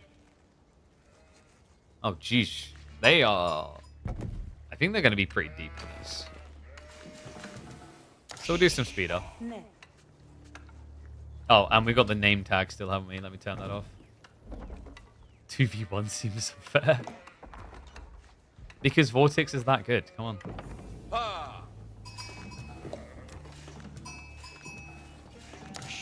Yo, look at that! Capture age improvements! We don't have to toggle mode now to see the XP. Jean the Peasant shows up. One and all, we're checking on a pub game ahead of Vortex's competitive series up against the one and only Mia Michael that will be happening after this. Numidan in his way, though. This is a good player to warm up on. Numidan on his Byzantines as well. I honestly consider this to be Numidan's best Civ. And I think right now he feels like one of the best players on Byzantines in the game. Definitely based on pre-expansion, what I was seeing. This guy was a beast. When everyone else abandoned this Civ and Pro Scouts meta, he still believed, and he proved why. Let's see if we can do it now against Jean. This is a matchup that like has looked quite good for Jean if she just doesn't focus too much on knights. Okay, Grand Wiring School of Cavalry coming in. I'm going to stick on the 2x speed for now. And Freya, what do you want? Where's Mummy? Go get Mummy. Daddy's working, darling. You got to go play with Mummy. Don't let her sleep either. Love you. I know you don't want Mummy. I know Daddy's the best, but sadly, life. Love you. Guys, she won't leave. She's just sitting there staring at me. What do I do? That's a C with comfort. It's got a nice little cushion. All right, anyway. Okay, we have got Numidan with the 2 on stone opening. This is going to be the new meta. Like, it just allows you to assist and spam. Yeah? Are you my co-caster now? Yeah? What do you think about Vortex's build? Do you like it? She's not convinced. Don't touch that. All right. Freya, say bye to stream. Say it louder. All right. Sorry, we couldn't keep her around. We've already got too many gals in this game. Jean about to go level 2, and it is going to be the Pro Scouts again. It's quite popular build, actually. These boys. The Spaniards seem obsessed with. We're going to use the 4x speed just for this early game until there's some skirmishes going on. Just because I want to try to balance out the potential of how long this game could go and make sure we're not late for his live series, competitive series, up against me and Micah. So no deer shoving, a little bit surprising. Sometimes we were seeing Byzantine players lame the Pro Scouts meta by just shoving a deer into their base to remove value. Also just gave them an extension down the line. Instead we just have the blob and go. One thing that we didn't talk about that's very surprising here, guys, is Range John. Range John is not very good against Jav. Like, I'm not even exaggerating. It's rough. You just get melted. Even when you get level 3, javelins can melt you. So I was a little bit surprised to see him choose that. A lot of people prefer melee Jean just because it holds back the initial limitane so your knights can win the fight. fights. Anatan is going to be wrapped around the back here. Assistant scaling is going to be a problem here for Vortex. Remember, when it's French can peak because they have more villagers. In this matchup, the longer this goes, the more you fall behind. But what you can see is we're trying to farm up the XP here to make it worthwhile for Jean. All free assistant is also about to be connected in. Numidan's already ready for the fort. Is it not ethical to pro scout still? Ethical? That's a new way of looking at it. Like, you pretty much put that in the same category of stonewalling and feudal age. You can pro scouts if you want. No one's going to judge you too immensely right now. It has been nerfed appropriately. If the pro scouts wins, it's because you didn't count. So we can keep using the 4x. Best coming in as well. I guess Vortex is kind of stuck in the age. Yeah, so he's gambling on the idea of getting level 3 to make it worthwhile. Numidan's forcing that matter. Divine Restoration does come out. Jean does get sniped. And that, folks, is why range Jean sucks against javelins. Yeah, right now in an engagement, that's 13 damage times 12. So that ends up being 156 damage per volley. That's a 2-hit kill. That's a 2-hit kill again. Wow, that's great XP Jean's getting. I mean, at least the knights we better clean up. Okay, so this starts to look a lot better. Numidan, wait, was this a missed micro? Yeah, the rally's the wrong way. No. Numu, half his troops just weren't arriving on time. Does thin the herd, though. And I think for him, bogging down like this isn't bad. Because Jean's still dying. She's not accruing XP. And the assistant buffs can keep on playing. In fact, Numidan really needs to just spend the stone at this stage. He's got enough to just go max system level. So we have some outplays now. And we do have the deck on the way. Golden Horn Tower is going to be coming in. What's the thing? The Stonewall Towers in Feudal Age? It's not Stonewall Tower. Stonewall's in Tower. Sorry, you said Stonewall. So Stonewall's in Field. The problem is, it's just way too hard to count Stonewall in Feudal. You just don't have the mats. It's silly. It buys way too much time. It's like if you, for example, had a choke point map and you Stonewalled and I all-in, I'm dead. I can't move. Because I have to go ram to keep start. Flash coming in. It's going to be a dive through. Jean is close to level 3, by the way. However, that is a Mango now tower on the way. Actually committing to it. Bold. Jav count is still scary enough to potentially kill Jean. Mango shots are coming in now. Do you really want to commit to this? Apparently so. This feels like a bit of a waste now for Vortex.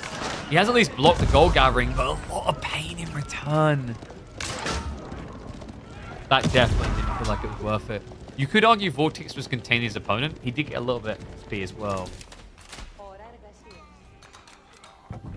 4x. More outposts are coming up. There's an opportunity to buff more systems. Yeah, is it me or is Numidan... Like, I don't know if the catapult was always the plan here versus just getting more systems. This is one of the things with the 2 on stone consistently. You really have to keep an eye out and make sure to check back that in the extra systems. There's a lot of extra micromanagement with your economy early on compared to other systems. Mango emplacement is still a thing. Yeah, I just think mango emplacements, as cool as they can be, they are also way too polarizing. It's almost like you need more civs with unique outpost emplacements for it to make any sense. Even then, it's just ridiculous. Great pin there, Numidan. Matches a few. Vortex is going into the Royal Bloodlines. Men at Arms as well. Wait, really? But Numidan already has crossbows. Range on level 3 activated. Keep going back and forth between the 4 and 2 XP again. This game seems like it's going to go deep, and the series is scheduled to start in 15 minutes. That's coming in. Back down to 2x. Matane absorbing a lot of blows. Target fire comes in on the crossbows. Knight numbers have been already heavily reduced, though. Vortex at least out micros at the end there. Does sweep through the javelins. Numidan had to peel back the crossbows just to keep them alive. Okay, so Vortex looks pretty good. He has got a bulk of archers still up here.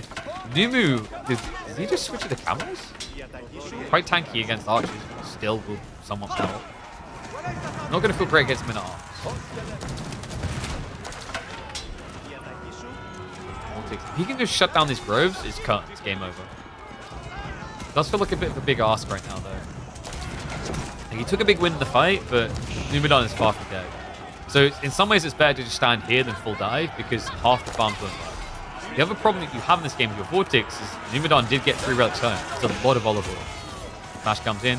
Camel Rider debuff is applying to the Knights as well as Jean herself. And the focus fire isn't even on the camels and everything else around here. Outpost again upgraded, but you need the fortification to make them truly threatening. And that forces Numidon to commit to defend. I think he's actually maybe bought enough time here. Fortification is coming in just 10 seconds. Vortex is going to have to leave.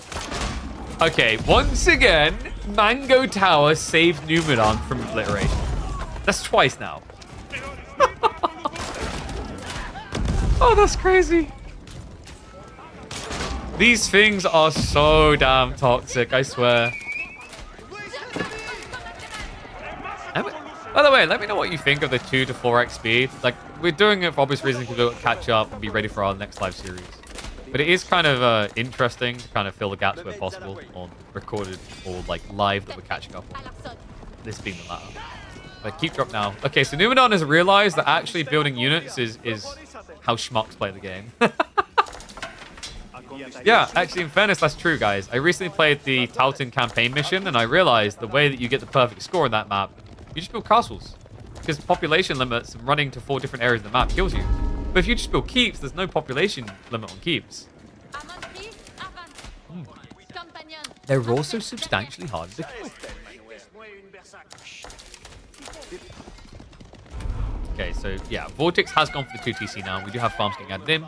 He also discounted them, so he's ready for the late game. Numu's looking decent on farms, but not crazy. It's 35 olive groves, but then spread them out quite a bit. Yeah, a lot of space here on the ground one just not being used.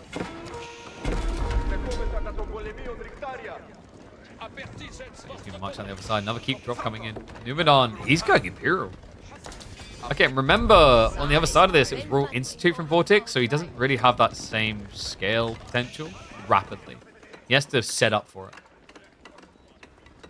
I think there's some keeps drops from him as well, so definitely threatened by a flank raid. Remember, when you play as Jean, you don't get any benefits from building keeps. You don't even get the 10% discount from French.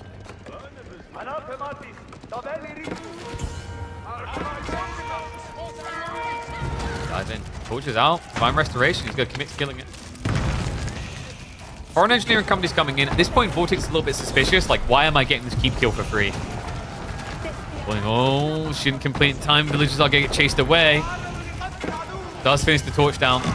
Flash towards the sacred site. Mango shots coming in big. The javelins. Slow to pull away there. This army hasn't been upgraded yet. Elite tech is on the way. Still a few moments out.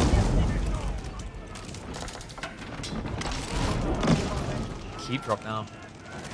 So Vortex, this is just securing areas. Like for him, the castles offer no like extra positives, as we said.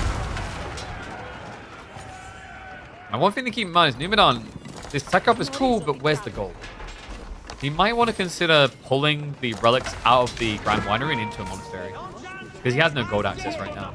Like he's in a very uncomfortable position and Vortex is about to go Imperial. You know what, Royal Cannon? Oh, you know what? Like, I kind of want to see him Royal Cannon. But yeah, it's just going to be Red Palace. Red Palace, I think, is too good on this map in particular. You're probably never going to see people going the other way. Because it cuts the choke point in the center. It's similar to Kremlin early on in the game, why it was so good for Rus, Barbican for China. Great Wall Gatehouses don't get placed like this because they need to protect their farms. But keep. Done. Yeah, he hasn't got a glimpse of it, so Red Palace is going to go up. Jean is only 300 XP away. I say 300 only as if it's like not a lot. It's not really in the game at this stage. That's just one fight. Isn't just Red Palace just better in general? Yes, but there is like an exception where Byzantines destroy you with Red Palace choice because the Royal Cannons they build can snipe you, like you're seeing here. It's like, this is one of those rare exceptions where you kind of wish you could. Why Vortex can get away with this is that you have got the snipe ability with Divine Arrow. So that's your anti-Royal Cannon ability. I would say against French, more specifically, players probably are going to start getting more tempted towards Royal Cannon if you mirror Tech Timer's Byzantines. Because the Royal Cannons are necessary to take out the enemy Royal Cannons this way. Okay, so things are starting to hunker down here. Numadon has secured gold. He's fixed that issue. Late game is realistic now for him. Elite army tactics coming in. Oh, no, wait, no. Numadon? Okay, Vortex doesn't care. He's fine. He's like, wait, there's only a few spears. We'll chill. The whole army is coming, though. Vortex doesn't really need to be here. He's just trying to snatch goodies away from him. All this time being Gabagate. Another keep drop at 10, but that one is going to get scouted early. There we go. It's going to move into the 9. Deeper dive, meanwhile. The archers and men at arm dead at 10. And now dive in. The Knights on the other side of the map, able to find the backline economy here. Olive Groves could keep getting raided. Woodline as well. And reminder, this is just one TC, so Numadon, any damage done here is going to feel quite permanent. Look at the idle time being achieved. He has got reserve to work with. Textile's being prepped as well, but the biggest problem here for Numu, he might be slightly over-leveraging into military. Nice backstab here with a few horsemen. Elited up, the Royal Cannon Stringall's worth the kill. I mean, even if he doesn't get the extra cannon, it's kind of worth it. He killed, what was it? Was it 1 cannon and 2 Stringals? Definitely would have been preferable to kill the Royal Cannons, but workable.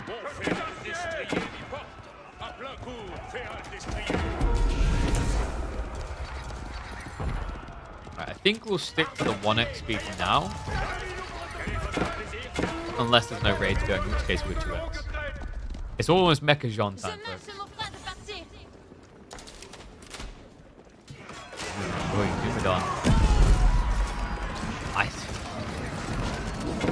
Do we just fall back to castles and hide behind them? Is that actually going to work that well at this stage is my concern. Especially with Mecha Jean about to hit field. Damn, I feel like Numadon was holding this pretty well. We're now seeing him go back from more ETC to recover. Understand he needs it. My big concern is there was like maybe a window here where he had a much bigger military, but instead of doing something with it, he ended up reacting to the raids. And now Vortex is in a pretty chill state. He's caught up on military. He's rebalanced his economy. He's got pretty much any and every tech he could need at this stage. Mass Horseman seems to just be a plague for him.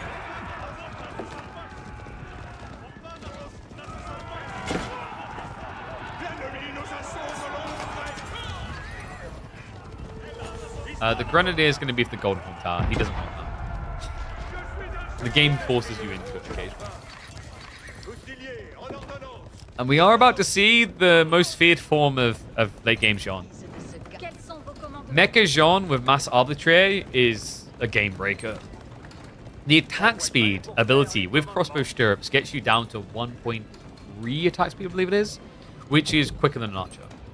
That is like approaching the realm of longbow network of citadel attack speed. It's bloody strong. Even though Arbitrary, just like normal crossbows, received a slight nerf to their base damage being so high by default means that things like Incendiary Shot is already inherently more valuable. Like this unit is time and time again the hyper late game, cost efficient, trade efficient powerhouse of Jean. Even more so when you consider the consecrations which give discounts. It's like right now, if we go back and look at Vortex's base quickly, mainly got on stables, but we should have some archer ranges. No. Okay. I mean, I guess the archer switch was more recent. A little bit surprised that we have 0 archer ranges with the consecration buff. But the stables priority does make sense. Remember, he's been spamming them out. Look at that. Hobbler prices for a real horseman. Not bad. Not bad.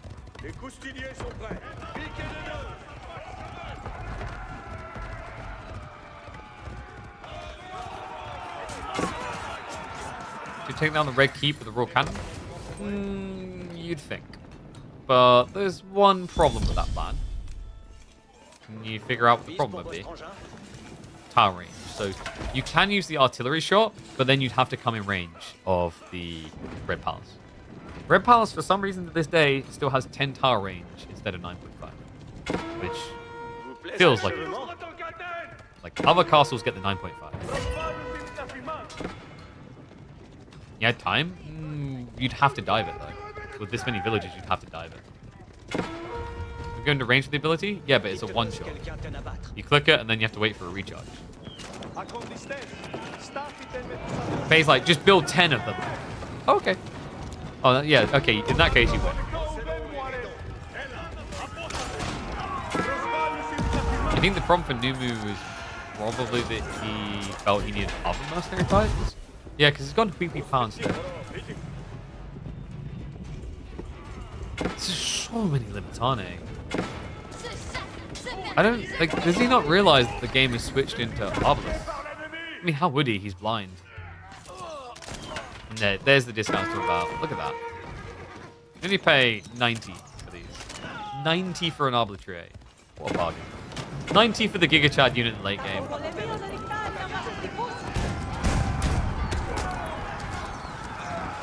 Poking. I love that. He's trying to snipe John. Yeah. Very smart. Divine Restoration hasn't been used. Vortex sleeping in the field. Doesn't get away. Limadon turns up for a game. A 10-pin John gets a strike. Yeah, reminder, guys. Cannon specifically counters John. Siege damage. If you build Springwalls, it's range damage. That doesn't work.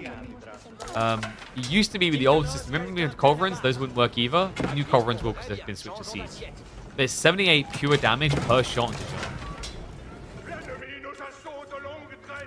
She only has 540 HP. Only. Imagine if you could artillery shot her. That's what we're missing, guys, I swear. But this has been going on forever. These horseman raids, this is the thing. I get why Numenor has so many spins. But at the same time, he's got some walls, but no stone walls. The flanks are still open at all times. And the problem is, like, compare this to having walls. This reaction in Limitane, let's say he's committing 30, 40 Limitane chasing around the horseman. That could be diving the enemy base. Hello? Wait, Vortex? Oh my god, he lets it die. This is going to be tight on the repair. Maybe? No, it's gone. It's gone. Okay, rep pass down. This is it. This is Numenon's, honestly, one shot, one opportunity.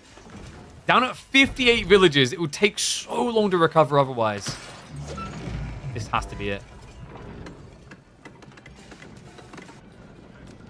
Gonna keep shooting it to keep it down for the time being.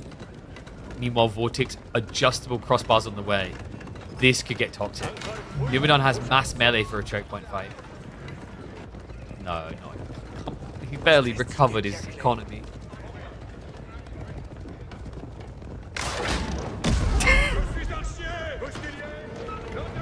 Oh my god, the red palace.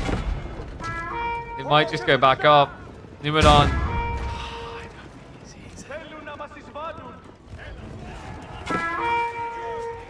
Oh, kind of see what under 40 villages Byzantine economy looks like at 42 minutes. He's giving good territory as well. It's mass cannon coming out. Another thing to remember here is you can buff these to attack quicker. The attack speed buff works on siege as well. That's a big deal in the cannon trade. See in which the dunks are coming through. Target fire's going to be in there. It's like Vortex didn't clean up that second weak one. SCB shots are big. Pull that down, didn't do that. See how desperate Numenor is to try and protect the defenses, but it's kind of undeniable. Cannons now hitting on to the keep. Once again, the horsemen right into the north. That's going to bait the Limitane over.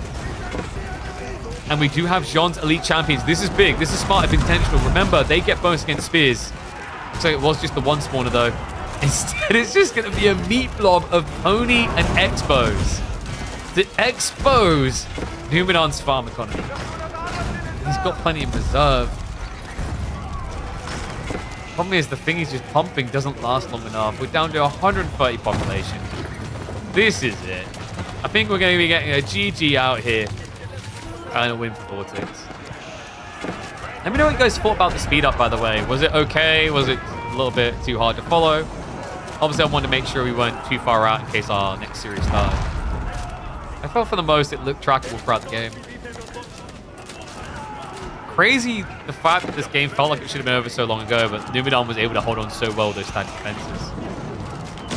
Props to Vortex, the correct reaction. Instead of trying to brute force through something that would buy time for Numidan to get ahead, he turned it into a game of raiding. And that's interesting to think about Vortex. Usually it's his brother that's known to be the raider. Vortex fully embodied it in this game and picked it up. Now adjustable crossbar mangonels. Just 1 or 2 hits is all it's going to take to end this game. Full retreat, because guess what, guys? I have 15 units in the Red Palace.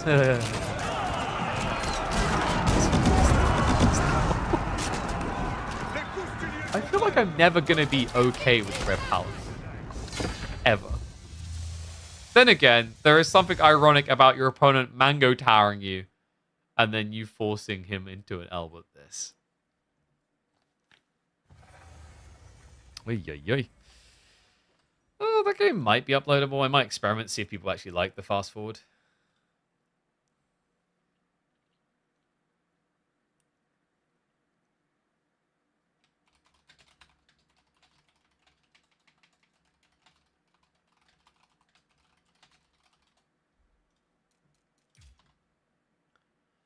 And Rack, I don't know what part of that last cast led you to believe that I speak the Francais, but I don't. So maybe try English in an English chat. You'll probably get more interaction. Okay. So I believe Vortex and Mio should be ready to rock and roll.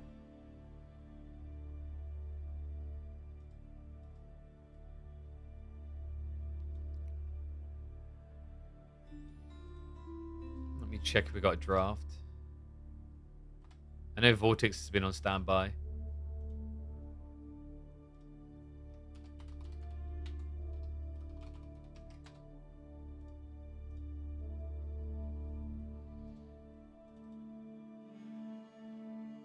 Does anyone speak French in the UK?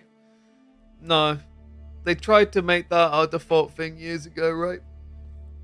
You guys know about that. Like, 14th century, 13th, 14th century.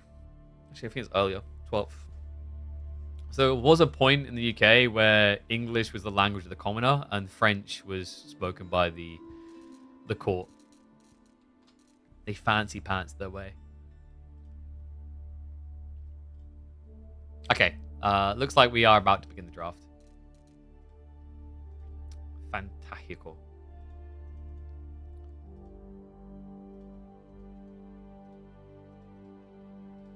Let's switch over.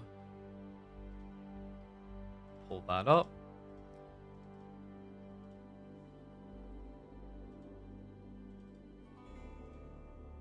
Someone once spoke French in the UK. That's how Brexit happened.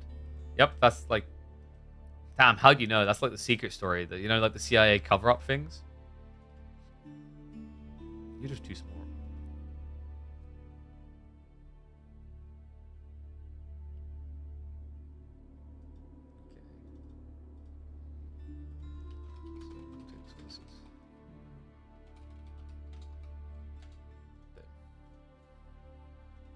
Archipelago picked? What the...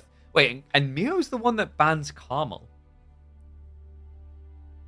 Also, like, I'm curious on this. What does Carmel mean? Is it actually a word that has a meaning?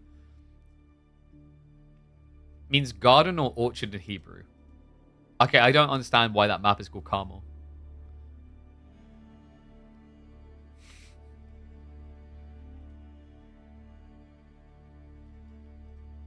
I don't know if I call that a garden. I don't know, like for what Carmel is, I don't feel like it has any like representation via name. They forgot an A? Exactly, because that map is smooth and sweet. Wait, no.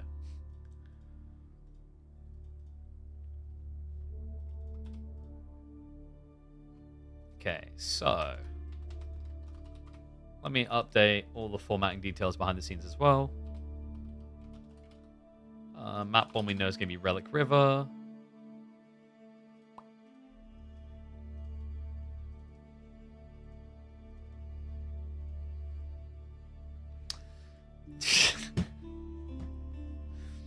The most Mio thing to do in a draft. So Mio Micah, in fact. I mean, there is Archipelago, but like, there's nothing else that you'd want Japan for. Oh, dude, like, Mio does not draft like anyone else in KPMM. Actually, that's not true. Okay, so Mio Micah in KPMM, the only other people that draft like Mio Micah are the people who usually like don't necessarily make it past the round of 32. They're the people that have like a few civs they play. They're maybe the platinum or diamond ranks or whatever. He's conk and he's in the quarterfinals. Oh, this draft is pure comedy, mate. Why am I being invited by someone called New Civs, New DLC? What the hell?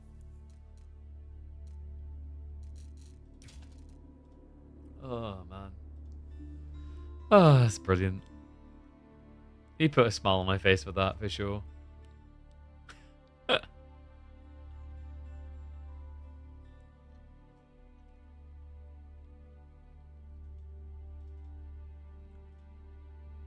Oh, it's Baltin. Get in your why would I get in your lobby, dude? I'm about to cast Vortex versus Micah. Have you seen this draft? Getting Baltin's lobby. Dude, like, it better be like a 1-minute test thing, because I'm literally casting this series in a sec. What are we testing? Go Lancaster, make Yo-Yo-Man. What? What am I... Alright, one sec. Okay. What are we doing? Ugh, cheats.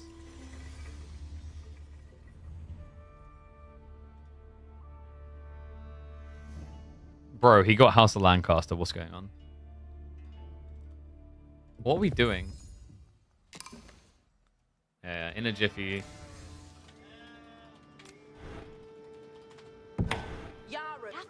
Yaru. Oh, go get castle.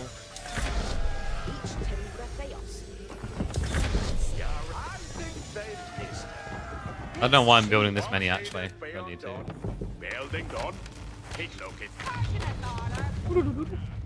Just castle?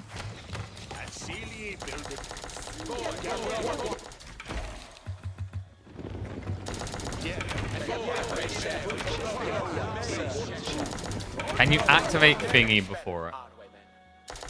I don't know, let's find out. Is this enough yeoman? Alright, I think you wanted me to just have like similar numbers. Oh, no, he's got more. Okay. Dude, what are we... What, how many? 23 versus 20, 23? Yeah, 23 versus 23. Oh. Who's busy typing? Who's that? About Beast before Sync Shot? I think so. We need to hurry up, though. How many has he got? Like, how many? Okay, so 29. There we go. Exact same number. Okay.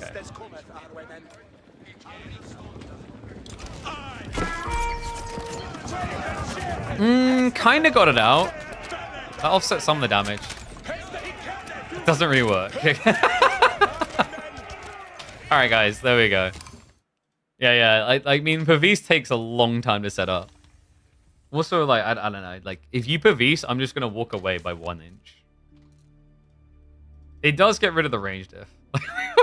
Why does Baltu need me to test that?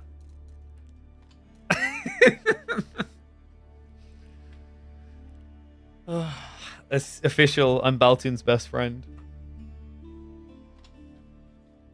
Sync shot so OP. I think I've said some things about how you could adjust it if they wanted to. Like, you could just make it a charge up ability. And the longer you charge, the more damage you do.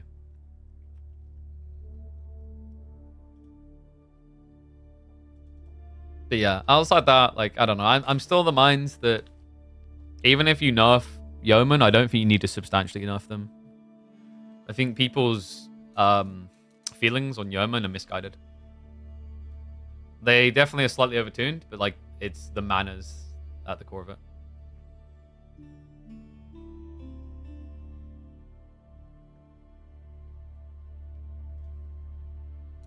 Okay, so game 1, what did they draft? Because wait, did we paste the draft yet? We didn't. One sec, let me do that for you guys. It's kind of wild actually the way it plays out. Like, bruh, he gets Lancaster. Lancaster gets let through. Everything I know is a lie. Game 1's gonna be Atri versus Mongols. Yo, is Mio doing the thing? He might be doing the thing. I think he's doing the thing. I'm kind of excited for this if he is. Actually, I don't think he can do it against HRE. Crap.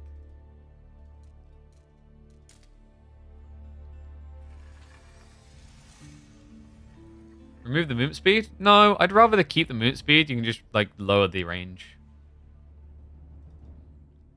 I don't know if they're worth 1 extra tile range for an extra 10 resources. I'm not sure. Empty.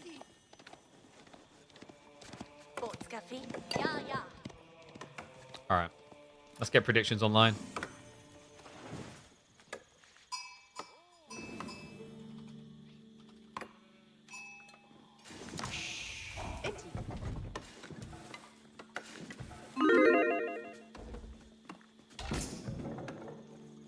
Lancaster's better Yumi. They're not. I'm a broken record trying to point this out. Like, anyone who tries to compare Lancaster Yeoman to Yumi is like on drugs. They're like completely different units.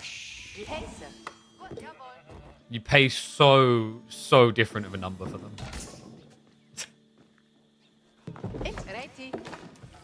That's like saying a Lamborghini's better than, like, you know, a hatchback from Volvo. Cheaper, faster archer? Yeah, and yeah, a yeoman is a more expensive archer. Alright, one and all, this is going to be a wild series. I can't believe this. Look at this draft. Look at that. He first picked Japan, second picked Mongols, somehow last picked China and Juji. Ignored HRE, ignored House of Lancaster, all those details. This is going to be a wild quarterfinals between the two. That's right, quarterfinals for Midweek Muster 20. This is a Mio Micah draft, man. Like, who else in competitive AoE4 highly values Japan, Mongols, and Shushi over HRE and House of Lancaster? Absolutely wild. And this is about to be unhinged, guys. I wasn't sure he was going to do it.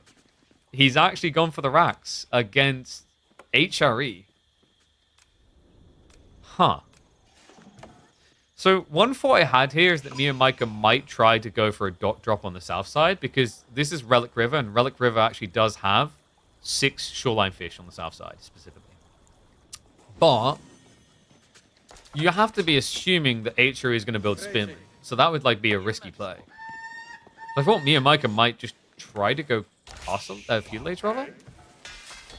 But I guess he's going to play defensive spears. Huh.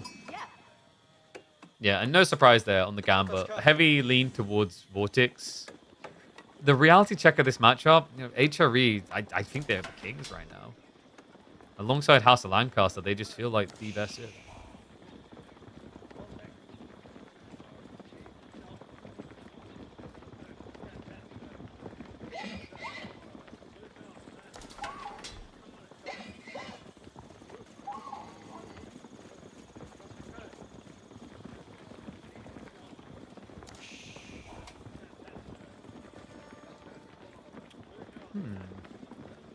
So, me and Michael will definitely have defender's advantage, have numbers on his side.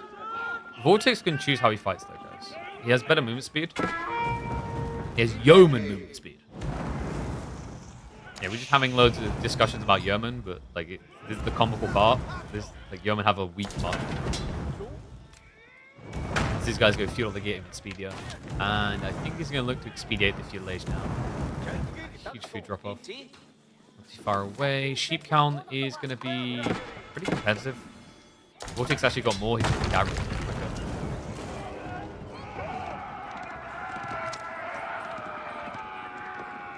Wow, look. This, this is the thing you do. You look at this, you go, oh wow, he built more spears. Now I can just run away.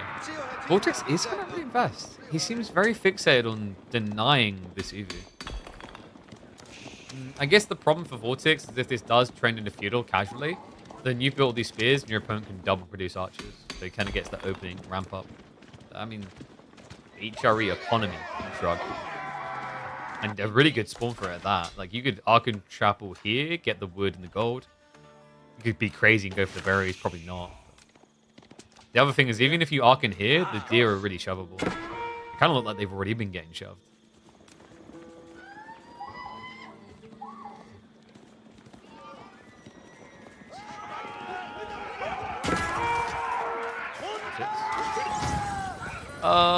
This doesn't feel like a good fight right now.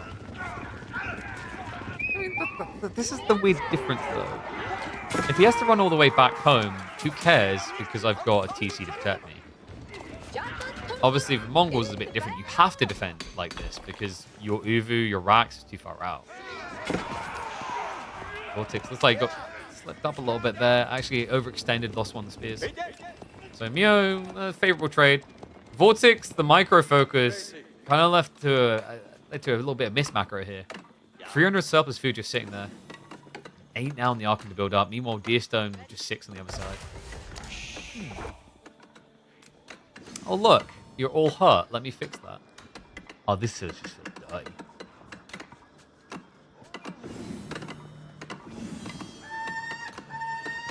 What? The problem now is me and Micah can just lose in the chase. Because if Vortex just starts running out, yeah. This is the thing right now. It's 10 spears versus 10, but you're injured. You're injured.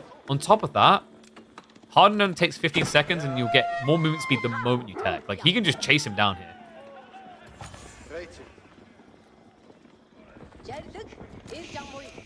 He doesn't know where he is. Mio is being so crafty about this. Oh, this is sick. Yeah. You'd think that the Mongol player would protect his base in this situation. Don't think, just A-click. Here we go. He's going to sneak around the back. Ah, but he doesn't have the maneuver speed arrow. The Karma's keeping an eye on things. Yeah, he will not be able to chase in. Great denial on mining camp before we give any bounty. And Mio is now in an A-click dive. Uh-oh. Against the TC. Bro. Other side, archer range is going to be rushed up. But check this. The Uber is going to get torched out so fast. Villagers have to be pulled. Vortex, if he just dives in here, like, you can't repair this for long. No, there we go. Gets in the way. You also want to be careful about where you rally these archers out. That might be a bit dangerous. Yo, he can get him. He can actually just get him. I missed out on the kill. We'll get the kill on the Uber, though. I need to get the villagers. Me and Micah playing a very dangerous game right now. Behind this, is this going to be Horseman switch? No, it's archers. I mean, why not? Your archers are just better. Mongols do have one trick up their sleeve. I like how we just put the Deerstone with the TC start. You guys notice that the town center is starting a little elevated ground. So, the one advantage you can get as Mongols is your auras. If you play Khan Hunter plus Yam, you can actually kite HRE indefinitely. It's tricky though. Like, extending the Yam aura are very difficult to do. And if you just misstep at all, the Khan Hunters are very squishy in mass range fights.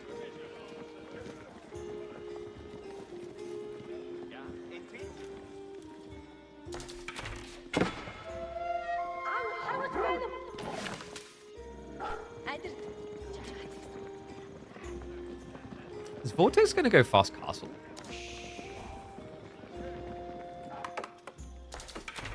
No. Oh, wow. That's a very late Pro Scouts. 8 minutes Pro Scouts? Kind of crazy. I thought he'd just play onto the deer, but showing a lot of respect to Neo's raid capacity here. Okay, do you guys think that the Spanish bros are overhyping Pro Scouts? Like, ones, if you think Pro Scouts is dead, we need to move on. Like, situationally makes sense in a lot of ways. Twos, if you think the Spanish bros are cooking, and Pro Scouts is still going to be a mainstay. part of me wants to say it's like residual, and they're playing like what they've known. Because it feels like a lot of the time they are just kind of going into it, and it has worked well for like Frank. I think you have to secure the map before you can guarantee pro scouts most of the time. You either have to secure the map or be against a greedy action like 2TC or fast pass. This is a greedy extension by me and Micah trying to move up like this. One horseman in there. He only tried to target fire down the spears, but there's just no running away from this. Yeah, this is the difference between Yam, no Yam. For some reason, this Civ has Yam built into their units. Believe it or not. Obviously, cavalry doesn't get it, but cavalry is already so insanely fast. Okay, this is a very hard fight now for me. It looks like, wait. Anyone get the instinctive feeling Neo Micah was considering the fast imp build he liked? It would have been a funky one. Usually that build works best when you can open Magadai, which is very hard to do here. What outpost being added in? Neo, do you have to Kurultai here? You'd have to keep scaling archers for it to be good. But like naked rushing into step redoubt.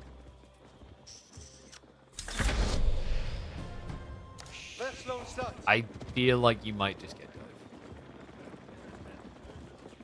Should be pro elephants able to carry balls. Why? Why, like, get out. Leave. Drop a prime sub at the door and leave. Isn't a boar smaller than a deer? Not really. Like, leg-wise, sure. But, I mean, his head is as big as a deer's ass. Like, this whole backside of the deer body is basically the size of a boar head. Ain't no way deer weighs more than a boar.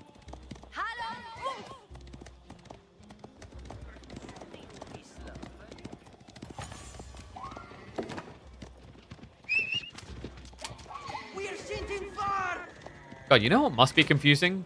Telling the difference between wild pigs. I guess it's not that bad. You just look for the tasks.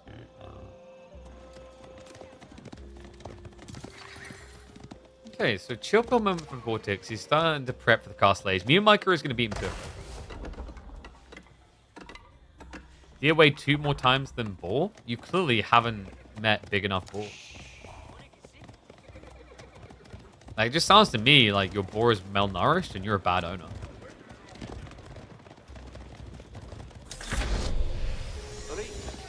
So we actually have got the Magadai. I think this is fast in. Hey, if it's good enough to beat House of Lancaster, it's good enough to beat HRE. Surely. I kind of can't believe he's doing a fast imp here. But then I can believe it, because it's me and Micah. By the time he gets the Imperial online, if he can get it online, it'll add like 25% economy in terms of military production.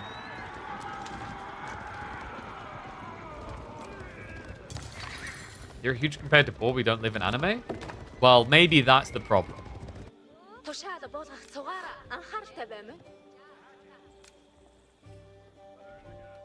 I'm not going to extend upon that. You can think whatever you want about what I want from anime that I don't get in real life.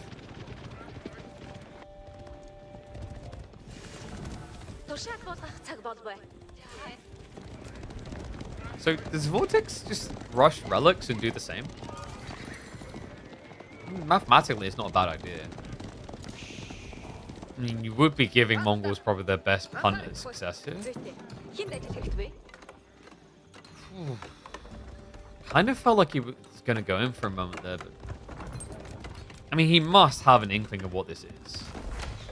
You know, when we first started seeing the Mongol fast in build, I get not knowing it. But I almost want to say it's become more of the norm for Mongols at the moment. The thing they always want to do.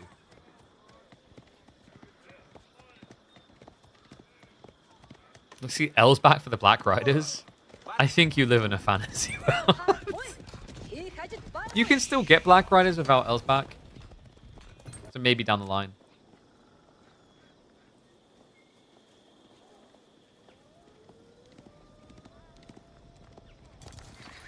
Wait. Guys, you think boars are more dangerous than deers? Dude, if you hang around near deers, Elmer Fudd's gonna come shoot you. Have you guys not watched Bambi? See how that hunter looks and squints? That dude can't tell the difference between 2 legs and 4. No one's safe. That's a perception. We're gonna stop the... We do have one being grabbed on the north side, though. And I believe there'll be a move soon for the additional north side. And right now, Mio's scaling Magadai, but he's playing very linear. Which is good news for Vortex. It means there's 4 relics he can grab.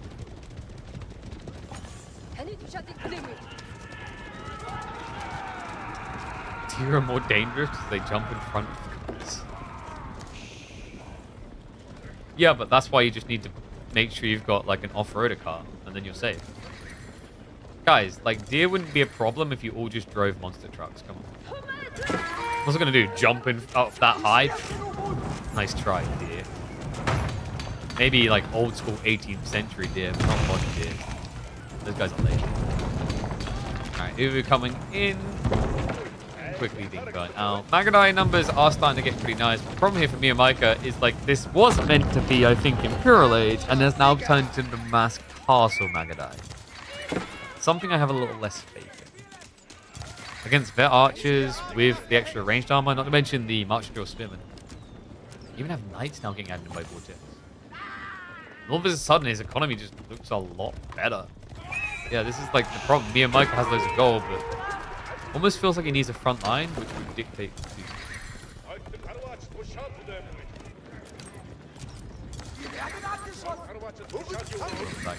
The other problem with this build from Mio Micah is what happens now. Because, great, we like hit the backside, big thumbs up. But where's your next gold and how you get it? That's the thing I can't associate in my brain right now. This is the problem. I think this is just a wipe. Like, he's standing his ground here to try and protect. The backstab comes in from the horseman. Doesn't even hesitate to just stand ground with the archers. Villagers are muddying the map, but no, he pulls them away. They were the one thing that was protecting the Magadai. Now there's nothing left. It's villagers versus archers, which is just a complete and utter nightmare. GG gets called. No fast Imperial here. No mass Magadai. Faye in shambles. Mio was meant to be her chosen one.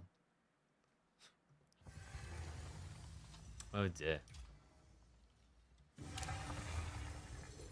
Good start from the Spanish bro. Game 1 going to him.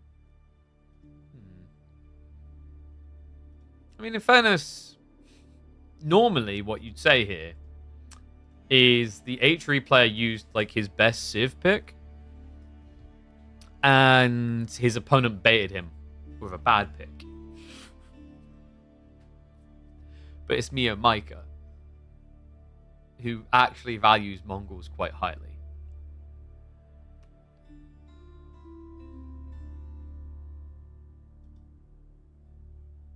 Wait, so you're saying things can be different sizes in life? Well, then AoE4's been lying to me because all the deer are the same size.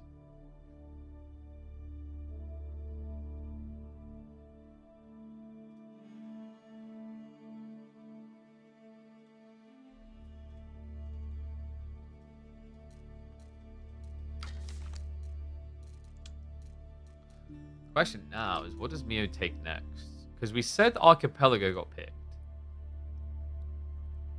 He has got Shushi in China. So Archipelago could be like a really good quick recovery to get back to a 1-1 score. Order Dragon Shushi. Yep. I think that is an Archipelago pick, if I'm not mistaken. It sounds exactly like one. Yeah, we're going Archipelago. Okay. If Vortex wins this one, I think it's just 3-0. It's not that all the Dragon are bad, but like Shushi, really, really solid.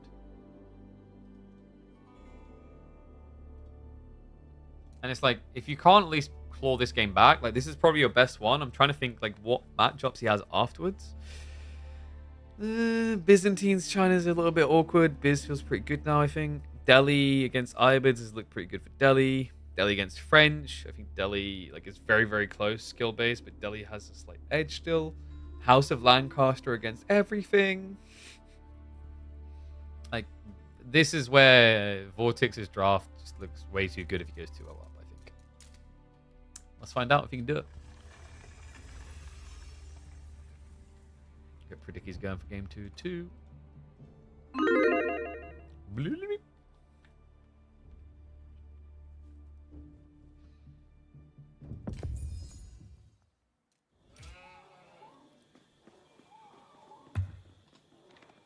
Let me flip the score around as well.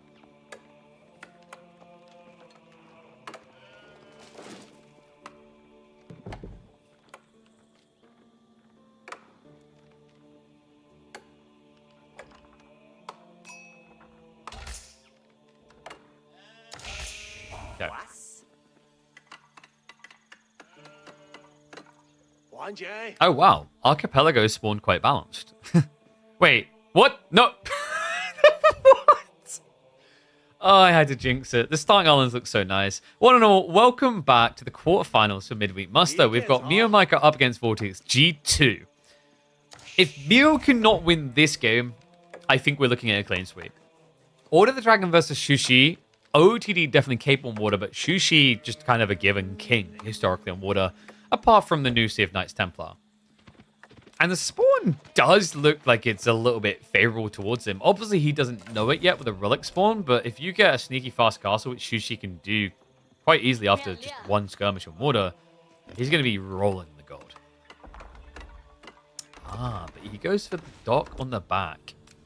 May not be aware of where his opponent is. It's also possible this is safe economy. We've seen some players do this where they back dock and then forward dock. I feel like if this is just about economy, though, he would have tried to drop it here, which is enough room for, because then it puts it as far away from the enemy as possible. Meanwhile, for Vortex, he's just going to forward. Ballsy by Mio to actually not ban Archipelago, though. He banned Carmel instead.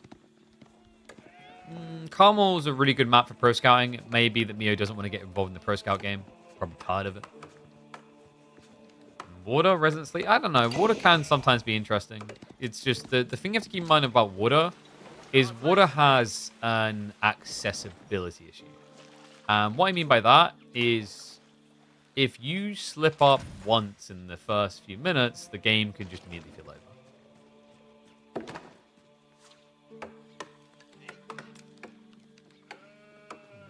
All right, how do you guys gamble, by the way? 67% for Vortex. So some believers in Mio. In fairness, Mio's been improving quite rapidly, I want to say. He was on and off for a while. Like, his recent appearances in competitive have been a mixture of meaningful and mind-blowing. And that is a mind-blowing idea. What? Boar on Archipelago. I'm telling you guys, this guy is cooking. And you can lose the scout because that's so worth it. Because the scout doesn't matter now. It's just population blocking. Oh, this is sick. What a cool idea. Remember, the dock is a food drop-off location. So this is going to give Mio a much quicker timing on fuel H. Does he have a good meditation garden? This one's not too bad. 25 stone, 25 gold, probably about 30 wood. You could go even more wood. Yeah, oh, that's sick. 25 gold and then like maybe 70 wood? Probably you lean towards the stone, because stone gives you the defensive slits. Uber efficient taxing? I mean, you don't get the taxation, but you get the extra food influx in a way that you probably wouldn't have if you just went sheep. Because if you think about it, so sheep gathering rate 0.75, boar is 1. So that's already better than 20%. So even without taxation, this is like an improvement. And because of the way Shushi are going to play, even more so on a water map, like you're going to have one Imperial official right now. And it's very obvious what his priority is going to be. Wood. Vortex is already ready to tech up though, so... Not worth? Yeah, that's kind of crazy. It does make sense. If Mio had a ball pull right next to the TC, cool, very different. But think about what he done here. He pulled villagers without wheelbarrow all the way over here. and then you had to kill the boar.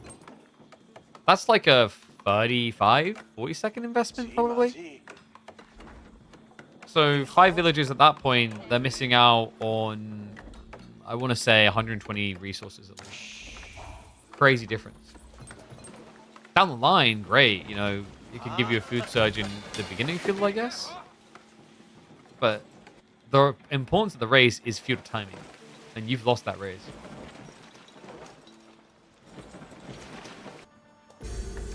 Getting ready for the food. Okay. I wondered if he'd skip on the food, especially with the boar. But it's just the 8 stack of berries is too much to resist. It's 48 food. There'll be 48 food, 25 gold, probably about the same amount of wood. So close to 100 resources.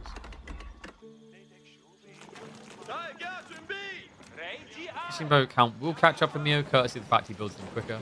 But Vortex already has the archer ship on the way.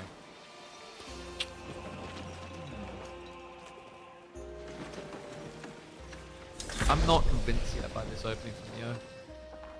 I mean, I'd love for this to be something, just because it's pure iteration, innovation. Like, when do you really see anyone do the ball?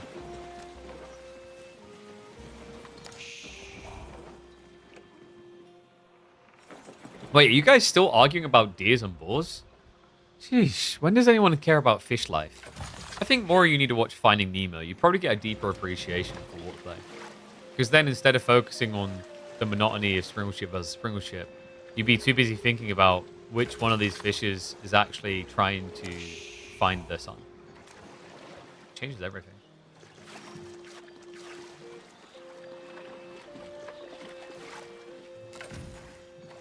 Archer ship moving across. Mio, really? The reason I have that reaction is normally when you're second attack up, archer ship's kind of a no-no. Because like at that stage, your opponent should have a springle ship coming. We can already see that. Mio is going second archer ship. Rasmus already can be on his fishing line. And the springle ship, they do see each other, so we'll back away. Yeah, but Vortex is about to be up to 4 springles. This is kind of crazy timing. Do you enjoy these maps? Occasionally. I think sometimes they can be compelling. The ones where you actually end up having people migrate are quite interesting. Standard Archipelago is not as entertaining, I find, because most games, people never get off the starting island. Like, I think the EGC Archipelago was kind of an improvement, because you only had very few fish. The reason why we use this one instead of EGC Archipelago is because people had said that some had said they wanted familiarity to ladder, so we wanted to try and give that. Honestly, I don't think after this leaves rotation, I don't think Archipelago will come back. It's not a well-designed map. It has spawn issues. It has way too much food. It's a map that was clearly designed to showcase water in its entirety. So that means you don't get to showcase any of the rest of the game. And there's so much more to the game.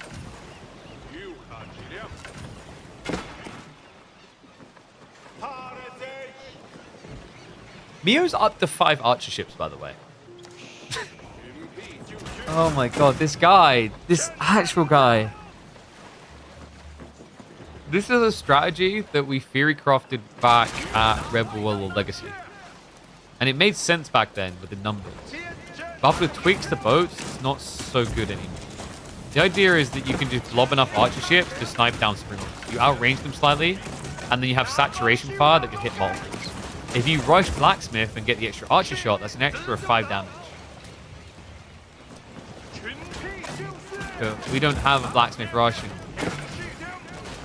The thing about this build is it works mostly if someone panics. It's the type of build that when you see it for the first time, you lose to it. But then you adapt. And Vortex has the right balance here. He did go a little bit hard on the demos, but that's to clear the tank. It's from the front line.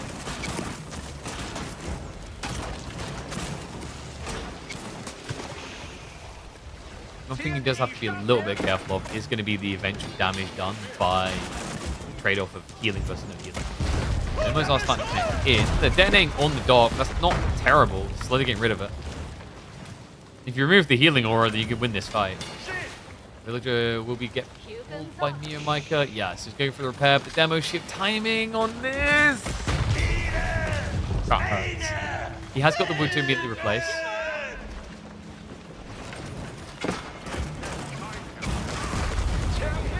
Yo, oh my god. What? This man's a monster, I swear. So he went 6 archer ships, and now he's just like, ah, gotcha. Full switch to springlets. You don't really expect the way that Mio's playing. And this is why I love watching him, like I said. You know, I think RTSs can enter a very boring lull when people are just copying the same build and slightly trying to optimize it. That's Resident Sleeper. That's not the beauty of discovery that we look for in RTSs. In any game, really.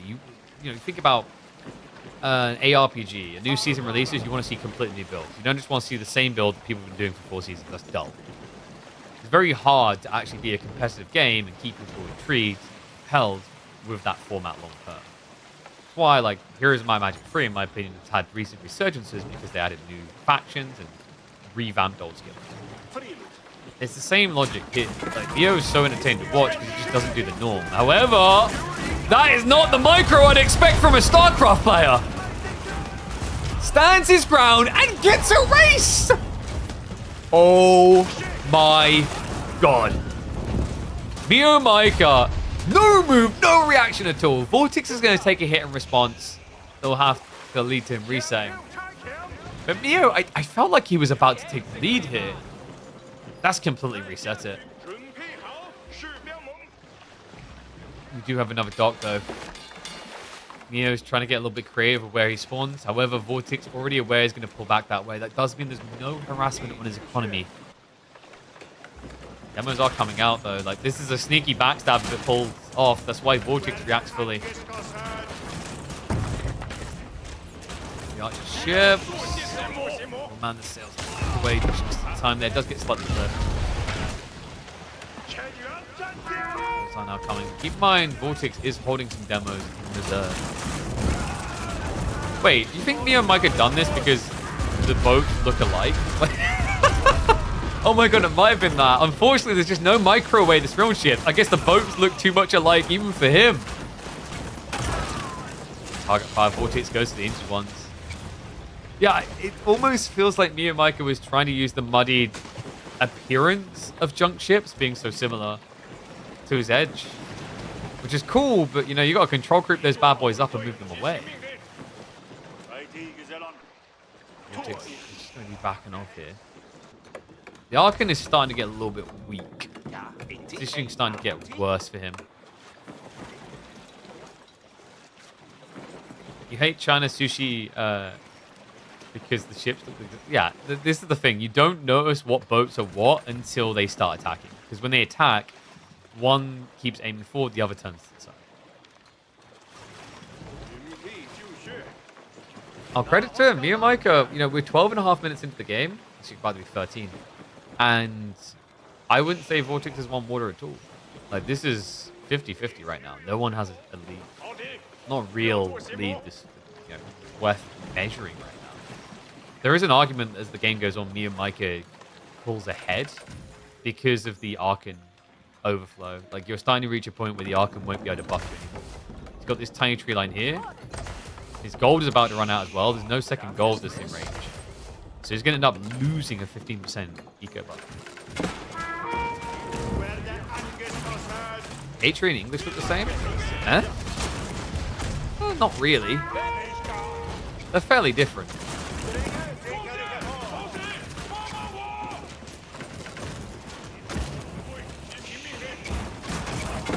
Oh.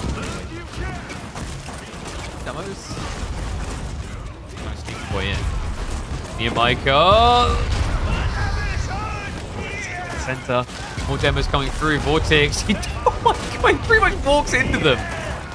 Without any hesitation, another demo connect coming through. This man is everywhere. Vortex with 6 more demos on the way. Neo Micah. He postured a good fight, but the outcome looks to be a pinnacle win for the Spaniard. He's picked apart the play. There's barely anything left. GG's going to get called. A wacky, wild, and interesting effort from me and Micah, but Vortex keeps his cool and shows you why his demo pump timing is feared by so many.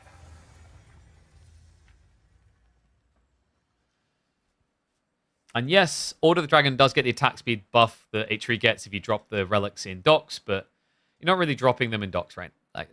Well, you have to be castle, and it's usually like by that point, I think if you get that many relics, you're ahead anyway.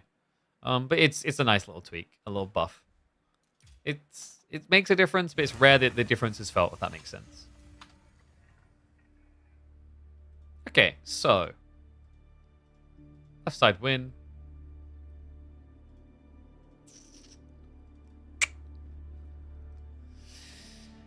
It's Japan time?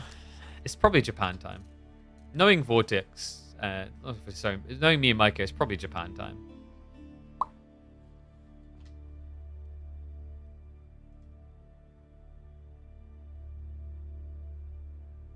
One second, just need to switch over and check emails. 1 second. Because I've been waiting on something for a few of my creators.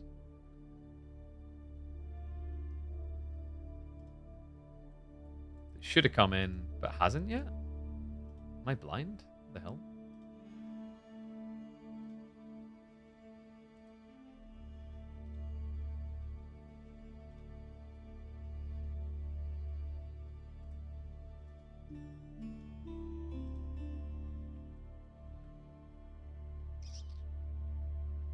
Nope. Some of my creators need keys over for something that's like super time sensitive, and we still don't have keys. It's a little bit rough. As an AO2 player, it's funny to see the Spanish player demoing people like a madman. Okay. Something I think that is even funnier is like pretty much every single Age of games, water play is flawed. I'm trying to think which Age of games water is best. Is it? No, Myth has Myth has huge issues with Myth creatures. The fishing economy is better thought out than everyone else's. Is it free? Maybe it's free. Nah, guys, it's one. Tyreems for the win. Flying Dutchman cheat.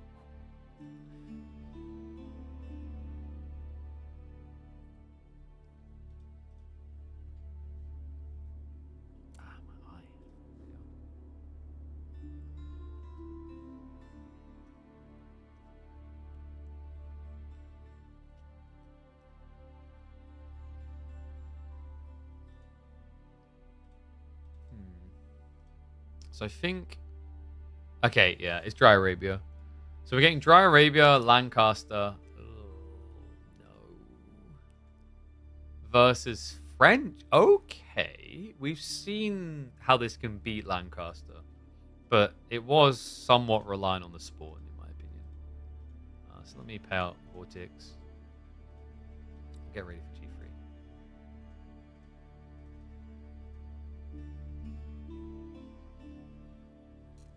AoE war is weird in every game as part of the formula? I think like there are solutions to the problem. You just have to attach land to it in some meaningful way. And they do that with economy, but they don't do it with military. And that's the problem. That's where they all fail.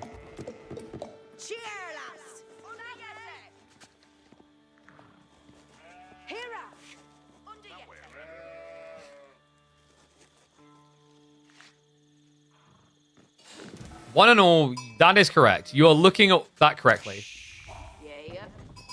Honestly, I can't believe this happened. One and all, we have Lancaster making it through a bad phase. Welcome back to Midweek Muster. Could be me or Micah's last game after a valiant performance up against Myriad. Another quarterfinals where he could just end up getting demolished here. These cheesy strategies, these curious strategies don't seem to be getting past Vortex. But maybe, just maybe, this is the situation where a linear strategy, a predictable one, could be good. French mass knighting against House of Lancaster could be super effective.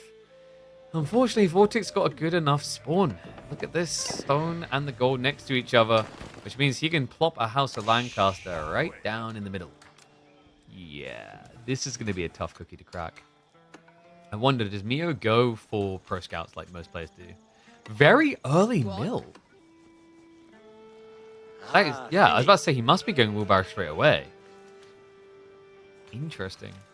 Normally we see wheelbarrow prioritized when you start teching up, if you're going to do it at all. The fact he's going wheelbarrow would suggest we're probably not seeing pro scouts. This does, however, give him the possibility of very early on pulling out onto the deer stack at the back of his base. Interesting opening. Also, the knock-on effect is you could technically stay out longer with your scout and switch over to deer instead, but looks like he's going to pull the sheep back early. Overall, I actually kind of like Mio's position on the sheep rotation. He's only 2 behind, and Vortex starts with more. Hear me out, Chamber of Commerce? I heard you out so much I went deaf. I'm glad I can't hear you anymore. Would you like him to Chamber of Commerce trade with the bad trade post? Or the one that's going to be hard to reach because it's next to the Lancaster Castle? Yeah, this is sadly not a very good map spawn for Le Chamber of Commerce. Me?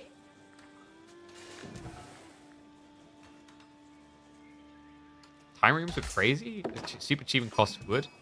I can't remember the cost of time rooms from AoE1. It's been so many years. Okay, like, was I alone in this as a kid? I cared more about using all the funny cheats in AoE1 than playing the game competitively. I'm willing to accept if I'm the odd one out, but I feel like that was the vibe. So we do have that plow into the deer, by the way. Wait, no, do we? No, it... He's actually doing Chamber of Commerce. What? All right, yo, multi-mate, you are... Can you confirm? Blink twice if you're me and Micah's coach. Why are we Chamber of Commercing against Lancaster Castle? Me and Micah's up to something, I'm telling you. It's an unfortunate spawn for it. If it had been corner, I kind of could see maybe the logic. But surely this is going to be difficult to get value out of. I can't believe it. You know what's crazier, guys? This is hidden. Look at the still forests. But here's the sad reality. You're going to be discovered very easily, because even if Vortex doesn't check the corner, he's going to run to the base, see no school of cavalry, and go, huh, that's a bit weird. Meanwhile, Vortex doing the not weird thing, the normie thing. It's either 0 IQ or 2000 IQ. That is me and Mike's speciality. I love this guy for it. He does the crazy. Now, what's that classic saying? Geniuses can often be mistaken for crazy people and vice versa. Let's see the cray-cray. First one already queued up because he went for the wheelbarrow early, remember? And now we've got the forestry follow-up. This also makes sense of the super early wheelbarrow. So now it makes full apparent sense. Because you need to run so far out to do that. Would have loved to have seen him stop off at the deer. Would have been actually very efficient to do so. But first trader on the way. 34 gold each way. Just ask people to watch me and Micah if they want Fae games. Yeah, he pretty much is just embodying what you'd be doing in most of the games I've cast. So, we get to answer a critical question for Knights of Cross and Road. What is better? Trade or mana? Wait, 2 TC? What? He must have known. Because I can't figure out any other reason why you just rush 2 TC against French. And now he's going to get his confirmation. Look at the timing. This is dirty. He sees it straight away.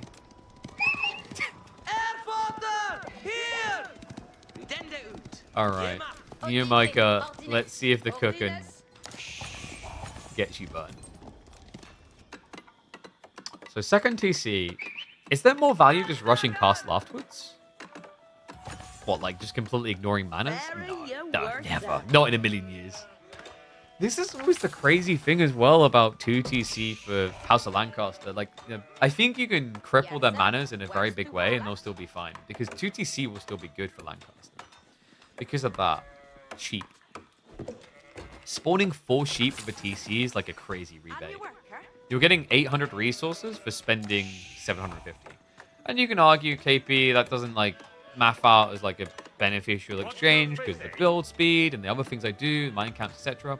Granted, I get where you're coming from. But when you build multiple TCs, the biggest strain is affording the production. Because there's like the initial investment and then the return on investment standpoint. Yes, you have to now gather from these sheep, but it's kind of the resource you want to get with a TC squad. 800 food pads you easily to cover the expense. You end up building a pretty lofty 16 villages off of those of sheep.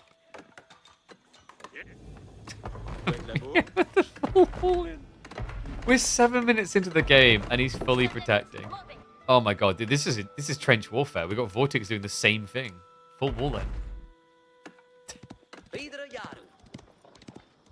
There's just gonna be this moment where you could just envision all chat in-game type of them both going, so you're gonna attack me, right? I'm very afraid of those manners marching across the map. God, that just makes me think of a time where Mongol outposts could pack up. That had to like, I can easily imagine that have happened in early development. There would have been a point where Mongol outposts were most definitely capable of just packing up. And it sickens me. So first mana's getting added in. The cool thing about these walls, once these are up, you just layer the manas next to the TC, and your opponent doesn't have an easy in.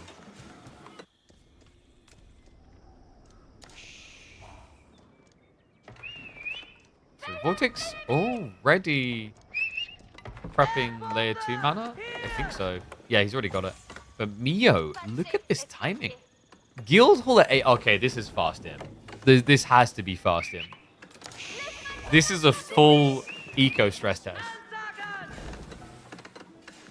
Could you go back for 2 TC now? I mean, I'm kind of tempted to say yes. Because, oh, okay, that was sick. I love that. Mio with 2 villages, he's like, choose. You can't stop both. He could have actually broken that wall slab there, though. Nicely done. Mio does, however, lack a gate. Okay, he's going to build one back here. Alright, 1s if you think Vortex is going to win this game. 2s if you think Micah is. I expect some 2s. Give this man some respect. Look at his unstoppable 34 trade. He's only got 6 of them right now.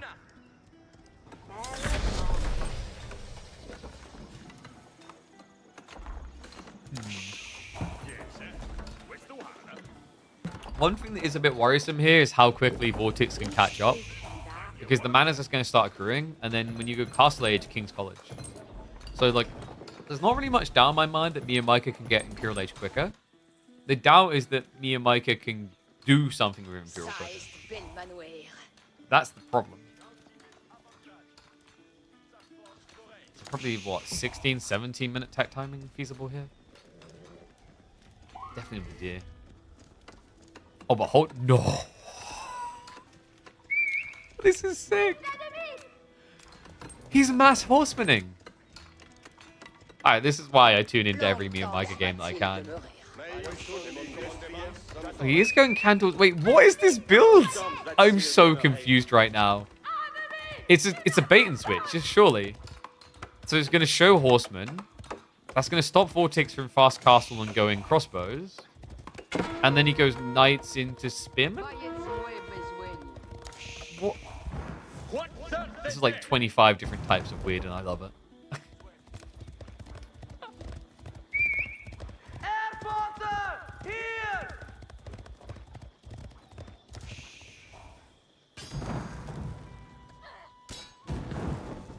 So Horseman will be able to break through quickly here. I mean, Vortex might just see that the horsemen are coming and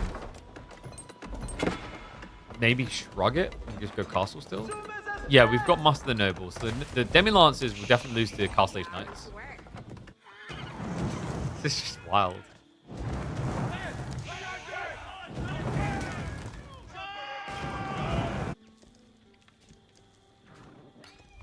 The classic cock. Triple stable horseman from the back. You all love it when they stick the cock in the back. They never see it coming. I mean, it's just so well hidden there. You know? This little thing that's just sticking out when you come out and check around the back.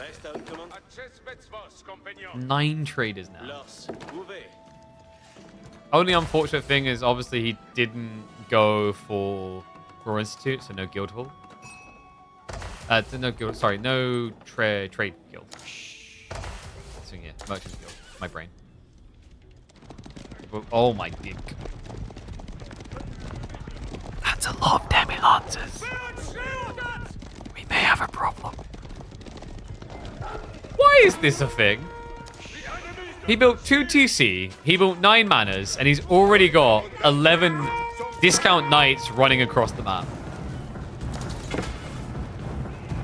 Sometimes I think Ice Frog balances Age of Empires 4.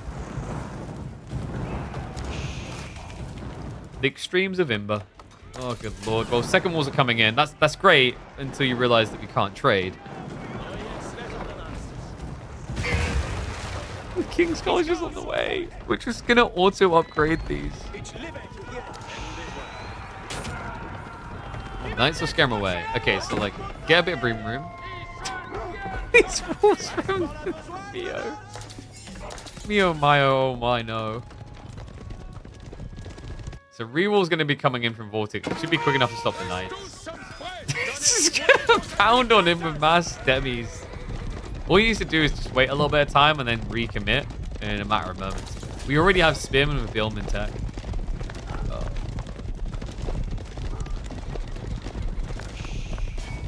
You know the stupidest part about Demi-Lancers? Can we agree they look as crap as they're meant to feel? And what I mean by that is like the armor and everything, like the padded leather jacket, they're meant to look cheap and irrelevant. That's the idea. They just don't seem to ever be cheap and irrelevant. Maybe when you use them like this a little bit. Rewall comes in at an unfortunate time for Vortex. And Mia, yeah, he's going 6 monks? What? This is a classic. One of you will not survive this relic race. I'm not sure which one, but we salute you. Wait, I just noticed. Do they... Why? Wait. Why does the monk not have a leg? Can you guys see that right now? Oh my god, I'm going to expose it. I'm slowing it down. You ready? Look! You see that? It's the phantom limbs! Do it again. Do it again. Yo, look! It's like the yo-yo walking the dog. There is legitimately no leg attached to that boot. I have been casting this game for 4 years, and I've only just realized that. You can even see it this far out. That's crazy. I've completely just erased people's belief in the game, but let me reestablish it. This is a religious unit. They were sent by God, and God said, the house does not need legs, and without legs, the house cannot get tired. And God said it, so therefore it would be. And God also said, Lancaster shall be allowed to spam a ridiculous amount of units for no good reason. And God said it, so therefore it shall be.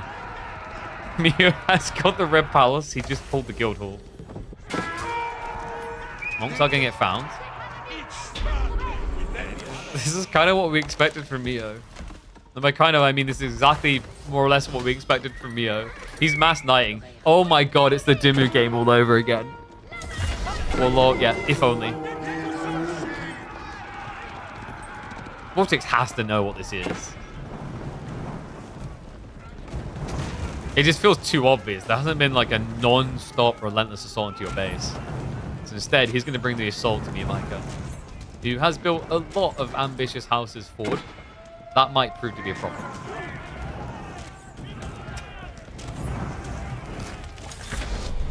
After pulling 6 monks, he got 1 relic. Really? Really? I can't believe that. What a sieve. Oh my god. He doesn't even try. Oh, this hurts me so deeply. Nothing. I mean, nothing in this game out-ecos House of Lancaster. I like.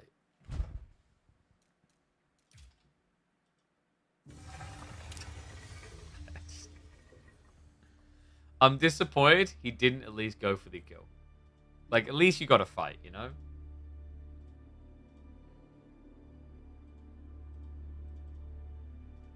3-0, or as I like to call it in this situation, a 3-0 no.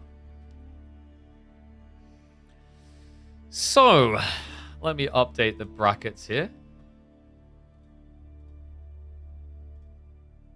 I think we're going to have to start renaming him Mimo, Micah. And, yeah, a firm reminder why everyone's going to ban Lancaster. Need to commit all the resources to the army in Age 3? Yeah, but if you do that, you don't get to go Imperial Age. So, Vortex through. Ooh, I just realized with our brackets what we've got potentially happening here. Tomorrow we'll have Lucifron versus Louis. It could be a brotherly showdown. Those are sometimes really hype and other times really underwhelming because they've been known to, on average, 10-min GG against each other more than any other matchup I've seen. But I'm wondering, what can we do next? So there's a few series we can check in on. We could do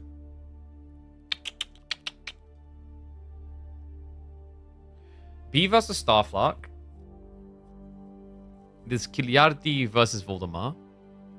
Oh, and we don't... Sorry, we did do Anatan versus Calp. Let me update that one as well. So the question is, what do people want next? Strokey chin.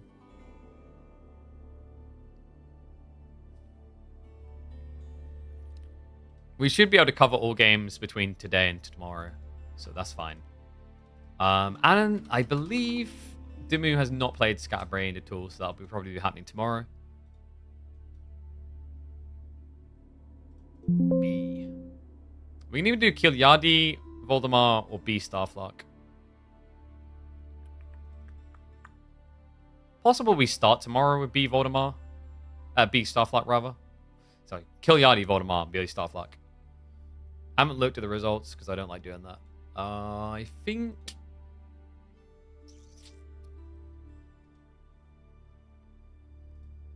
Let's do Kiliadi versus Voldemar next, actually. Any live matches? Dude, we literally just done a live match. Chill. What do you think that was? So, let me get the draft for Kiliadi versus Mr. Voldy.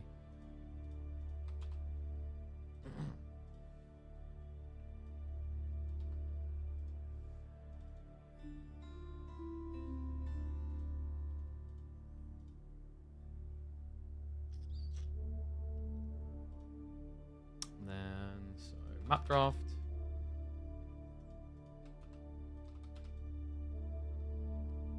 We might do this one, and then that might be like the final one today. We'll see. Oh, this is going to be a beer free format, yeah. So I'm trying to think, like, so that would leave tomorrow to be B versus Starflark, Doomy versus Scatterbrained. Oh, we got Lou MT. So 1, 2, 3, 4. Maybe we do 2 series today. We'll see.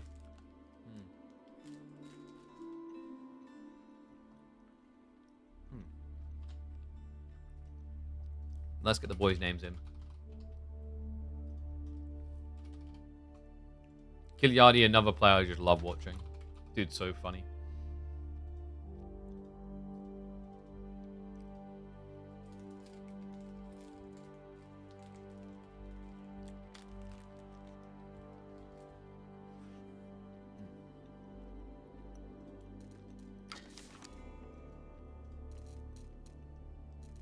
Alright, let me go to the day. Just having a snack to power me through.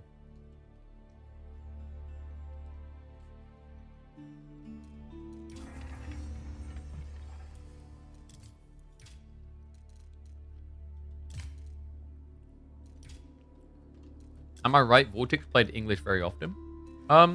He used to play a lot of English. Not as much these days. Yeah, it used to be one of his most frequent saves. one's most threatening too. I don't know if I have a full protein bar. I feel like one more series makes sense today, just so that I can like try to eat with the fam. Yeah. We'll see though. We'll see how we feel. We'll see how this goes.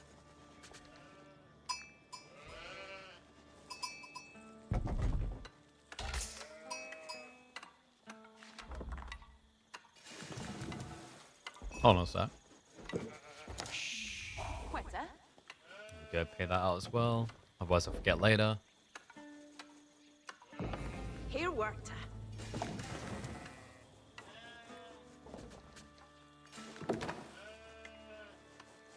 Any battle aces in the future?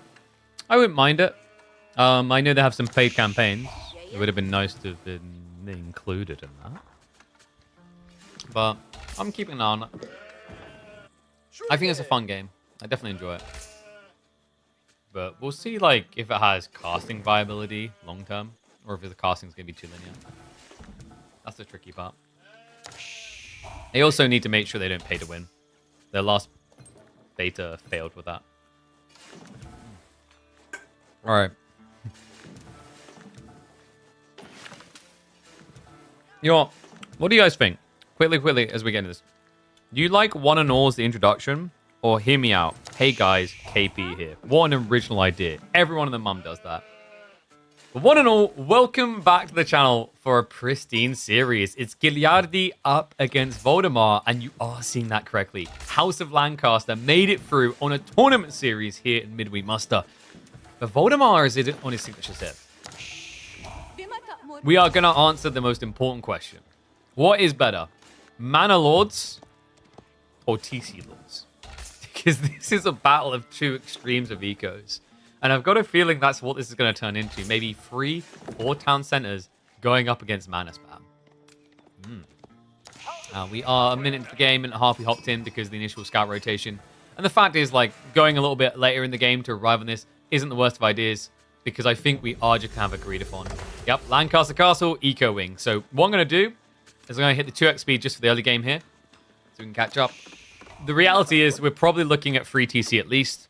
I wouldn't be surprised if it's going to be TC on the stone, which is already pristinely located next to the berries. That's perfect. And then you can TC on the golden deer, and then look for fast castle. Voldemar just going to trade? You'd have to trade with the enemy side. So trade sounds good until your opponent summons the Demi-Lancers. You'd think that's fine because, guys, there's a new trader in town. The problem is, like, 20% damage reduction is much better on the higher base damage units in terms of, like, removing more threat. The Demi-Lancers, they have plastic swords, but there's a lot of them. Abbott military wing into Ram for the first mana. You see why we would think that. But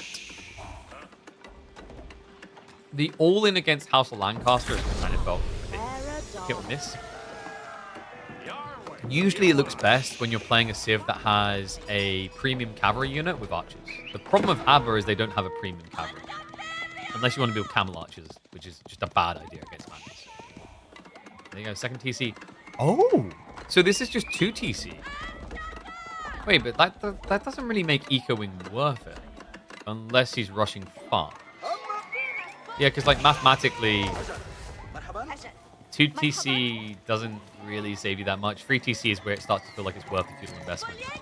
4 TC, you're chimichangering this full cash. It looks like it's going to stop on the 2. So maybe we see aggro now. If it was 3 TC, I'd expect fast castle, considering the tinies don't align. Kiliadi, not to be called a camper, we already have the Yeoman getting queued up. Yeah, okay, so this is going to be aggro from the killer. We'll go down to 1x speed soon because we're actually getting a bit of an aggro game. But it's an aggro plus a macro. I've seen this build a few times as well, and like this is even good enough. This is what I was talking about with House of Lancaster's economy being the core issue, more so than just the yeomen themselves. He should be able to pump out a lot of yeomen, courtesy of the fact he already has triple mana, generating 7.5 extra workers worth of gathering.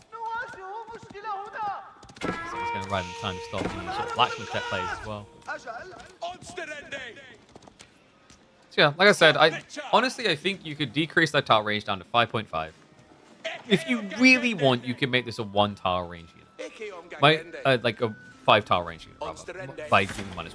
My only issue is if you do that, I don't know why Lancaster is paying 90 resources. I know some people are going to react by saying because of the synchronized shot, but then my reaction is like, okay, do something fundamentally different with design and make the cost of Yeoman increase when you unlock synchronized shot. Now, that does mean like pre-scaling stronger, sure, but the problem is, like, I don't think if you take away the full tile range and they keep only 0.06 movement speed, I'm not sure if it really justifies an extra 10 resources. But we can try. Like I said, I like the idea of starting at 5.5 because the range difference isn't high enough to matter in archer exchanges. At least elongated archer exchanges.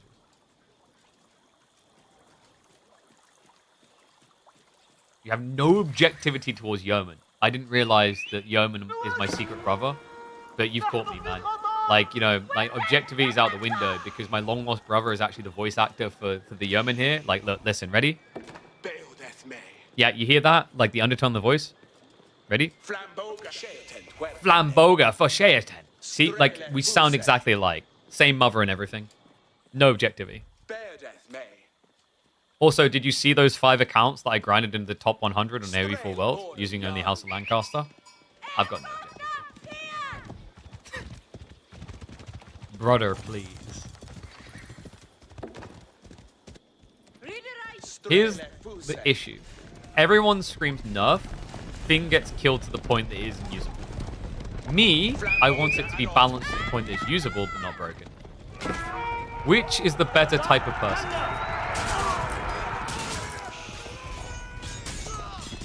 Oh, you got him. He killed that one Yeoman.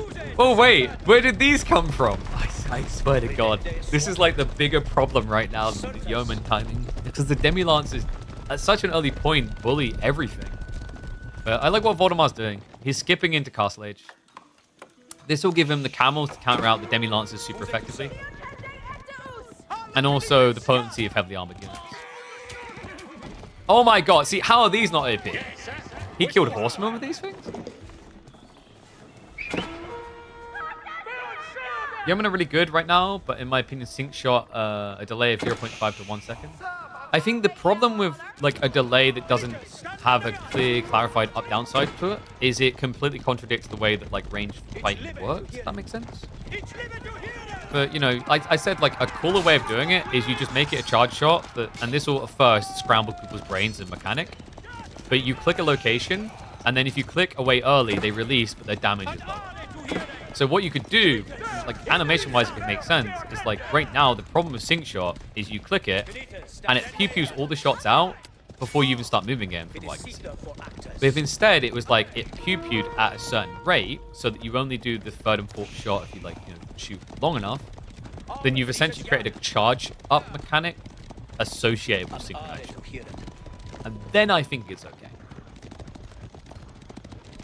But then, if you make that change, you need to drastically change the stats of Yeoman. That's the thing you have to do. I'd be more concerned still about Demi-Lancers. These guys are ridiculous. Obviously going to die if they dive the primary TC, but for what he paid, kind of proven profitable. Probably one of the less profitable games I've seen for Demi-Lancer spam, but they create that space, and look at the Myriad tech up timings. Both of them in Castle Age simultaneously. Now, one thing that was surprising here is the fact that Kiliadi went for the White Tower. There's been, like, no pressure on his side. I mean, well, there was an attempt, but it didn't really do much. And he would have been able to scout the castle in, so he sacrificed King's Like, it could make sense if he wants to Earl's Guard. Earl's Guard, remember, get buff damage for castles. They've already got +1, and it's because of the keepers. We'll go to mop up these counters. You'd think this is a good exchange. I mean, in fairness, he did get it for free, so that's kind of okay. It's like, even if you kill one Demi-Lancer, your opponent spawns 8 of them, he pays 600 resources. So that's on 100 per Demi-Lancer.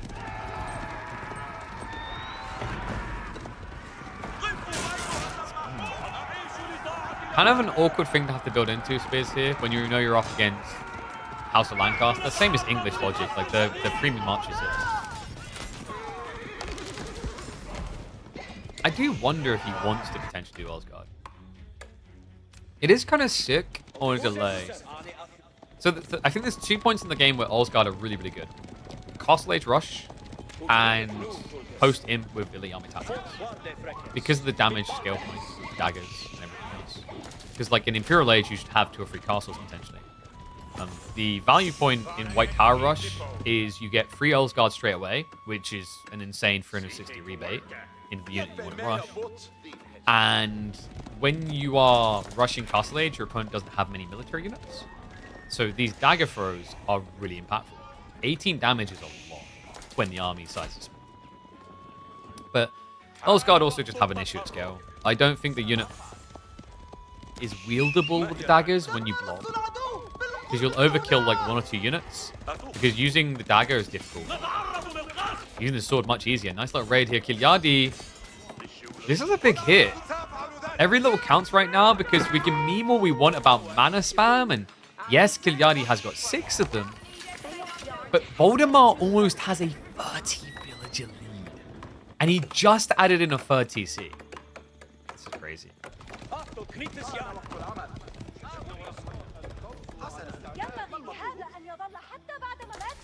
What's the chances Kiliadi hasn't played a lot of Lancaster and thought they have production? I'm going to benefit the doubt here. I hope he knows. Yeah, reminder, the White Tower for Lancaster, like, their castles don't produce units. So the advantage you get instead is the +1 damage to Demi-Lancers and Elsgard, and spawning 3 Elsgard per castle. That's it. You don't even get an attack speed. That's being hoovered up right now, and yes, you did just hear correctly by that very weird spam sound. He just Shire levied. 14 yeomen. Low price at 1,200 resources. Wow, all of a sudden Kiliadi has the military lead. Synchronized shot on the way. Would it be probably been nicer to do this the other way around because the yeoman could be immediate, and that would give you yeoman into synchronized shot. But I think he just wants to get in position, and that's why he prioritized this.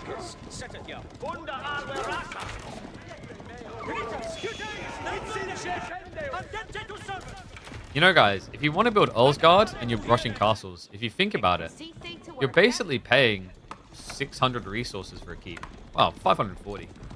Whoa.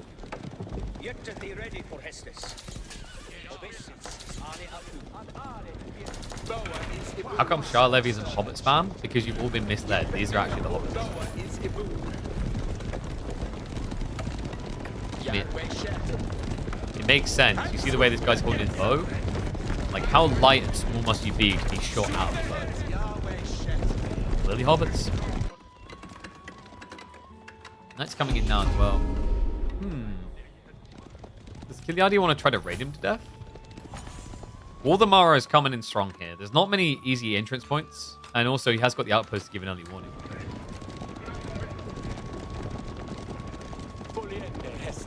Alright, are you guys ready for money?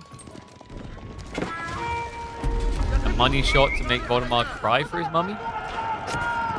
See, Kiliadi wants it, but that was the importance of the outpost. Gave him that early warning.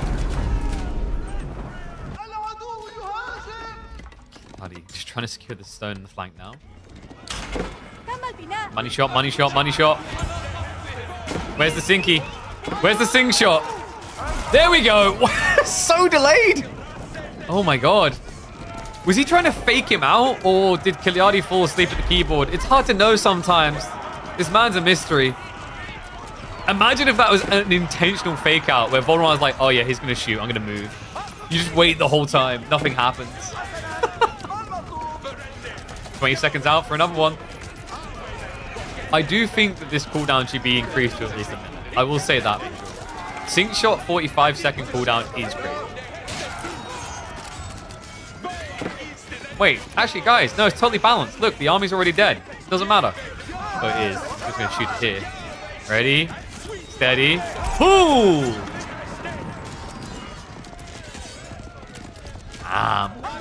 Kiliadi! Real crotch stomper here. We do have Voldemar switching to Golem, so an opportunity to stabilize, but this is the chase now onto the villagers. I mean, oh, thank God. I thought he'd ran himself into a corner. There is a tiny escape route here. Kiliadi needs a lot of kills, guys. This looked really good. You want to say GG, OP House of Lancaster. But remember what he's up against here. It's a 40 villager lead for Voldemar. At what point do you just try and get shivs out? There it is. Kiliadi, this just feels toxic. Another shot? Yeah, like done no damage. Okay, so good raid. Mathematically, Voldemar's still ahead. So Kiliadi's up at only 6 manas. He never took tier 2 tag. That's equating him an extra 15 villagers. And then he's got relics for like an extra, let's say 10 villagers. So 25 villagers added on. He's going to be at 80 villagers versus 93. And that's before we calculate Golden Age, which puts Voldemar further ahead. And also agriculture with mass farms. Honestly, I think Voldemar is in a pretty fine position. That dive done nowhere near enough.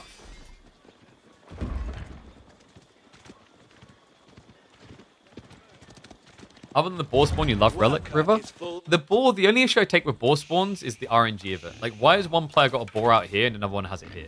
They need to regulate the spawn. So, realistically, the boar should spawn out here alongside the deer in the same area because it's really far away from your base.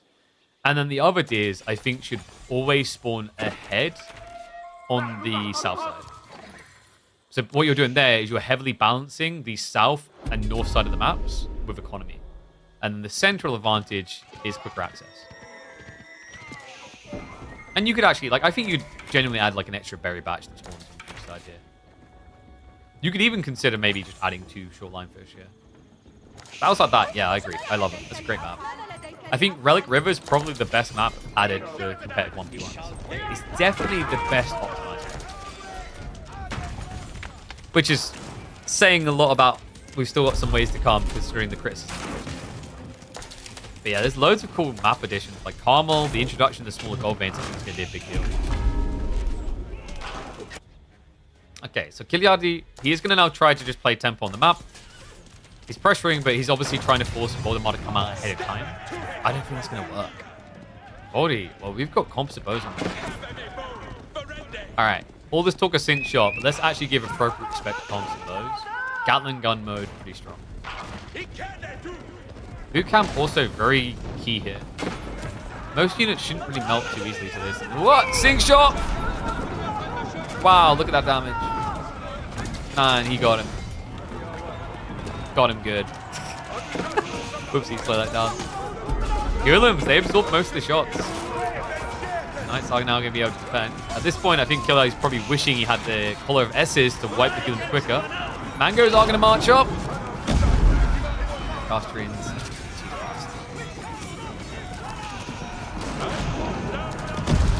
Okay. Honestly, I think this is the point where Voldemar is quite stabilized. Kiliadi, he's got Sacred Side control. Holding it is a whole other matter.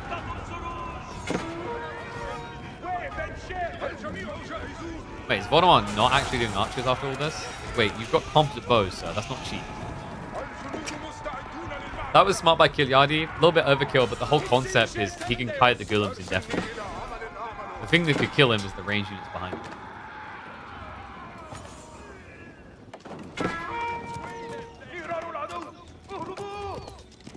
The fact that he's up against mass knights, he's just like, yeah, good. But that's what Yeoman does to you. Same thing that Longbow does to you. You just don't feel like you can build spears against them. We are now getting that switch, though. This is getting so scrappy. Kiliadi is trying to rally it towards a condensed location, but it's 25 Golem. Money shot is broken? I'm sorry, did we just watch the last 2 money shots? If that was a money shot, you're playing at the dollar buy-in poker table. Come on. Situationally, money shot, very strong. Not in every single situation. Sometimes it just looks like a little bit of pew-pew. Sometimes it is rain of heaven.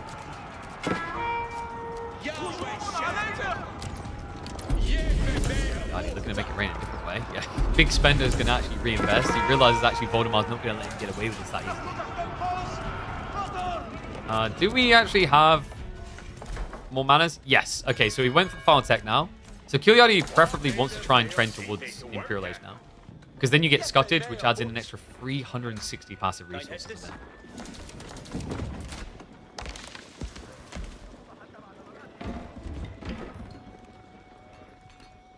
Need to play some MOBAs? Yeah. And you know what? I'm with Faye on this. I've said, like, this is like Mirana Arrow. Just dodge. You know what? You know where the brain of our pros went? I just tested this with Baltoon. He's like, how will I dodge money shot? Let's try Pavis. Just move, lol. And whatever you do, make sure you don't go to the Prometheus school of running away from things. Don't run into them. Get out of his way. Yes, several years of Dota 2 has trained me in the ways of arrow dodging. Because in Dota 2, when you fail to dodge that arrow, the whole lobby lost. Last time I got hit by an arrow from Mirana in Dota 2, even my mom phoned me up for that. That's how we've got to fix this, guys. We've got to make our players adjust to sync shot. Anytime you're in a team game and your friend doesn't dodge sync shot, laugh at them. Look at that. Voldemar, what a god. Barely got touched. No laughing at Voldemar today.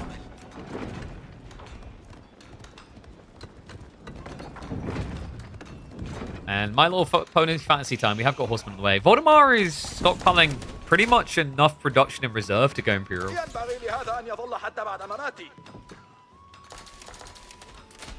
Meanwhile, Kiliadi is a little bit slower.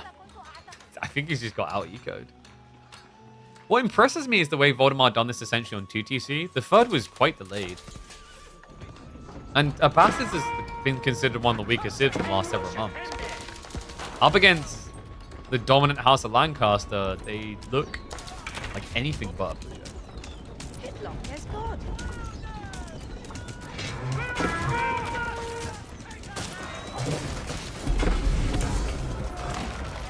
If the game goes deep enough, Kiliadi's economy is stronger, but not by much.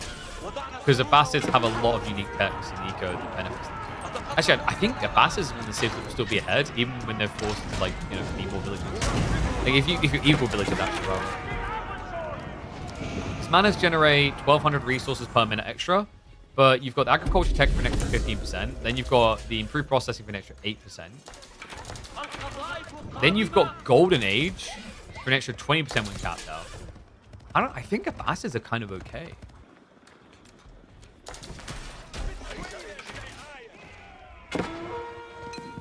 Wait, why are you watching the Civ while playing Assassin's Creed 2? You should be playing Assassin's Creed 1. Because we've got the Middle Eastern Civ versus... you know what we need? We need actual Knights of Templar. But I was going to say, because we've got, like, English members of the Templar kind of thing.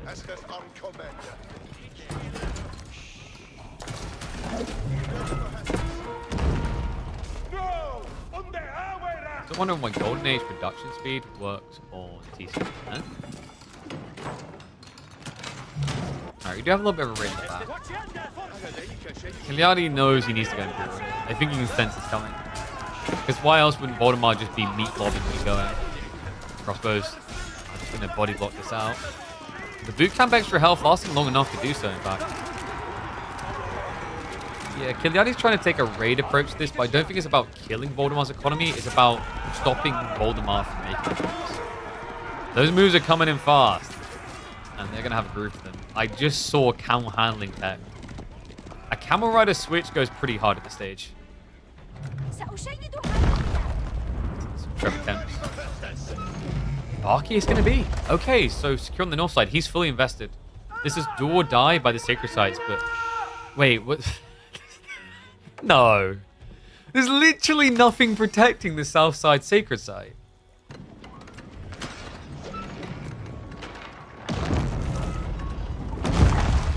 I am looking at the build count for like eco comparison, but it matters with the build. Like we said, if you cap out as House of Lancaster versus Abbasids, I don't think you need to keep that many more villages as Abbasids to mirror House of Lancaster's economy because of all the raw eco buffs they get.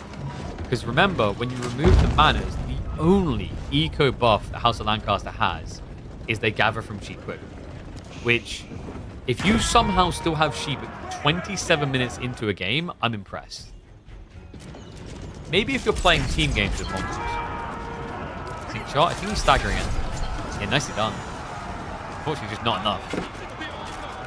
Goodlands. Upgrade's coming in soon. He's going to preempt the attack, though.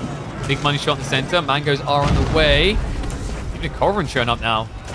The night count, a little bit lacking here. Doesn't feel like he's got enough to keep pushing through. He'll be able to leak over.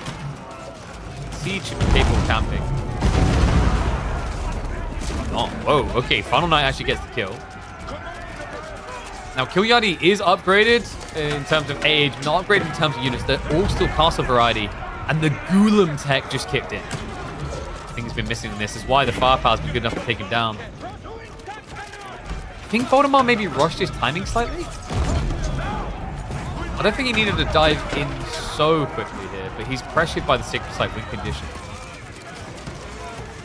Meatblob plus the Golem now coming. Kiliadi, numbers starting to fall quite a bit here. He is going for the Lunar Glaives. Got Throwing Dagger deals on the way. That's going to give him the double attack and a little bit of AoE splash. Not a bad idea here.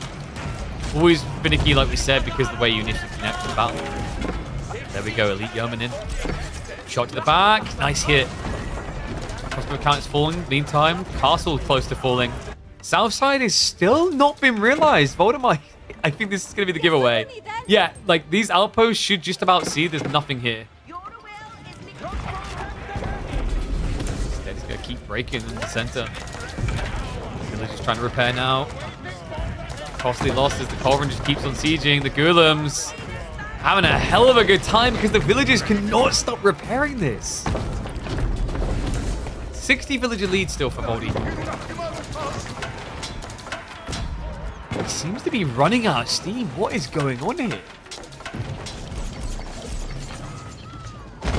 6 shots at least going to scare the villagers away. I mean, if he just pulls. Yeah, he's still acting like there's a real threat here. But I think the idea now is Outpost stops the villagers from pulling onto the Sacred Site. Unfortunately, it's a tip-off. I think he saw it, so Castle Drop is now on the way. No, come on. Not like this. Voldemar, he has got this gold on the south side still to work with. Meanwhile, north side's been secured, so Kiliadi can keep deep pumping. Also going to try to ride to the north side, but the Barksy out there is going to be difficult. Villager on villager action, but... No, this is just not going to work. Because Kiliadi can just hold on to it one at a time to get the castle up. And the outpost, it can't reach that village. Oh, come on. Not like this. Reminder, by the way, Kiliadi has been maintaining this without Scuttage. That's only now coming in. He's about to get 360 extra passive income a minute. This is ridiculous. But wait! He gets it! Voldemar with the decap! Northside success! What happened? You've got to be kidding me. Kiliadi, he didn't realize. He had villagers here. He didn't garrison. He didn't pull. He was so distracted south side and center, he didn't know us. But it still might not matter. Oh, come on.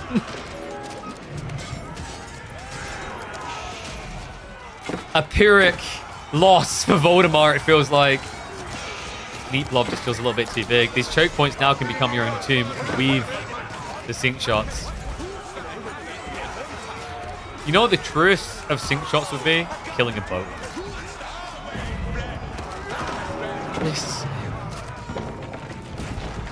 I feel actually very frustrated on behalf of Voldemar because I feel like at most points he's done the right thing here. You could argue the south side he should have decapped that more easily, sure. Like outside, for real. I feel like he done a lot of things well. And also, you know, for Kiliadi, he done a lot of things weak. For example, the fact he went White Tower over going for the King's College. King's College would have been great for the heavily armored knights. Would have been great for the extra bonus damage against your counters.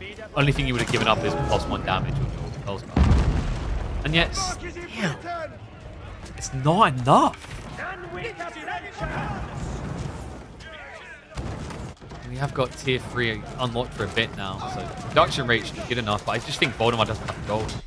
He lost control of south side. It was the only thing keeping him alive in this game. I think sequentially we are going to be seeing a GG call very shortly. so close. Okay, you know someone's miles ahead when they can do this. Exact militia program. I rarely ever see this pulled. 2,500 resources. It's worth it when you're fully capped, but like usually the issue is you don't necessarily want them unit types. He kind of has the perfect comp for it. Isn't Eco same because of Manas? Manas is worth about 1,200 resources roughly at this stage.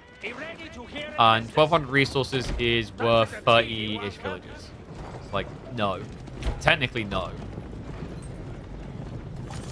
But the army mass is just so big at this stage. And also, keep in mind, for the last several minutes, Voldemar has been diving castles to try and get back in this game. Voldemar, he's going to try to remass. But his economy is now becoming his constrictor. He just doesn't have enough military troops. Right on the farms, that's going to idle them out there. Can't really afford that type of gap. Also going to dive in, but good luck. Shot! One even walks back into it this time. And he calls the GGs. A valiant effort by Voldemar. What do you guys think? Could this build work? Could you actually beat House of Lancaster with it? Or are you always doomed to find yourself in this exact type of position? I can't believe that, man.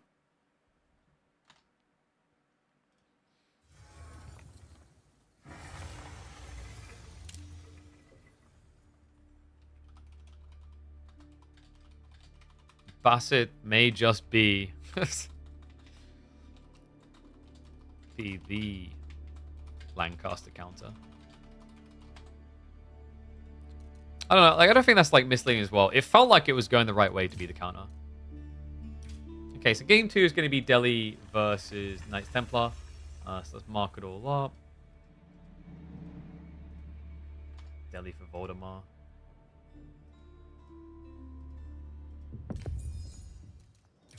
We'll get ready to hop in just a second.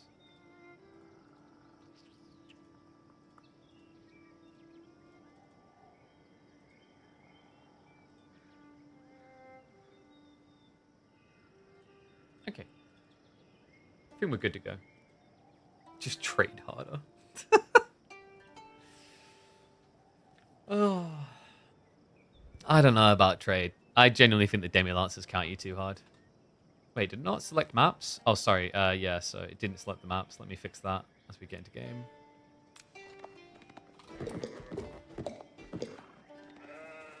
So Lipany for G2.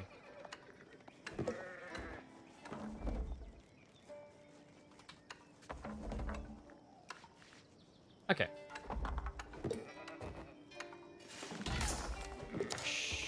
Sparrow. Finish.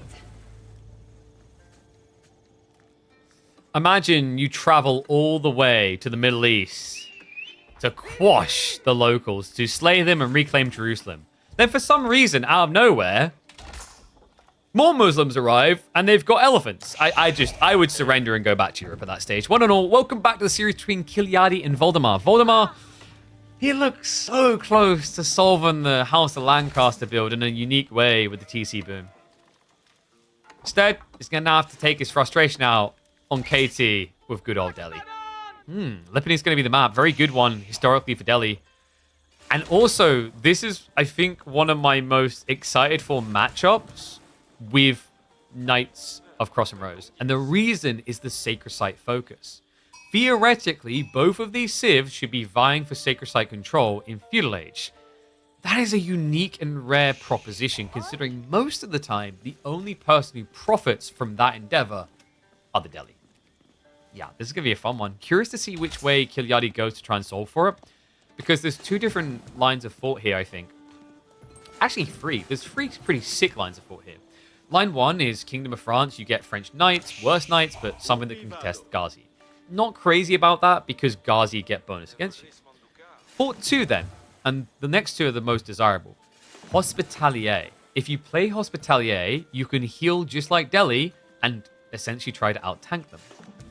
Thought process 3 is Principality of Antioch because axe throwers are good counters to horsemen. Now, Ghazi's a little bit different due to the bonus damage, but you have substantial melee armor on those Axemen. Momentary for Kiliadi. It's going to be Kingdom of France. Okay, so probably not going to be utilizing Chevalier much. You do still get the discount. You get the production speed. Maybe you can't do 2TC here. Like, that's the other interesting thing I think about this matchup is if you don't think you can get Sacred Site control, Knights Templar typically go and they play into 2TC. But it's almost, at this point, I'd just say taboo to do 2TC against Delhi. It very rarely works out. Also, that's just kind of a comical way of chopping through the tree line. Not going Axe Bros. I don't think Axe Bros is the only option. So Hospitalier can kind of work even though they're heavily armored. So Ghazi get bonus against them because they can heal. But like of the three, if you're playing Feudal, which usually you have to against Delhi, I feel like I'd rate Kingdom of France the weakest, which is very surprising. Because Kingdom of France is the most generic go-to choice rank. What happened to Protein Works? We tried to work with them again, and they pretty much never responded. So, I mean, I'm done even sugarcoating at this point. So we worked for an agency, and then we tried working directly, and they couldn't even be bothered to respond. So I never did sure.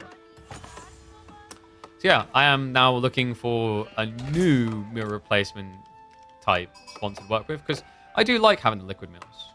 I found one or two that seem potentially viable, but sadly, one of the I can't believe it. Like, I'm just not gonna say who it is, not gonna go that far, but you know, if they see this, I mean, you should kind of feel a bit embarrassed. They wanted me to rep the brand for free for 2 months to maybe get paid. Now, for any aspiring content creators, that's not okay. It's okay to go straight for affiliate programs if it's a product you really like. That can sometimes make sense. If you're going to buy a lot of it anyway, but they'll send it to you instead, that's fine. But when you're at our size as a content creator, and this isn't even like snooty or meant to sound snooty, at our size as a content creator, you should not be working for free. Especially for 2 months. Sheesh. Okay. Don't think this game's going to be going for 2 months, though. We already have Kiliadi making it a sacred war.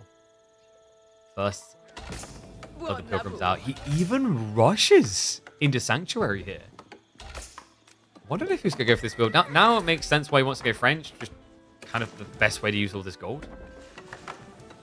Axemen can make sense, though. Like, Axemen cost substantial amount into gold. Same with Templar Brothers as well. Like, Templar Brothers actually might feel better for this type of build because the 50 gold, 60 food cost. Looks like Pro Scout's already queued for Voldy. Did he go for the double mill? No, he just switched in Pride. Interesting. I guess it's a little bit different now. Pro Scout's definitely lost a lot of its flavor to be rushed. Also, the thought process here for Voldemar is you can spend 50 more wood on a mill, or you can just passively go towards it because you're going to have a lot of sheep. So it used to be you had to rush Pro Scouts and thus go 2 mill because everyone else is doing Pro Scouts. But if in your matchup you don't think your opponent's going to go for it, it's just a chill perk down the line. Will we see B today?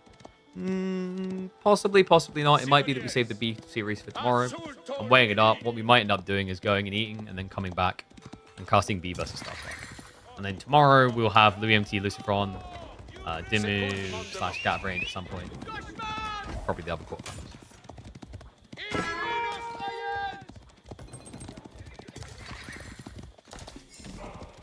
Okay, so nice switch. This is one nice little games you can play. Just, you know, what's it? What's the thing with the cups where you hide it? I can't remember. It has a specific name. Something Monty. Is that Free Card Monty? That's like the different version. You kind of play a little game of Free Card Monty here when you play Knights Templar. Because they can't cover all Sacred Sites straight away. So scouting is very, very important against Templar. Ghazi is very, very powerful against these Templar boys as well. Yeah, this is a little bit depressing, guys, because in this matchup, you are paying more than your opponent does for Ghazi. Look at this, 140. Meanwhile, you're paying 166. But statistically, you're not really getting much more.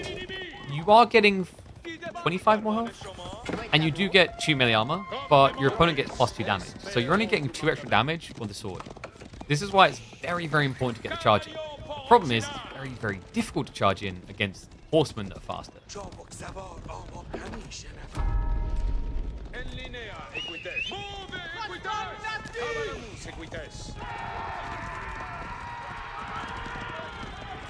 So it's going to be a contest over the central sacred site. Yeah, he's waiting out the charge. And he reveals the spears. Okay, so this could be a really good sign for Kiliadi. You're being invited into archers. And that is the best thing that Knights Templar do. Their wood gathering is crazy. So they can actually blob. But it seems Kiliadi is just playing poor man's French to the ends of time here. It's just more Chevalier. What? I think Chevalier can work if he starts raiding. But otherwise, I'm worried. And oh my, what? Yeah, so he's that worried about the Ghazi, he doesn't even switch into archers. It's going to be spilling. God, these fights feel so bad as well, because you know what's going to happen with those injured Ghazis. They're just going to get killed. Sacred Site fight is a bit of a scrambled mess. It's double so far for Voldemar. So pretty good for him. He's basically equaling out against Pilgrims. Pilgrims will give you 130 maximum, so 260 maximum per 60 seconds. No, you're not going to hurry, mate. No need to afterlife. Meanwhile, for Voldemar, with just 2 Sacred Sites, it's 250. Not just that, though. Remember, like, you already have an eco lead. He's killed, I think, no workers, just Pilgrims so far. And yeah, Knights Templar do not need lumber camps. So just a reminder, this ability here called Landscape Preservation, it allows you to not only just get food while gathering from wood, it also means that you do not need lumber camps. And by the way, that's another reason why Knights Templar go very hard onto wood, is for every 10 villagers you have working on wood, you've essentially got 2 villagers on food.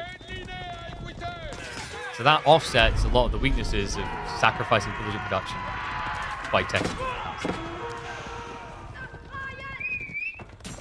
Pilgrims, and your worst nightmare starts to arrive. Looks like you will at least get the Pilgrims in. But this was my worry, because this is where Delhi should actually just feel like the victors. What's crazy as well is like this isn't a Tower Victory build. I thought Tower Victory might be, I'll say mandatory, but quite powerful, almost necessary against Knights Templar. So you definitely win the fights.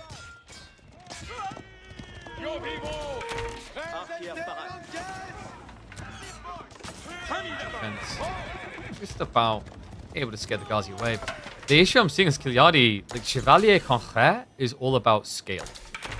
It's not a comp that does very well if it gets kept to low numbers, because you just can't ever dictate the main fight. And he is stuck on low numbers. 7 heavy cav for a nice Templar at 10 minutes and 1 PC. Doesn't feel great. Templars eat trees? Of course, it's very high in fiber. Falling sites is BM, only if you're allies.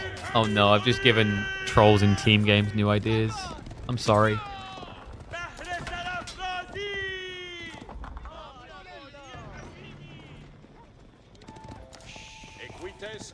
I do think, and it's probably like, from a system standpoint, hard to implement, but I do think that you should be able to build gates on allies' walls. Stop griefing. In saying it out loud is a very easy solution, but obviously implementing it is very, very, very difficult. It's like this game is very, very, very difficult for Kiliadi to win.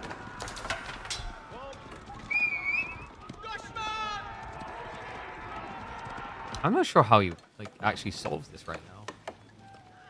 The problem is it's been fairly consistently 2 Sacred Sites. There's a lot of gold gen, and yeah, House of Learning's already in the way. So he'll get the decap, but at this point, Kiliadi's got to be a little bit suspicious, like, why is Voldemar walking away from him? I think he knows what's just happened. With your current position and current income, mirroring Castle's probably not ideal. He'd be too late. And also the concern is, what do you immediately have to counter with? See, something I've noticed about Castle Age for Knights Templar, their scale point is weird. A lot of the units they can build that feel good don't come out fast. The Genitors, the Javelins on horseback, feel just overall bad. Going for Genoese crossbows in theory seems good, but very slow to get out and very slow to move. So normally you just think things like Templar Brother, but remember the Templar Brothers for Knights Templar are more expensive knights. They take longer to produce. That's another reason why I think most people still go France. It actually makes Templar Brothers feel like they can come out in time. Because it goes from 38 seconds to 32. For reference, a normal knight is 35. I still can't get over how cheap and tacky these guys look. But that's the goal. They're not meant to look like full knights. You know, because France is keeping the good knights at home. They're like, oh, we'll assist your cause. Send all those B graders that didn't qualify. You mean the ones we didn't even give armor to? Yes. You mean the ones that are like on the horses that were meant to go to the blue factory? Those ones. Cheap price to pay for absolution and access to heaven. It's like Kiliadi is getting sent to heaven in this fight though. Villager kills not really there. Spin and Blob should eventually get cleared out, but by the time it does, the replacement field is here. It's men-at-arms. With spiky helmets, by the way. Very important. Because if I've learned anything from Warhammer, spiky makes you stronger. Definitely stronger against this. Archer is just basically trading out against the villagers. He's even trying to... Okay, I think this says everything it needs about Chevalier Combat. When you're so confident you commit your villagers to fight them back. Wild as well. Voldemar is throwing away the entire eco lead. What the hell just happened? I've listened to Voldemar on stream and his opinions on these Chevalier. They feel terrible and they just feel like they fall apart. And I agree. But maybe, just maybe, and this is crazy, but food for thought. Maybe the one exception is them versus villagers. Just food for thought. Oh my god. Well, I hope Voldemar is intending to plow it towards the enemy base. Otherwise, this is going to be a grab and a throw. Genoa now on the way. Genoese crossbows would be the solution to men-at-arms. Voldemar is doing something interesting, though, folks. He's adding in archers.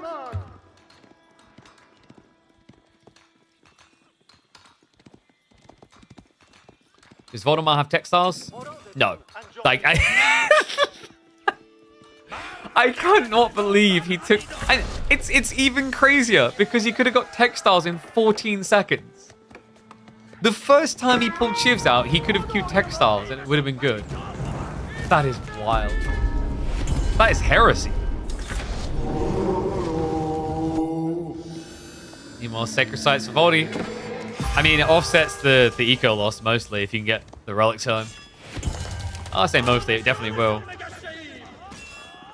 Let's go for the rewall. Really important. The Genoese allows you to get 30% more in these, so that would be 156, 169 rather gold. Very nice number. Voldemar's not feeling like being nice here. My concern about Genoese crossbows is usually like they're very expensive. They take a bit longer to scale. And they're very immobile.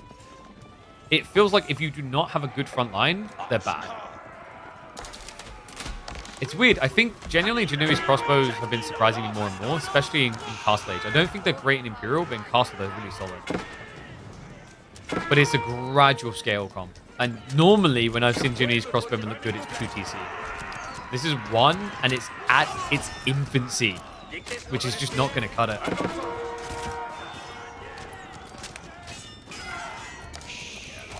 All he's got. Got Chevalier coming out the back. Plenty more coming in the front from Voldemar. We've got more troopers arriving. Farms also get found. He's going to split up. And although it's veteran Chevalier, the men-at-arms damage is not exactly substantially lower here. Not to mention the fact they have more melee armor. And I'm not even... No, guys, I'm not kidding. By default, they have more melee armor. Oh, congrats, Kiliadi. You did survive wave number 1. About wave number 2.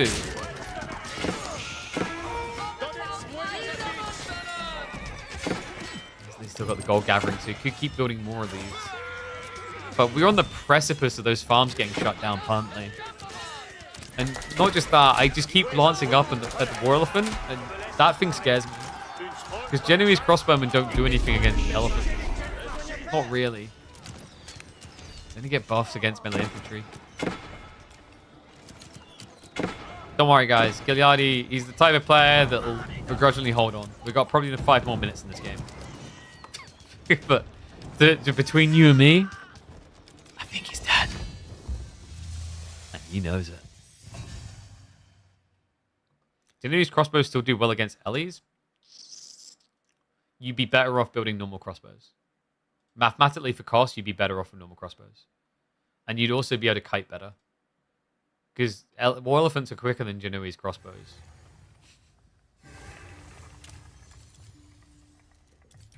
Okay. So, final game, deciding game, is gonna be Jean versus Yuji. Kiliadi with his signature Jean. Against Shuji.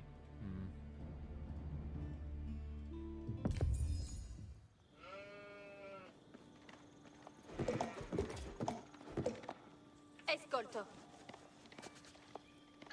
More think the tower ones, but like then you're just building a crossbow into a like heavily ranged armored unit.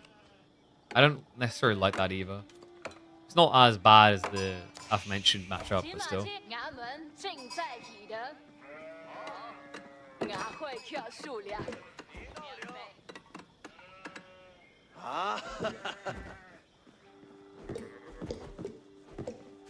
What we might do, by the way, I'll figure it out this one. Depending on the length of this, I might go eat off this game, and I'll put a game up for you guys to watch, and then we could come back for B versus Starflark. That sounds like a pretty good plan, yeah.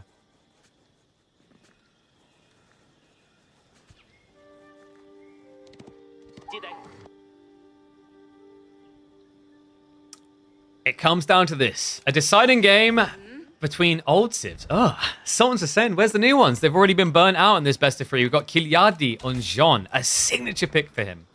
Up against Voldemar's Shushi. Not quite as Chinese, but similar enough. I just got a smiling thought. A few weeks ago, this would have been full pro scouts, and I would have been yawning. It might not be this time. I think you could probably do a better job playing Pro Scouts blocker as Jean than playing into it. That's an interesting thought. Yeah, especially with like board positions like this, there's just so much to grab. Nice to see though. Voldy more likely to go for Pro Scouts of the 2 just because of how quickly you get it as Shushi. Good spot northeast for Medigarden. I think you can just about clip the stone and get all the food. So that'd be 36 food, 25 gold, 25 stone. And probably about 25 to 30 wood. So really, really good meditation garden for Dry Arabia. Probably the best one we've seen in a while. This is a decent backup option, but really far out. And I just don't think it's worth it for the extra 12 food. Meanwhile, Kiliadi spawn. He has got back golds. The deer being 4 double is going to be rough here. Because, as I said, if this is Pro Scouts, it means your opponent doesn't have to run as far to get the goodies back.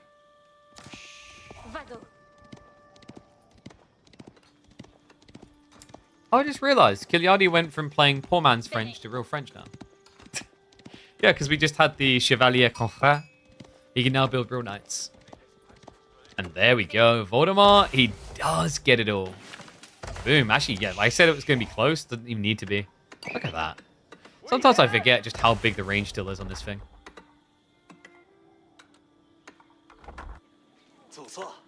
I'm officially got lunch entertainment. Why are you talking about food, bro? I'm really hungry.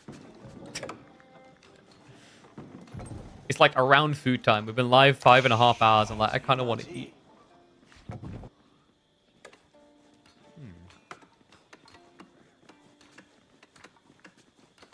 Oh, people still like hung up on the Genoese crossbows. I see Mark saying crossbows have shields with 0 ranged armor. Actually, that's not true, by the way. Just like a final reference point in the Knights Templar game. They actually get 1 ranged armor. It's not a lot, but they do get it. And also keep in mind that the Genoese shields are more the iconic identification and also being able to look at crossbows and look at Genoese crossbows and know the difference. Now, how I bring this back to this game, you might wonder. because this is the example of the Civ where that's actually a problem. Like, I actually praise the Genoese crossbowman look because Shushi has the problem the other way. Shuginu crossbows look exactly the same, which is not a good thing. Yes, that's right, guys. Remember, get used to this now.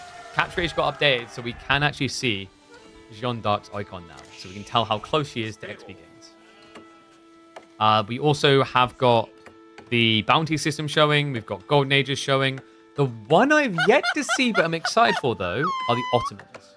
Because the Ottomans' Vizier Point system is now accessible. And what is up, Faplarp? Appreciate the gift sub, mate. Remember, guys, get those subs in. Choo-choo train. Kick it up. I know a bunch of you got Prime subs. If you haven't, go for a normie sub. Because we are, let me just double check. 41 out of 100 to reach our plus goal for the month. And I know you guys hate ads. Okay, so first night's queued up. Looking at the macro, I don't think we're getting pro scouts here. Meanwhile, the macro over here. I mean, it's possible Kiliadi goes for pro scouts on a delay, but he understands that his timing is always going to be worse than Shushi. It's kind of funny, though, because if Kiliadi had Voldemar's spawn, he could have deer shoved in. And his position is very strong. Whereas Voldemar, like, there's just not enough time for a deer shove.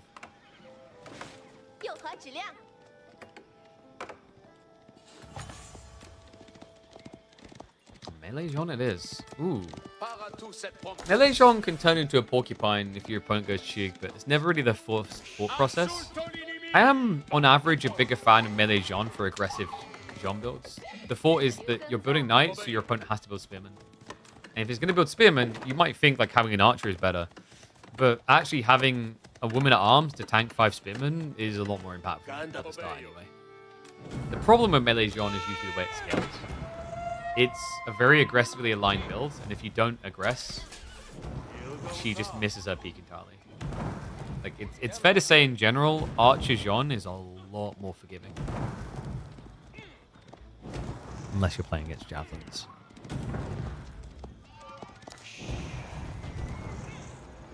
I think Chevalier might need a +1 attack. The more I see Chevalier, the more I think they're fine. They just have their role. It's that simple. I think Chevalier are fine. It's just your goal is different than Knights. Very different. And that's fine. That's actually good. That's exactly what I want more of. Like, seeing what they've done with the most recent variant civs and hearing what they want to do with Jean, and hopefully what they'll also do with some other civs as well, is very inspiring. I want the uniqueness of civs to ooze out. The game is so much better that way. You want to have certain generic patterns so you have counterplays back into reset points. But you also want every civ to feel like it embodies its own being.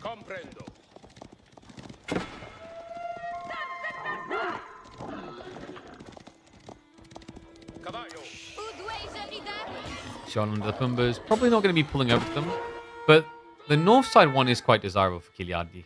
The problem is with his opponent now going horseman, he might be ill-inclined to go to it. Which kind of worries me because Kiliadi doesn't really have much food. He's down to 2 sheep. Okay, this feels pretty bad. He has got wheelbarrow to run out. The problem right now is with horsemen coming, you're not going to be safe to go there. Also, if he continues to just build... Yeah, there we go. I was about to say, if you just continue to build only knights, your opponent can just spear and then heal with the horsemen. So by going archers, you're at least going to keep Voldemar interested in the main point.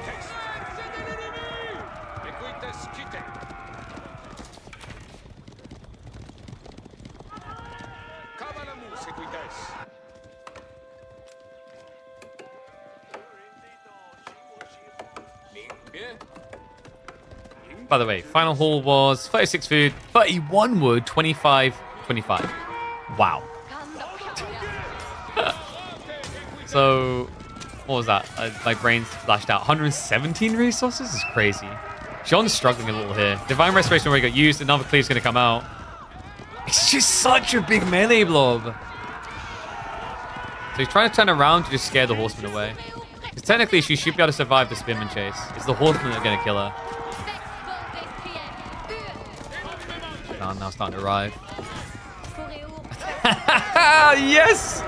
Sick micro by Kiliadi. Creates the space. Costs him an archer, but saves the maiden's life. Which is an actual worthwhile exchange. 250 compared to an 80 resource cost. Just buy back to 250.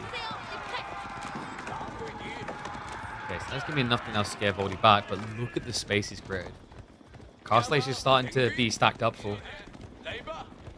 And Kiliadi doesn't really have a good night count to stop you rushing relics, per se. I wonder, do we see the good old Mount Lu? Some people like that because you can just rush so many knights out, but I think Shaolin Monastery is just too tasty here to resist.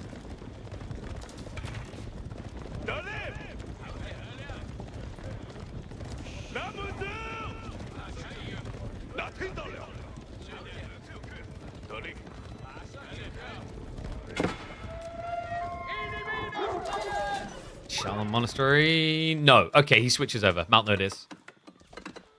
Okay, so why do you go Mount Lu over Shaolin? The thought process here is usually against French and Jean. The Shaolin monks are kind of worthless. You can technically use the Shaolin monk to fight knight, but because of the charging and the kite, you just kind of lose units. Now, normally you can actually still get away with Shaolin Monastery when you're playing Pro Scouts, but what can be better to do here is go Mount Lu Academy, get extra food gen, pump your knights out, and then map control. Because if you map control, then what you do on delay is you can build a monastery and supervise it. That's the big difference between Shaolin monks and monastery. You cannot supervise the monks. With a monastery, you can rush them out every 12 seconds. It's very, very powerful. In fact, you can make it even better. He's getting regional inspection. Okay, this tech goes kind of hard. You're going to see it when he goes to the monk timing. This is also going to be great for the initial pump of units. So if he wants, he could supervise the lancers and pump them out every, I think it's like 9 seconds really quickly. Kiliadi, meantime, fishing for kills.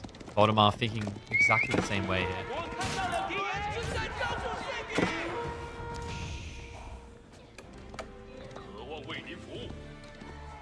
Okay, so do need to resupervise. Reminder that tech doesn't give you the booster unless you look away and look again. You won't get the 300% production speed otherwise. And there we go. I think he just done it. Wait, well, he stopped looking. Wait, he just stopped entirely. Wait, is it bugged? What? Wait, what? Guys, he's resupervised and it's like not doing anything. I'm so confused right now. What just happened? Is regional inspection bugged? Is it on mill? Maybe? I mean, there's some dives going on I want to check in on. We have got the Lancers raiding through, so a few eco kills there. Let's check for the food drop-off. So 25 food. Yeah, oh, okay, yeah. It's the classic. So, guys, we're being baited. He's actually supervising the mill. These guys are so good at their taxman job because we all know it's cookbooks anyway. They don't actually look at what they're doing. This still triggers me. Why has this not been updated? Yeah, it is a thing that this happens. I don't know why they don't turn around. Anyway, looking at the fights happening now. Some people are like, oh my god, KP, show the fight. Look, it's really important to know if tech's like that above. It's actually very important. Diving, we're going to chip away at few. Also, he's blocking out food. Kiliadi's got some eco issues to worry about here. We still do not have supervision on the racks. Oh. He's going to get away. Kiliadi close to getting that level 3 Jean form. Mostly still just crash tier mobs. We have at least got frequency inflow spears now, though. Okay, this is where it hurts. This is where it hurts a lot. You might get level 3, but you've got like no knights left over. There we go. Able to trigger the tech up. Level up complete. This should be, yep, champions to the defense. Remember, they get bonus against spearmen. A little bit of an overly ambitious dive from Voldemar, but I think he's making it work. And we do have some monks coming out. He didn't supervise, though. Why did we get regional inspection? I don't think I've seen him use it at all. What?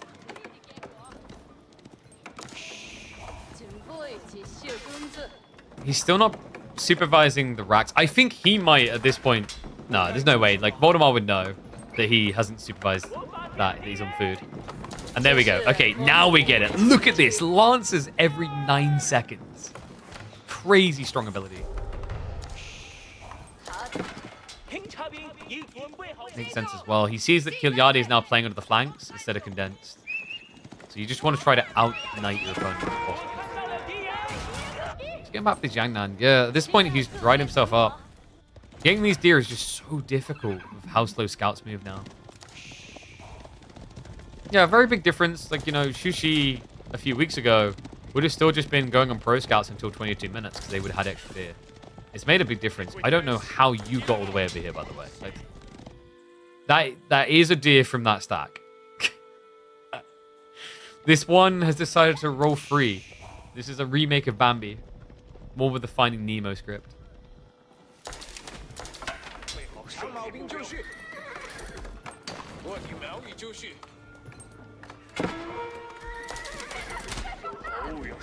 So before I was like, oh my god, what the hell, every 9 seconds? Yes, but like consider the trade-off here. If you're producing every 9 seconds out of this one stables, just do the maths of how much resource you need per minute to keep that going. It's definitely strong for its timings, and I've highlighted before that I think supervision does too much. And I stand by that statement. But I will say with like the craziness in your mind of like producing every 9 seconds, it has a timing value, but it's also very hard to sustain. And keep in mind that getting that ability comes out of Mount Lu Academy. You have to build a landmark to get that specifically. So like I'm kind of okay with the supervision production speed being that high if you need a tech out of it. It's the same logic of I think that supervision should have a buffed up tech for production rate in Barton. And its base rate should be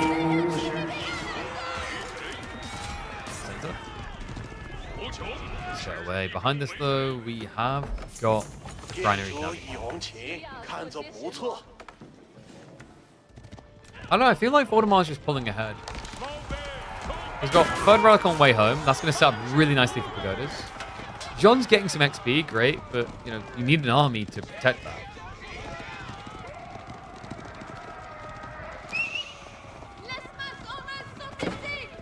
Cancel KP before we get supervision nerf? Yo, I have not been trying for 2 years. It's been 1 year. I've had an issue with supervision ever since they buffed Imperial Academy. And for good reason. The only people who argue against it are China Sushi mains. I can smell the China on ya.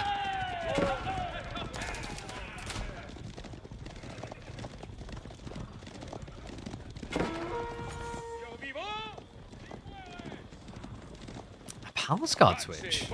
Interesting. Yeah, but he's going crossbows, so it definitely makes sense here. I think Voldemar's probably thinking about taking more defensive line at this stage. I mean, he's got the farms coming in. Once the farms are in, you don't care about needing to play for pocket economy. How did I know you were China main? It's obvious. You agreed with the other China main way too easily. You exposed yourself. Like a drunk flasher on the corner of midnight.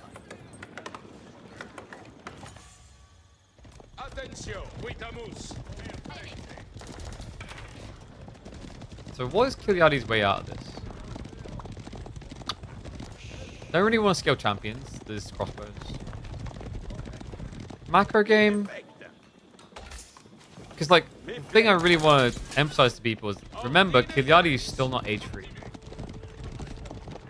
So that's what I'm trying to figure out now, is does he go Royal Institute? If he does, it's a one and done. He doesn't really have the economy to do it again and again and again. I.e., you lose the Knights in the fight, you lose the game. Guildhall will give him scalability, but you are undeniably behind, and you realize when walls go up like this, there's a high probability that Shushi are doing dirty eco. Yeah, the money laundering in this corner. They could be pagodaing, they could be 2TC. So I would expect Kiliadi with that information to think more aggressively. Then again, I don't think it's possible for Kiliadi to think more aggressively. At this point, almost every thought that comes through his brain is aggressive.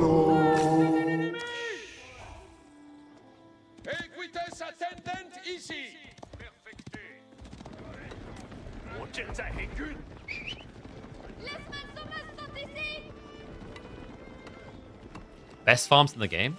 That's not true. Vietnamese farms are the best farms in the game. True. Because they are basically these farms, but bigger.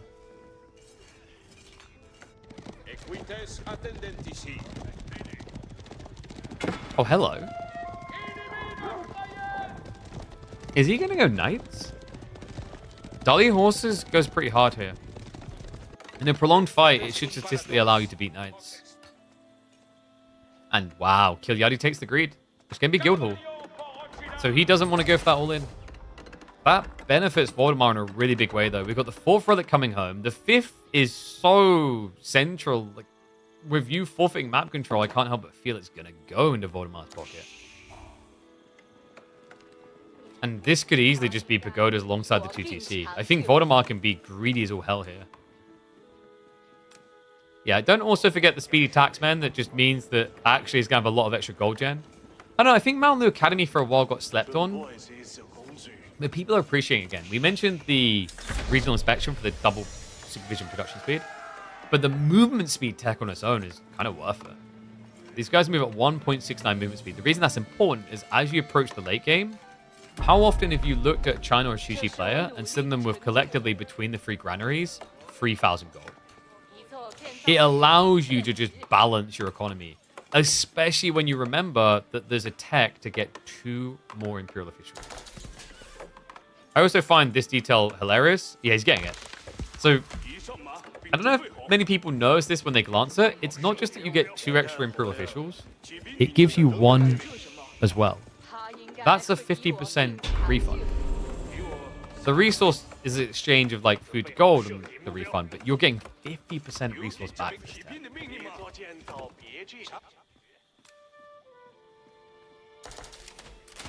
And actually, like another way of thinking about it is you're also saving on missing a villager.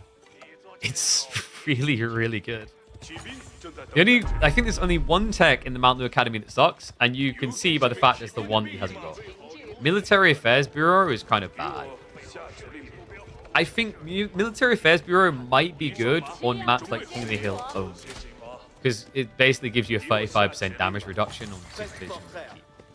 The way that's good is obviously you can just stand there and take more blows, so if you're running down a timer, your opponent can't break you quick enough. Super situational? I think super situational might be an understatement. It's super duper situational. He used this double ooper.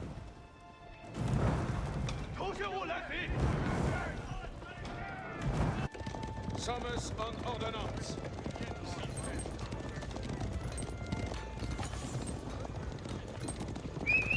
Kiliadi, he is going to try to contest this little flank raid.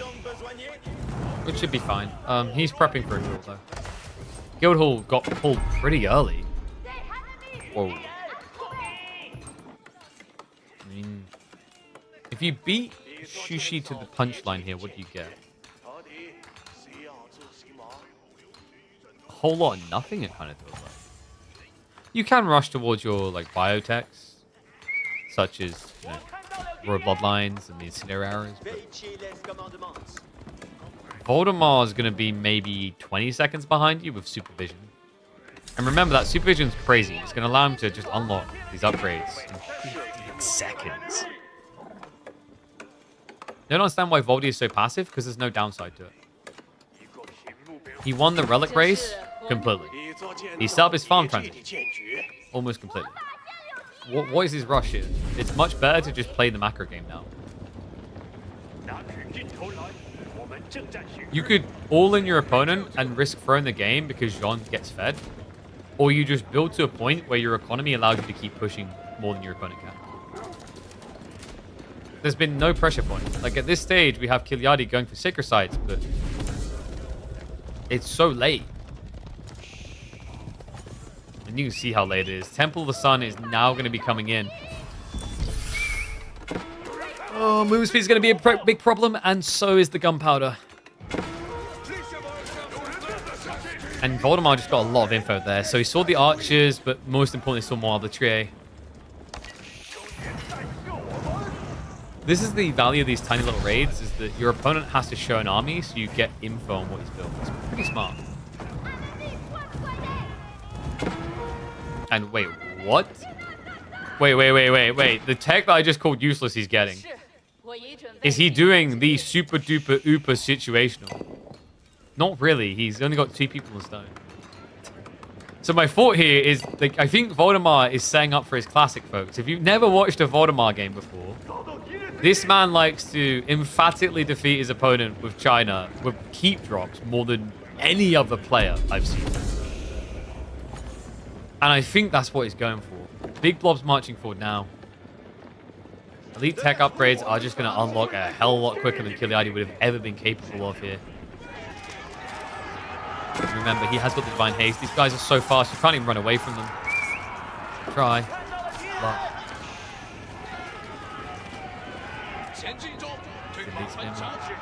As well.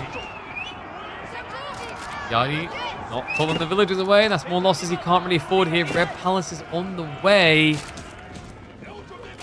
It's being built nowhere near his base. Oh my god, no. I think Voldemar is just going to send it into the main here. Doesn't notice the gold. Finds the tree lines. So culls a few here. That's now a 30+ eco lead. Remember, he has also got pagodas alongside this. A lot. Oh, wait, no, sorry. He didn't go pagodas. Okay, that's to come. He's about to get the resources. Yon just makes a lot of sense now. You've already got full value out of Song. He's 200 bomb.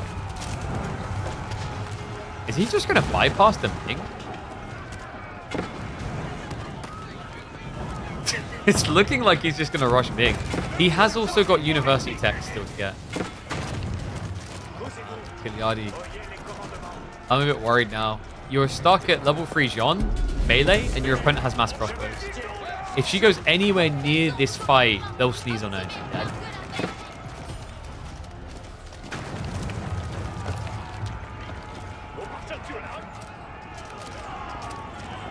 This movement speed is just so obnoxious.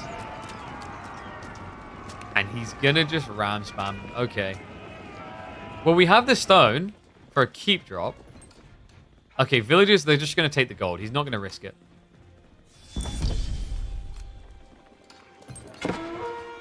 Oh, man. Gotta give it to him. Pretty clean game by Voldemar. What could Kiliadi really have done different here? Maybe just more probing harassment. It's just so difficult sometimes to get in on this here. You feel like you've got a knight lead to dive in, and then all of a sudden there's 20 spears. We'll feed over a little bit of XP. Compared to what's coming, it's going to feel like an XD. Ming time.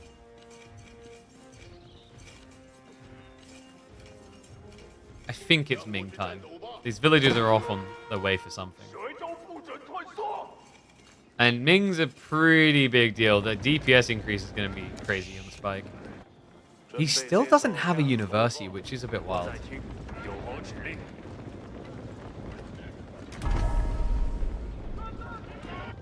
Yeah, he's just trying to dodge. Buy as much time as he can. Prep the crossbows to carry him.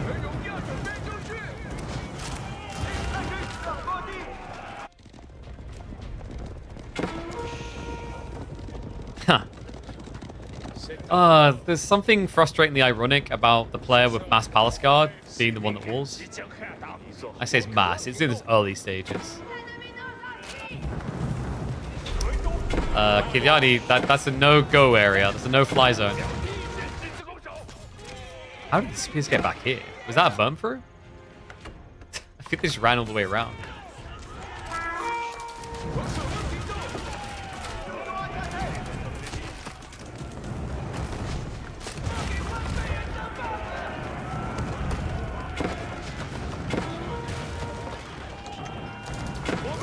If Kiliadi can win this game with 500 food income, he should be made CEO of the Feed the World Foundation. Because if anyone can solve the food issues of mankind, it will be Kiliadi. This is crazy. Please tell me he at least has guild hall on food. He does, but oh my god, no. 420. Honey, baby, boo, that's not it. And in the meantime, he's going to start sieging onto the TC. Ram spam under the houses. Kiliadi can't even get more units out right now. Heavily over macroed on the wood and gold. Stone as well. any of these things would be very nice to have right now. Preferably sometime today.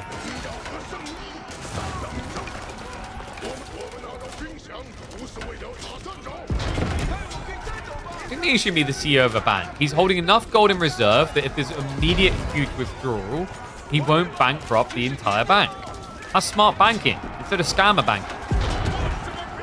Kiliadi's an old man. He doesn't want a repeat of 2008 or the Great Depression of 1912. I can't remember the exact year. Or the recession of 1822. There's probably a recession that happened around there. You'd have to ask Kiliadi. He's old enough to know. Backstab attempt. Oh, this is going to be so expensive. Jean, she just immediately gets targeted down. Oh, this is over. GG comes out. Voldemar getting a big win over Kiliadi here to secure a place in the quarterfinals. Woo, woo, woo. Up against either B or Starflock.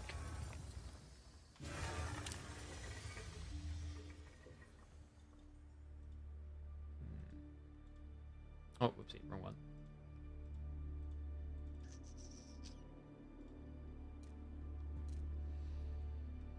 Question is, do we keep on rocking, or is now a good time to call it a day? I haven't got too many series left that we could cast.